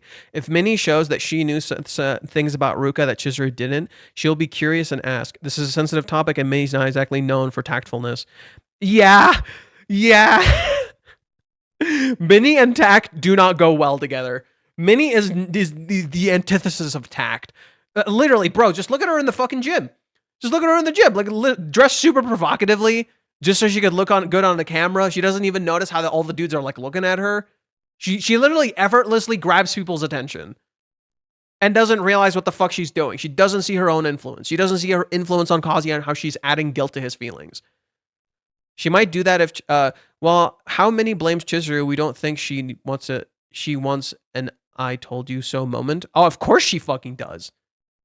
I think Chizuru, depending on how Chizuru approaches it and depending on what Minnie does, Minnie's gonna get that I'm gonna told you so moment. And she's gonna feel super fucking proud of herself. And not realize what she just fucking did. In fact, that's been Minnie's whole thing. She doesn't realize how she's been a massive asshole to Chizuru this whole fucking time. That's pretty much the whole thing. Is like Kazuya and Ruka, Kazuya and Minnie are not gonna realize how they've been massive assholes to Chizuru. And that includes Ruka, and Mami already somewhat knows. She's just in denial. Mami somewhat knows, she's just in denial. Ruka doesn't really see what she's done to Chizuru, and she's gonna hopefully realize that. Right. Let's see. Chizuru probably she might do that if Chizuru isn't concerned about Ruka taking Kazuya away, which Chizuru won't be, because Chizuru believes in Kazuya. Right? Chizuru believes in Kazuya. Chizuru won't be that concerned. And Minnie's just gonna be like, excuse me? I told you so. That fucking happened. You're stupid as fuck. You should be worried. She literally fucking said it. She straight up verbatim said it. She literally said Chizuru should be worried. Which implies she wants her to be scared. Because Chizuru doesn't feel afraid. She doesn't act afraid. Because she has faith in him. But Minnie doesn't have faith in Kazuya. Minnie literally doubts Kazuya. She makes Kazuya follow her. She acts like the master. So what is she going to do? She's going to get Chizuru scared. Mini literally wants to scare Chizuru. So she's going to say this to her. And it's going to leave Chizuru a little worried. Only to realize Chizuru was fucking right in believing in Kazuya. Mini literally inserts doubts. Fuck my eyes. Mini literally inserts doubt. Mini is literally the representation of the doubt. I think few people really understand what the fuck was going on for Chizuru and Hawaiians. Dude, Chizuru and Hawaiians was literally in a bad place. She was literally... Okay. Her grandmother died like a few weeks ago at that point. No one seems to want to fucking address that. And Reiji intentionally highlights to you, hey, Chizuru is acting different. Literally everything she's doing in Hawaiians is fueled by grief. A core theme of Hawaiians is grief. There is a part where Nagomi blatantly talks about how she's been questioning death and depression because she hasn't fully processed what Sayuri's death means to her. The entire reason for the trip is to help Chizuru heal. The whole trip was designed specifically because of Chizuru's grief. Because Chizuru wasn't actually fucking over it. That is why Chizuru reacts like she does. That is why Chizuru creates distance like she does. She's utterly fucking terrified of losing someone again. In that particular moment because she's going through grief. Not because she has abandonment issues. But because she's literally she's in the middle of grief and she doesn't want to lose family again. She is literally terrified of someone she loves dying right there again. She just experienced that like a few weeks ago. You think she's fucking okay? Hell no. That's why Chizuru is acting like she is in Hawaii. She is going through grief. And Mami gaslights her. Keeps telling her, you're a bad person. You did this. So it gets in Chizuru's head. She tries to avoid hurting Kazuya so fucking much, she hurts him. But the reason it happens is because Mami's fucking gaslighting her. And that's Chizuru having to come to terms with her grief. And Chizuru doesn't even come to terms with her grief in Hawaiians. That's not when it happens. It happens afterwards when they live together. It happens on her fucking birthday. That's when Chizuru starts somewhat slowly having a process of moving on. And even then, you see signs she really didn't. Because what does she do? She constantly sits down and talks to her dead grandmother. Constantly. You really think Chizuru just magically moved the fuck on after Kazuya hugged her? Or the cheer up date? No. She is not fucking okay. She did not just magically move the fuck on. She was in a horrible fucking place. And everyone just wants to blame her. And I'm like, yeah, she's going through grief, dude. And nobody's on her side. Literally, nobody's on her fucking side. She doesn't know what to do. She's terrified. Like, yeah, she's hurting Kazuya, absolutely. In Hawaiian, she absolutely is. But Kazuya knows she's going through grief. Kazuya literally knows she's going through grief, and he's ignoring that. And that's why, I blame a decent amount of Hawaiians in part on Kazuya despite the pain that he's going through. Because he is absolutely cornering her and scaring the shit out of her instead of making her feel comfortable because of her grief. And she powers through that shit like a goddamn champ. And no one gives her any credit. Chizuru works so fucking hard and no one gives her any credit. It low-key reminds me, Kingdom Hearts shit for you guys. It low-key reminds me of Aqua from Kingdom Hearts, where she literally goes through so much shit alone. And she literally has to be the anchor for everyone. And she has all this responsibility just all being thrust on her. And she has to constantly manage and take care of everyone until she falls into the realm of darkness. And then that insecurity just starts eating away at her and just fucking her up. Because suddenly she's alone with her thoughts. There's no one to help her. And she's doubtful, she's alone, and she was raised with this upbringing of morals and the right and wrong, but it's just significantly more strict, and so it gets in her head. I can't fuck up. I can't do this. I can't fuck up. It's literally the same thing. It's literally the same thing. Like, goddamn. I don't think Minnie is going to spill the beans about Ruka. In fact, the chat with Minnie is going to make Chizuru learn about Kazuya's current state. No, she's going to spill.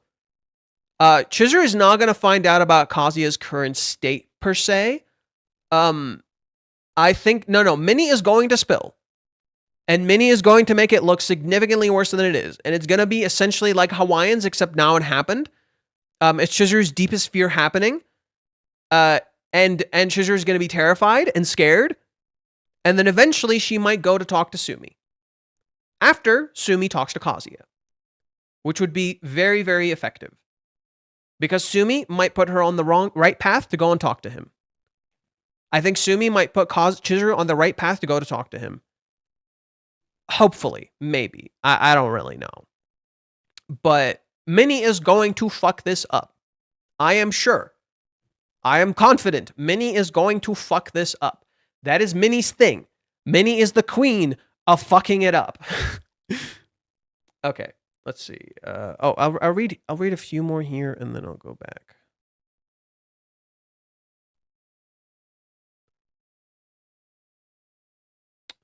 Tell me, what do you think, Minnie tells Chizuru? Well, if you're talking about teen Minnie from 10 volumes, then the answer would be yes 95 times and 100. The current version, I'd lower odds. It's still 80 out of 100.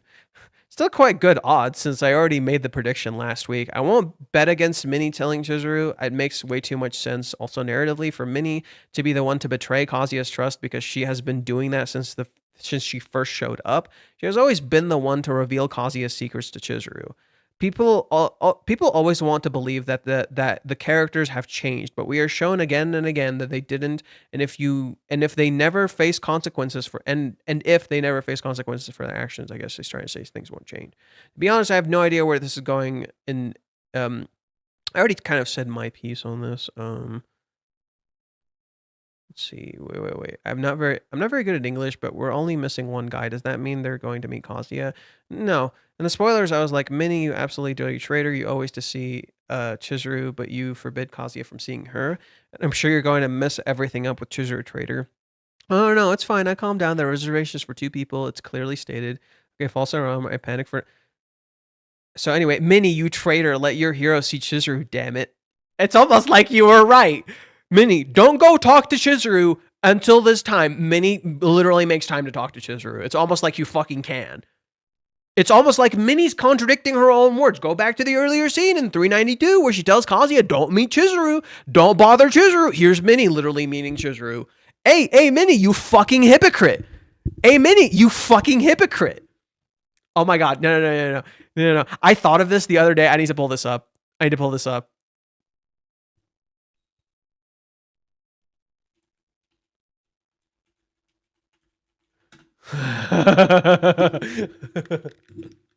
Oh my God. No. No. I was thinking of this. I need to pull this up. You guys need to watch this. It's so peak.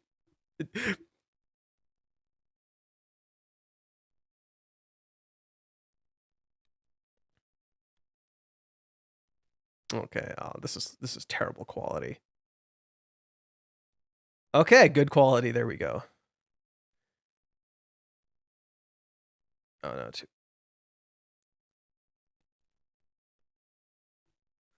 just wait for this.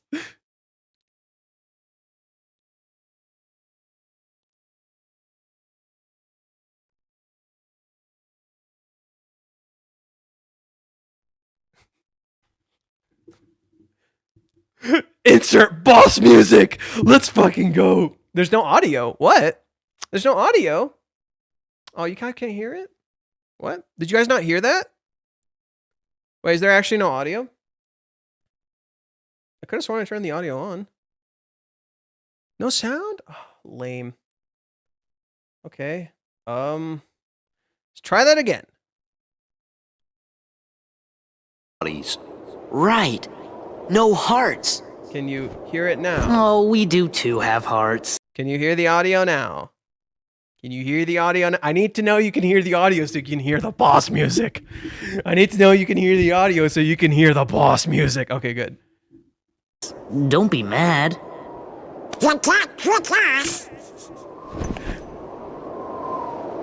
Silence, traitor.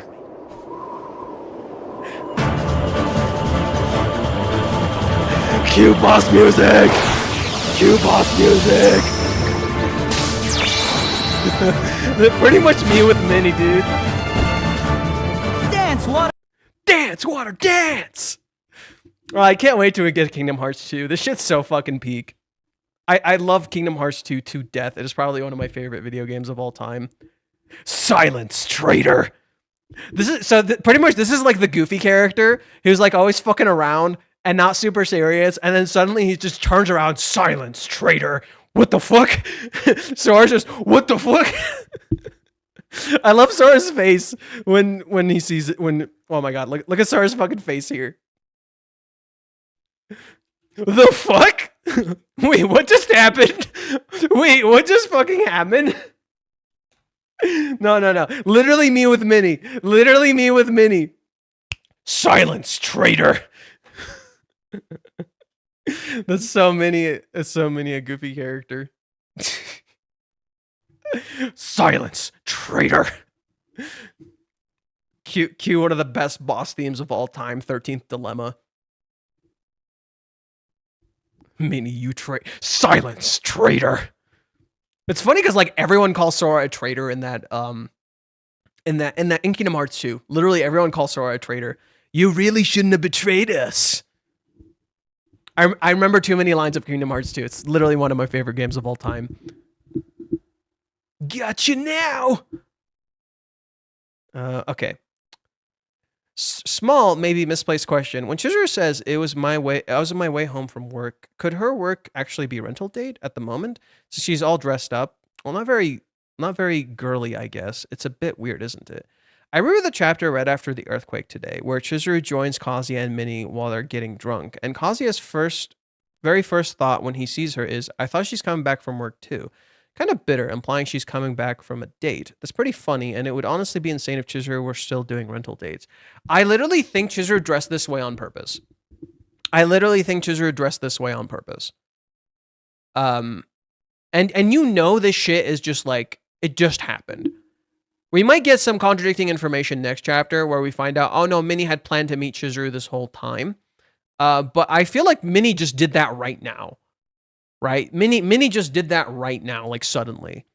And Chizuru just agreed. Isn't that funny that Chizuru can just magically agree suddenly to meeting up with Minnie like it's no fucking problem? It's almost like July 11th doesn't make any fucking sense. It's almost like July 11th doesn't make any fucking sense. Isn't that weird? Isn't that weird? Maybe I won't have a boyfriend until July 11th is referring to her not doing rental dating. Maybe it's like half a lie. Maybe she's referring to rental dating. Weird. I still don't know what July 11th is, okay? Like, why did Chizuru lie there? Chizuru clearly lied about something there, but I don't know what she specifically lied about. Maybe July 11th is also about quitting rental dates. Could be. Could be. Will you get a minifigure if they make it? Don't get me wrong. I like Minnie. No. I like Minnie. She's a great character. She's incredibly funny. But the reason I'm so critical of Minnie is because I think people are too nice to her. And you're being conditioned to like Minnie when she's being a fucking asshole. And I'm just like, oh no, I'm calling this shit out for what it fucking is. That's why I'm so mean to Minnie. I would absolutely get a minifigure. I think I have some Minnie stuff. They haven't made a minifigure yet. They've only made figures of the four main girls. They have not made a figure of Minnie yet. But I do have Minnie art and shit. Yeah, I do have like art of Minnie and stuff like that. But I don't have a minifigure. I don't think there is a minifigure yet. Yeah, I don't believe there's a minifigure yet. But yeah, no, like I was talking about this parallel between like the earthquake chapters where they go drinking at the izakaya. Chizuru, I genuinely believe Chizuru was dressed for Kazuya. I genuinely believe in both instances Chizuru was dressed for Kazuya. It makes too much sense. Right? It makes a lot of sense. Like even if we go back to that chapter, let's go really quick.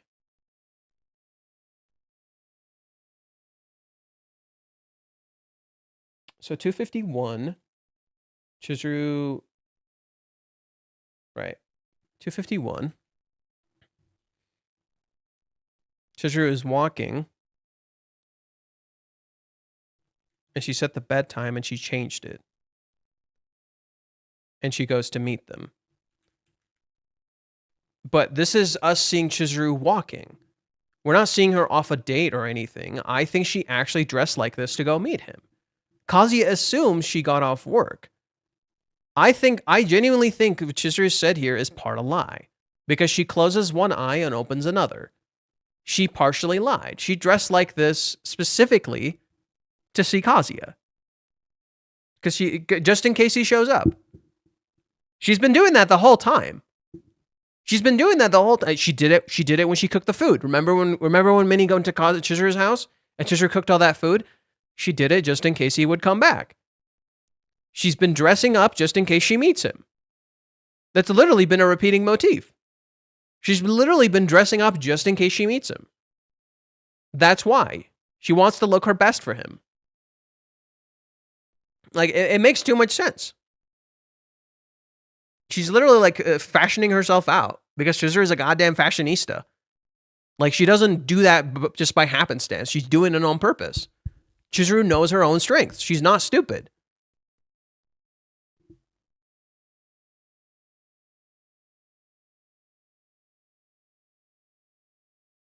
Okay. Oh, yeah, okay. Let's finish this, and then I might call it. I can't wait for next week. Is Minnie going to screw everything up and drop a bomb instead of diffusing it? I mean, that's pretty much the motif. Is Chizuru finally going to face her feelings? Oh, Chizuru's been pretty honest about her feelings. She just doesn't understand them. Chizuru's been facing her feelings the whole time. Or is she going to stay on the defensive and being evasive with Minnie? I mean, she's always been evasive with Minnie because she doesn't want to talk to Minnie about these things. She wants to tell them to cause. Look, do you want to know why Chizuru doesn't want to tell Minnie anything? It's pretty fucking straightforward. It's a special secret she wants to protect. It's her secret between her and Kazuya, not Minnie. If she tells Minnie, Minnie's going to go tell Kazuya. Is that or is that not true? Look me dead in the eye and tell me Minnie would not go and tell Kazuya exactly what Chizuru is feeling if Chizuru told her. She only wants to tell Kazuya. She doesn't want to tell Minnie. That's why Chizuru's being defensive with Minnie. It's not that she's not being honest about her feelings. It's that it's not Minnie's business. And Minnie is going to go blab. Because Minnie will always fucking blab. She does not have a filter. She doesn't know when to shut the fuck up. Okay? That is the one fundamental fact of Minnie we can all just fucking agree on. She doesn't know when to shut the fuck up. She doesn't. Okay? She will blab. She will just say things. She can't hold back. She literally does not have an off button. You know? You press that fucking off button on the PC, she doesn't turn off. The PC turns off when it wants it turns off. Shut the fuck up. That's Minnie. Okay? That's what we can all agree on, okay? She is literally an agent of chaos. And that is literally what she's going to do. And Chizuru knows this. Chizuru knows Minnie will go and blab. Why? Because she literally blabs Kazuya's feelings to her all the fucking time. That is why Chizuru does not fucking tell her. She's just going to blab. And eventually, that's going to be something they're going to all have to confront as a family. Like, Chizuru's going to have to call Minnie out at some point and be like, hey, yo, stop blabbing his feelings like that. That's very insincere. This is why I don't talk to you, Minnie, because you're constantly blabbing Kazuya's feelings. But Chizuru is too nice. Chizuru is always too nice. She always thinks it's her fault. So she's been holding back. That's the problem with Chizuru. She's been holding back because she thinks how she approaches love is wrong. In fact, it is correct. It is absolutely correct. She's literally suppressing the self for love because she doesn't understand love. The moment Chizuru starts understanding love, she's going to embrace herself more honestly and start being very direct with Minnie and calling her out on her horse shit. She absolutely fucking will. That is literally that is Chizuru's arc. Chizuru's arc is to understand what love is. The moment she does, she's literally going to start being more like herself because she's going to realize she's been doing it right and she's not going to need to hold back. She can just start swinging and she fucking will. She will literally start swinging. She's gonna call Minnie out. She's gonna call Ruka out. She's gonna call Mami out. She's gonna call Kazuya out. She's gonna call everybody out because she fucking has every right to. Right? They need to be called the fuck out for their bullshit. They're all doing bullshit, and they all gotta get called out for their horse shit. And I think the moment Chizuru just understands love, boom, that's it. Everybody's going down. It's good. You want to know who the real final boss is? It's fucking Chizuru. She's a monster, dude. She'll knock everybody the fuck out. Like, Chizuru is a goddamn queen, dude.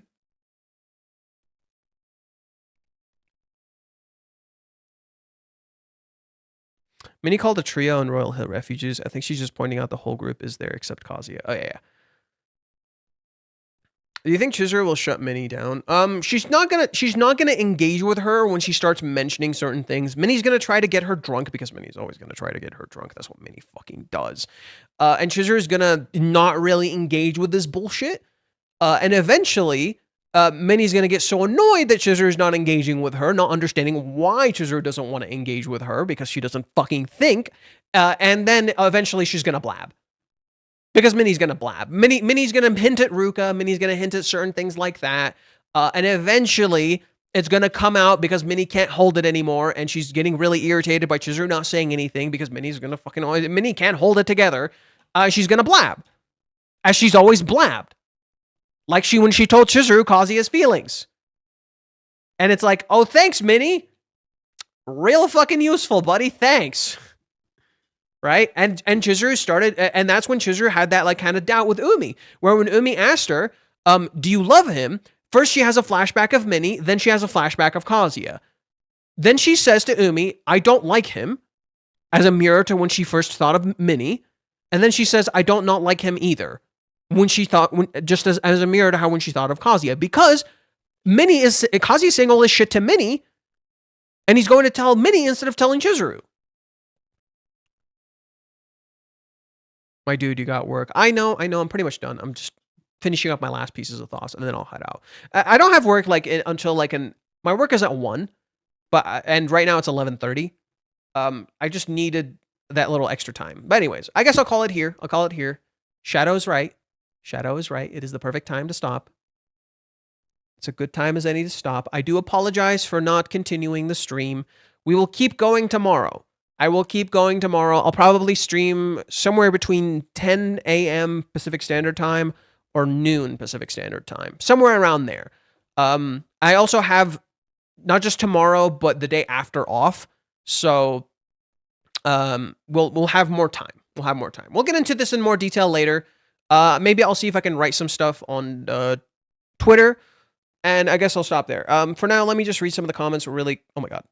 Let me read some of the comments just really quickly. Let's see.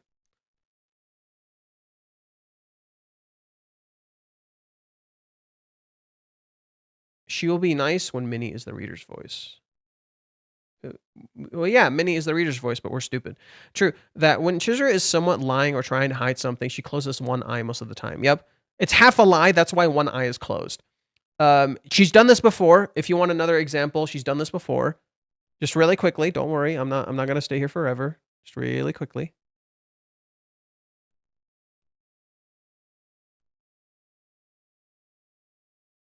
Here's another example of Chizuru literally doing the same exact thing where she half lied to Minnie.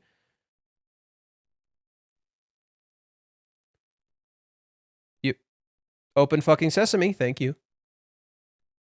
Oh, look, did you want something to eat? I heard you were coming back today, so I made enough for 2. How did she hear she was coming back? She didn't know. She didn't know Minnie was coming back. This food isn't for Minnie. It's for Kazuya. She didn't know Minnie was coming back because she admitted it last chapter. She didn't know where Minnie was. Literally, the previous 2 chapters, she straight up admitted she didn't know where Minnie was. So how did she know? Kazuya didn't tell her. Kazuya would be the only way she could know. Where did she hear it from? She's half lying. She's telling the truth in that she made enough for 2 because she made it for Kazuya. She did make food. She's half lying because she sees Minnie's bullshit. She knows Minnie's trying to stir shit. Anyways, let's see. Minnie's basically Alexa. You say something, then randomly turns on, does the thing. Oh my God, you're kind of right. I hate it. You're kind of right. Minnie gets plastered in trying to get Chizuru drunk, but Chizuru can hold her liquor and Minnie will blurt it out. Just my theory. Oh, that's a good one. That's a good one. Minnie tries to get Chizuru drunk and gets drunk herself. Fitting. How incredibly fitting. That's actually really, really good. That's actually really, really good. That's a good guess. What if Minnie tries to get Chizuru drunk, but she gets drunk herself and Chizuru doesn't and spill the beans? Well, okay, you guys just said the same thing. If she didn't plan on engaging at least a little, I don't think she would show up, since she knows Minnie only ever talks to her about one thing. Chizuru wants to know what's going on with Kazuya. She hasn't seen him in a while and she misses him. So she goes to the one person who very well might do so. See what I mean? That's why Chizuru's there. She somewhat misses Kazuya. She wants to engage a little bit because she misses him. Did you read my thing yet? I don't know what your thing is. Kingdom Hearts tomorrow. I don't know, maybe. Kingdom Hearts and mini stream. Hell yeah, brother. I might keep going with Kingdom Hearts. It might be later. So we wouldn't start right away. I might start later with Kingdom Hearts. Like it'll be much later into the stream. There was not much to scathe with this chapter, transition chapter overall. No, there's a lot. No, there's actually quite a lot. It is somewhat of a transitionary chapter, but there is a lot. Just understand, almost every chapter Reiji writes has transition stuff like that. Or sorry, every chapter Reiji writes that's transitionary in nature also has a lot of details layered within it. This chapter isn't purely transitionary. Isn't just a purely transition chapter. It is a chapter about the people's inability to see themselves and what that means for certain characters. It also foreshadows certain things. It explores aspects of characters like G was describing earlier with Mami and Kazuya, where this element of capability of what they can do.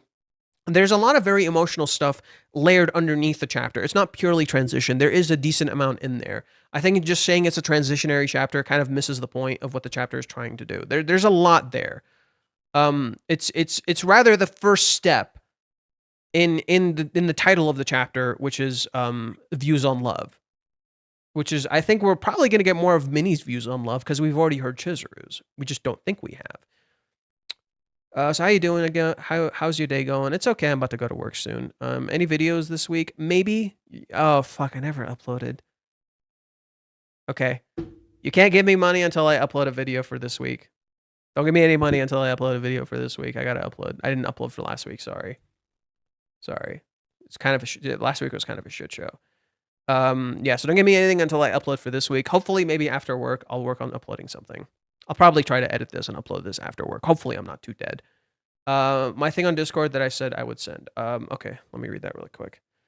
What is that?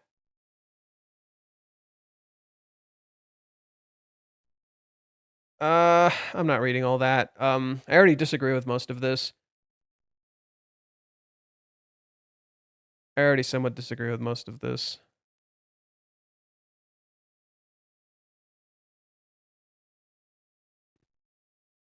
Kazuya has three pillars, if you will, Umi, Sumi, and Kibe, to help him with Ruka, Chizuru, and Mami, and Minnie is the final boss. I disagree.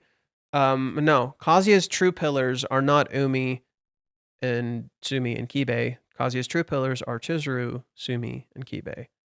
In fact, I would argue Kazuya's true pillars are Chizuru, Kibe, and his family. Those are his true pillars, and he must recognize and start using them and relying on them. Not Minnie, and not Sumi. Sumi is a good pillar, absolutely, but Sumi has not truly become part of Kazuya's circle. She's always remained somewhat on the outside. So no, Kazuya's true pillars are Chizuru, Kibe, and his family, not Umi, Sumi, and Kibe. Because Umi is just this guy Kazuya knows. He's not really a pillar or anything. He could help, sure. Sumi is the same. Sumi could help, sure.